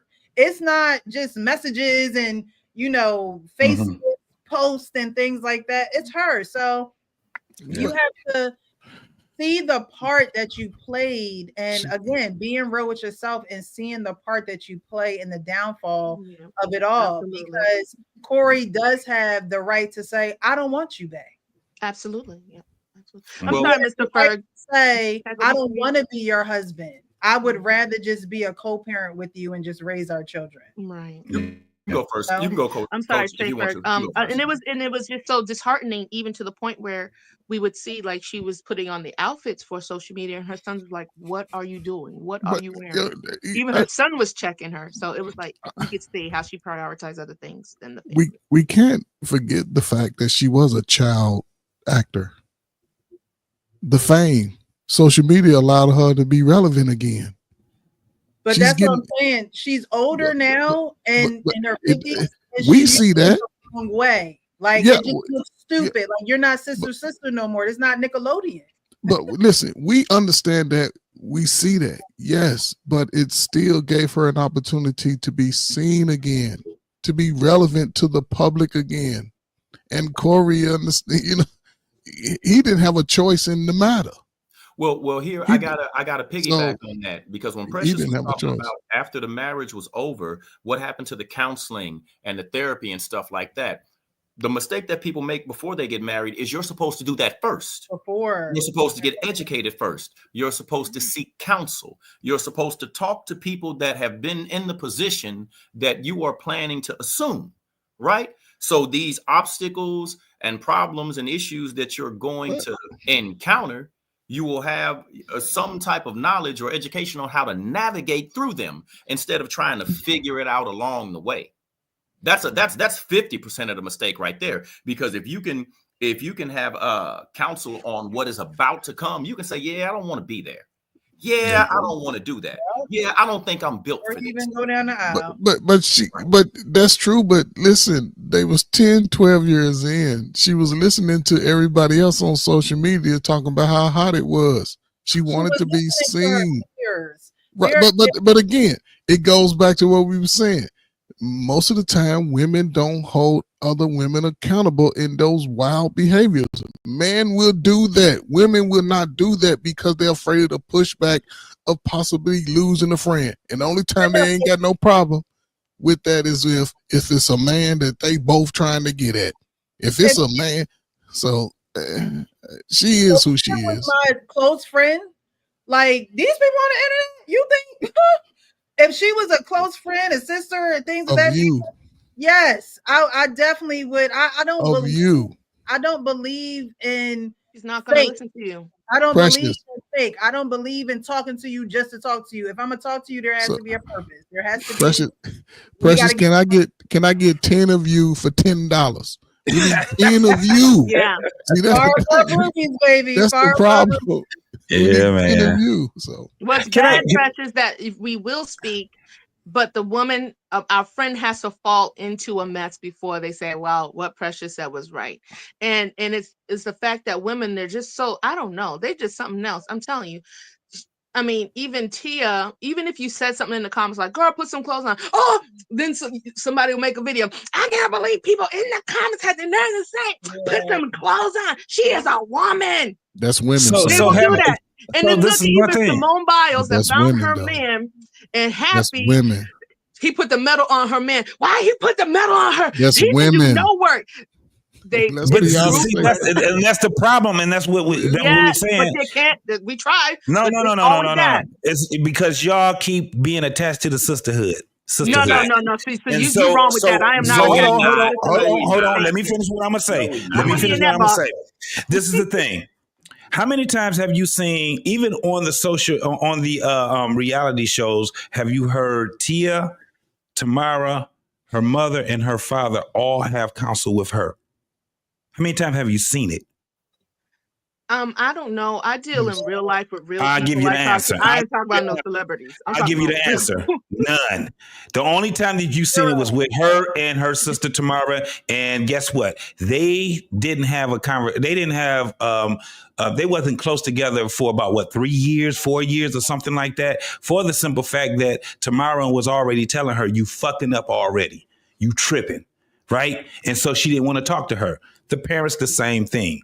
What you would see is this guy sitting there, girl. I said she's not going to talk to somebody like Precious. They always have another audience that will enable, which is greater. This is what the world is. Listen what I'm saying. The world is for the majority is we're already godless anyway. We're already lawless. So what's right is going to be evil spoken of, and what's bad is going to be uplifted. That's where we are now. That's where it is. None of that. She got a mama. She got a mama. Society. No, she has a mother. She has a mother.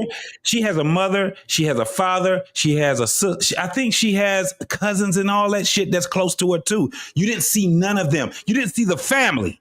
What I'm saying is this: if you go look at some of the replays, I just said her son said, "Don't wear those clothes." This is what I said. Your son should never. You should never put. But that's okay. But that just shows you her mentality, her mind. You should never. That she's really messed up and she needs help. But that's the problem that I have with you, Stephanie. You sat there and said that man, you gave that man kudos for giving grace to a woman that you don't even consider to have grace. She's sick. What? So why would he want to deal with that then? Because he loves her and he loves his family. Man, if so that's what I'm saying. I'm talking to him. I'm about to get ready to go. Because you don't have it within you. So it's not good to poop on somebody else. Let me say this. Trying to get it together. Let me say this. But what you were saying is definitely contradictive. Yes. Right? Like everything that you were saying was very contradictive. Yes. What I'm saying is this. When you're looking at that, when you're looking at that situation, right? Let me put it to you like this. There's a lot of us that are just regular people that have to deal with things that's similar to that. And one of the things is this, going right back, Precious, to what you were just talking about and earlier in the show, the forgiveness part, right? We have to choose how we're going to forgive somebody, right? We have to choose how we're going to do it. That man can forgive that woman. JV and myself probably are some of the ones that can. I was divorced for 20 something years. It was a process for me my wife, that was my ex-wife, that's now my current, I don't even know, we're not married yet, but we back to it, right? 23 years we've been away from each other. Do you know how that looks when we're building, because we got to build something different. We can't go back and say, okay, we back together and this is how it is. No. This shit takes counseling. This shit takes us actually being very more mechanical when it comes down to what we want out of this right here. Because now we're at middle age. Mm-hmm. When we got together, we were very young. We see the difference in that right now. Let me tell you the difference. We went to counseling probably about at 24. I cussed the counselor out and I cussed her out. But she also cussed the counselor out too. Let me tell you why. Because the counselor was saying things about me that was not true, that she was like, nah, that was some fucked up shit. Now, I didn't know that and shit until about 19 years after that. But she told me, she said, me and the counselor got into it too. Because I understood why you were so upset. Right? When we talk now, 50-something years old, both of us are sitting there like, damn, if we would have just knew how to talk to each other, if we knew how to communicate with each other, things would have been better. A lot of people are not fortunate. They're not fortunate, because I consider myself fortunate to be able to see, because my kids are all grown and they are looking like, y'all were doing what? They hear us call each other babe. They hear us calling each other love. They seeing us going on trips together and things like that. What happened was that we both had a come to Jesus moment. We were out there and we said, I got to forgive this person. But I'm not going to forgive this person and they don't deserve my forgiveness. I just leave them the fuck alone. I got 20-something years of doing that shit. But we really loved each other. And we didn't give a fuck what nobody else say. This is the things where we have to sit back and say, damn, it's a little more deeper. When you talk about forgiving somebody, let me tell you what we don't understand, what we don't fuck with. Unconditional love. We have the consensus that love has conditions on it. Hey, JT, let me piggyback on you for a second. No, go ahead. I'm done with that. After Jaquay. Yep. Doing final thoughts, y'all. Y'all not Yeah. gonna me. I'm done. That's all I wanted to say.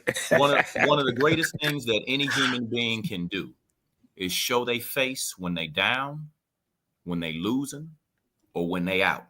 If you can show your face and you can be transparent and admit your faults, that's honest. Mm-hmm. That's accountable.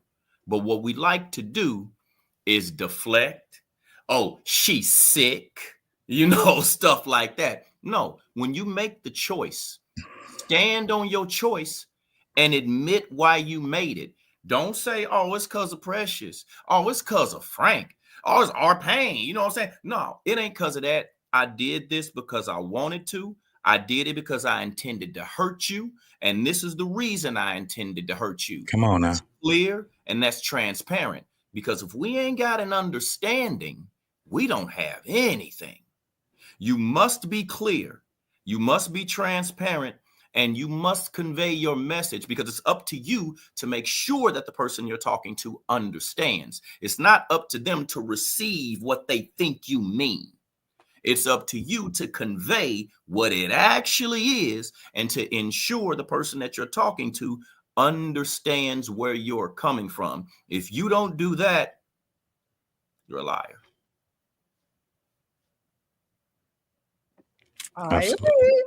All right, so final thoughts. We're going to start with Stephanie, go over to JT, Coach Ferg, BMU, up to Jaquay, our Payne. We're going to end with Frank, and then I'm going to take us out of here. And before y'all start, I want to thank you. Thank you all for being on the panel. I appreciate you. Styles, thank you so much for coming up on the panel. Was anybody else up here that dropped off? Hey, thank y'all for welcoming. And this is my first time, man. I had a great experience with you guys. Thank you. Most definitely, Jay. Next week. Most definitely. Most definitely.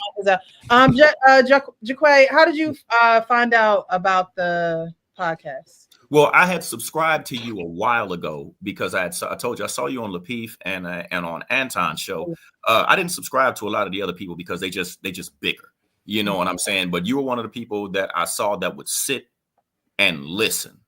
You see what I'm saying? You would sit and you would listen and you would respond constructively a lot of times. So I subscribed to your channel, but I wouldn't get your lives. And I guess I didn't click on all or whatever, but I saw you went live tonight and I said, let me go over there. And then I saw the two brothers on And I was like, okay, let me go ahead and jump in on the panel. Yes, sir.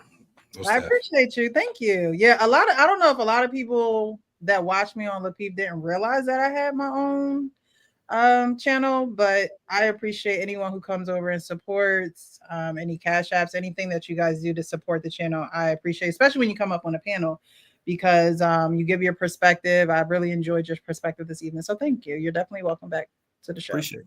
We usually go live every Wednesday night. But you subscribe, so you'll be able to get the notifications when we create the lives. All right, Stephanie, let's go. Final thoughts. Why are you laughing? I'll tone it down. Precious, thank you for having me tonight. It was really nice to chime in, because this is the area where I have experienced things too. And I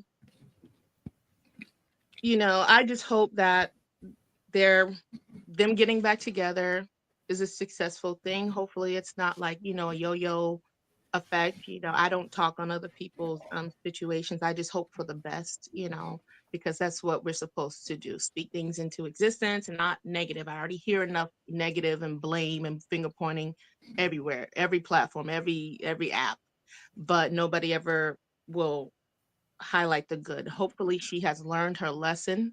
Hopefully she has exhibited what a prodigal wife looks like, that there's nothing greener on the other side, and that you will end up at a trough of pig slop, and that the real wealth and the real love and where you were loved was at home.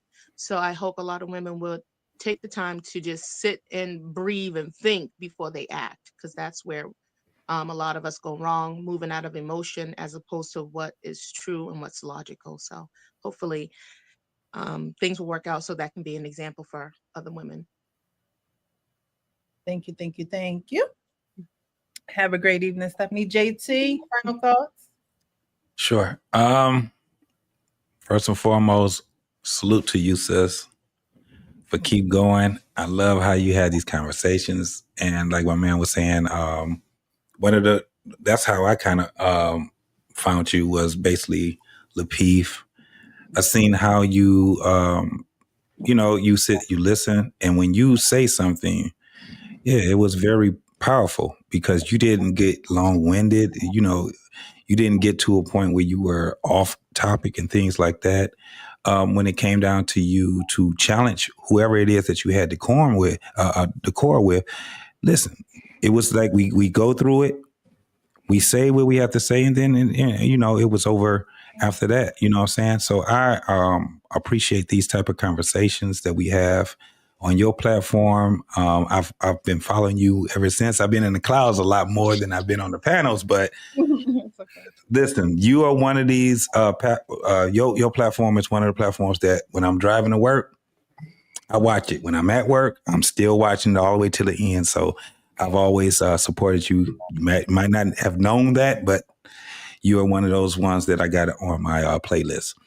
But when it comes down to everyone that's on here, I appreciate everyone's perspective. I love the way that the conversations are starting to elevate, because like I said before, there's been 5 and 7 years ago, you didn't see Black folks talking the way that we talk right now and having the respect that we have for one another, right? So we're getting better and better and better at it. We still got a lot of work to do, but I love these conversations. And I end it with that. If you guys get a chance, come to What We Know Podcast. And my boy, BMU, Black Man Unfiltered Network, also, I'll be on both of those networks. So most definitely, man. Salute to you. Thank you, JT. I appreciate you. You're always welcome. Thank you again. Coach Ferg, your final thoughts, sir? I mean, from week to week, Precious, it just reaches another milestone, you know what I'm saying? So salute to you and how you conduct everything that you do in this capacity. To the videos, listen, man, I'm like JT, and it's funny, the guys that in the military sort of had the same mindset when they was looking at it. Like, man, you might not even get to pull off before that shit. It might just dissipate in thin air. You know what I'm saying? Because the worst thing a woman can do is let a man see what she's doing. If we see it, now we might lose it. And I'm not gonna gauge anybody's level of losing it. You know what I'm saying? Now, what they should or should not do if they see their woman. Now, if she's sitting in the car with me when I was single, you might want to get her to brush her teeth and take a bath when she get home, because she ain't just sitting in there for 2 hours talking. But brush her teeth. That, you know what I'm saying? It's just a different, it's just unfortunate that brothers go through it, you know what I'm saying? But have the counseling to Tia Mowry. She see what's out here. She's no fool. She's listening to the streets. And she realized that her value is low at almost 50, regardless of her little bag. So, you know what I'm saying? Salute to Cory. He has a family. Hopefully they get the therapy and the counseling that they need going forward. And I will put those same parameters in this side. If we get back together, we doing a prenup, we doing all this. You gonna take yourself on it. We ain't bypassing none of that. So we gonna make sure we do that. I mean, but to everybody's point, listen, again, this panel showed the difference between men and women. We didn't know the guy, we don't know his background, but when we hear certain stuff, we hold it accountable. And I think, again, that would benefit the women, regardless of how they respond initially. They need to go home and sit in the tub and sip on some of that wine and cry a little bit. Then it'll start to sink in. But I think that that's the dynamic women are at. But we'll see going into these next few years, So Trump is back. The men are going to take over. Women, y'all going to have to move a little different, or y'all will suffer this time. It's not going to be the same outcome. The feminist movement is almost run its course. So save yourself, women. Find a JT. Find a Frank. Find a Jacquay and make a deal with them niggas, because they ready to make a deal with you. Salute to BMU, man. Listen, check us out on Wednesdays, 1-on-1 Sports. We doing everything sports, man. I got a little channel, but hey, I ain't gonna argue. And I can come everywhere else and just have fun with y'all, man. I appreciate black people. I love y'all regardless, man. I'm always trying to help. Even if what I'm doing ain't reaching the right people, I'm gonna keep on pushing the message, man. Work together, or you'll see when you get 56. Sad and lonely. You'll see. So come on, it's good over here, man. Our pain salute, man. Boomers and Gen Xers, we here, damn it. Y'all better catch up to us. Thank you, Coach Ferg. I appreciate you. Black Man Unfiltered, are you there? He may not be there. Maybe he's not there. Okay. Jacquay, final thoughts, man. Thank you, Precious, for allowing me on the panel. Thank you guys for welcoming me and allowing me to speak my perspective. It's great meeting all of y'all, man. I really, really enjoyed it. And Frank, my Midwestern brother, man, I got let me show it again. You know what I'm saying? KCMO, man. My channel was a Labnificent Media Group, man. What I do is I'm a professional videographer, professional cameraman, and I travel and I do my work from city to city. My thing is this, man: honesty, integrity, and service, right? Learn to serve somebody outside of yourself. Be honest in your intentions, be honest in what you do, and have integrity in all that you do, man. Be accountable for what you say and honor your word. That's it, man. It's a pleasure to meet y'all, man. Gotta come back to this. Pleasure's here. Yeah, pleasure's all ours. Yeah. Thank you. Yeah, I'm next. Thanks, Precious. This was a good panel. Another good panel. I like the way you withheld this last pièce de resistance, because you knew what you was going to get all the way to the end, man, because you knew we were going to kill Tia Mowry, man. But thanks for you being here, Stephanie, with all that shit you were talking about. What a real man is. You know our pain. I don't love you no more. Gotta love our pain. I would send you an email. Don't worry about it. So, but listen, I can't get it out of my head. But yeah, you can go to my channel, Marriage, Politics, and Sports. That's the right there, our pain, MPS.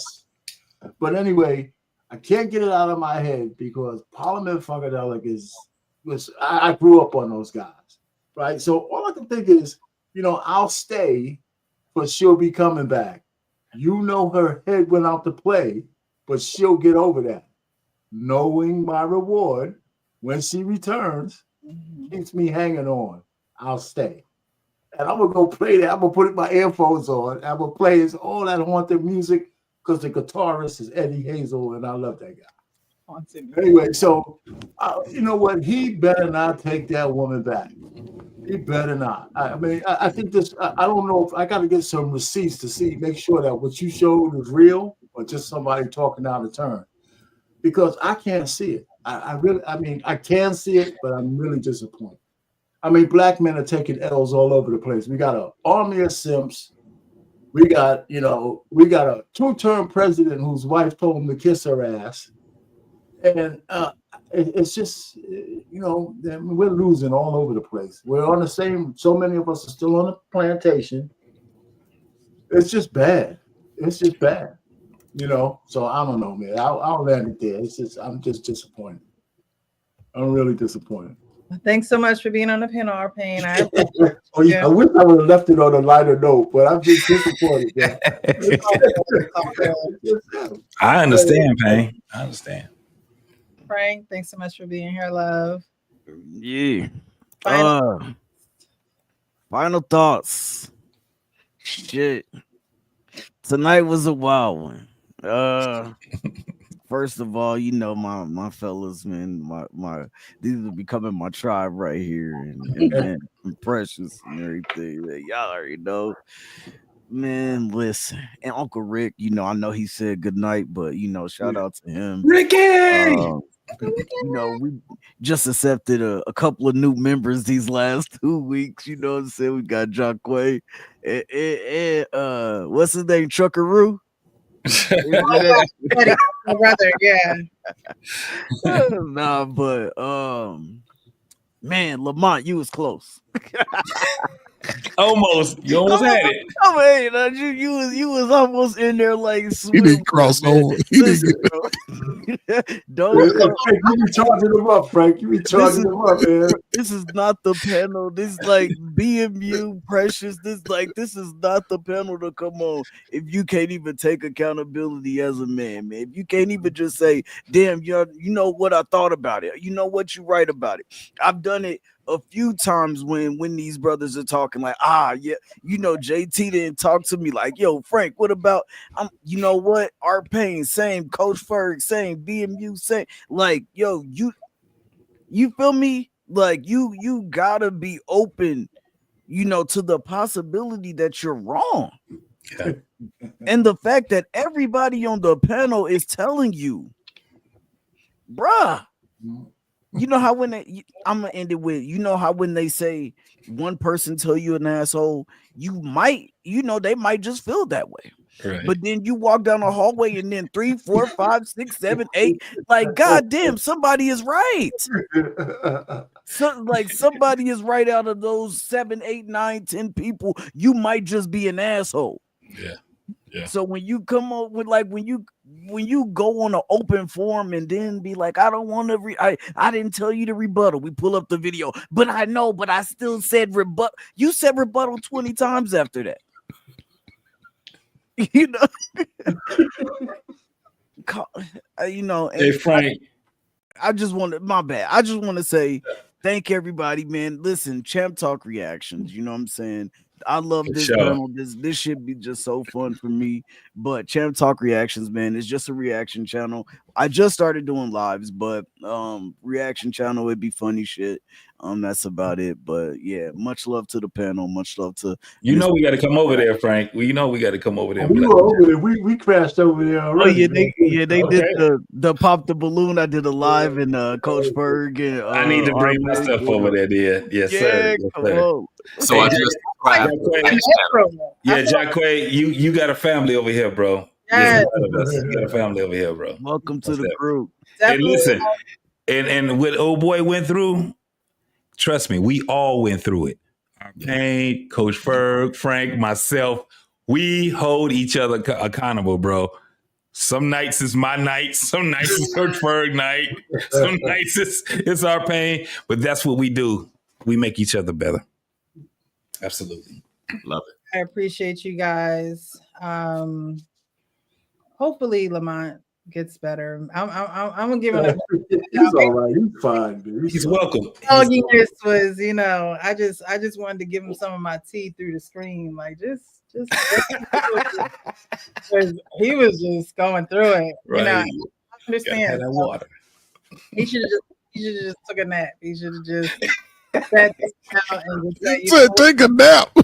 He was a glutton for punishment. He had to He work was a glutton for punishment. I personally wouldn't be on nobody's platform being sick like that. So I appreciate him for coming up here, but he need to take care of himself. Word. If he wasn't lusting over that girl, she could have. That was his truth, though. But that was his truth, though. That might be why he's sick. Well, she could feed him soup and some hot tea with some lemon and honey, and that was his truth. So. I appreciate you guys. Those who are watching, I appreciate you. If you will watch this, definitely hit the like button, subscribe. Thank you guys. My people in the chat, y'all are awesome. I appreciate you. But y'all let me know if y'all selling y'all iPhones with the TikTok app, because I'm still thinking about it. Okay, I'm still thinking about something. Precious, you heard me. I said 50 is the starting bid. That's what it gotta be. It gotta be 50. I gotta say this before we go, y'all. Chiefs full-time champions. Oh no. All right. Be real with yourself so you can be real with others. And being real with yourself means that the Eagles is going to win. Oh, that's just hater talk. Don't be like that. I'm about to log off because my Lions have disappointed me. I'm still a diehard, though. Y'all. Come on, baby. Y'all, I'm going to just say this, man. I'm going to go. From Kansas City, y'all, all y'all, my homies. No, okay. All right. My homes. Salute. We don't do the kumbaya and all that. We whipping up on that ass.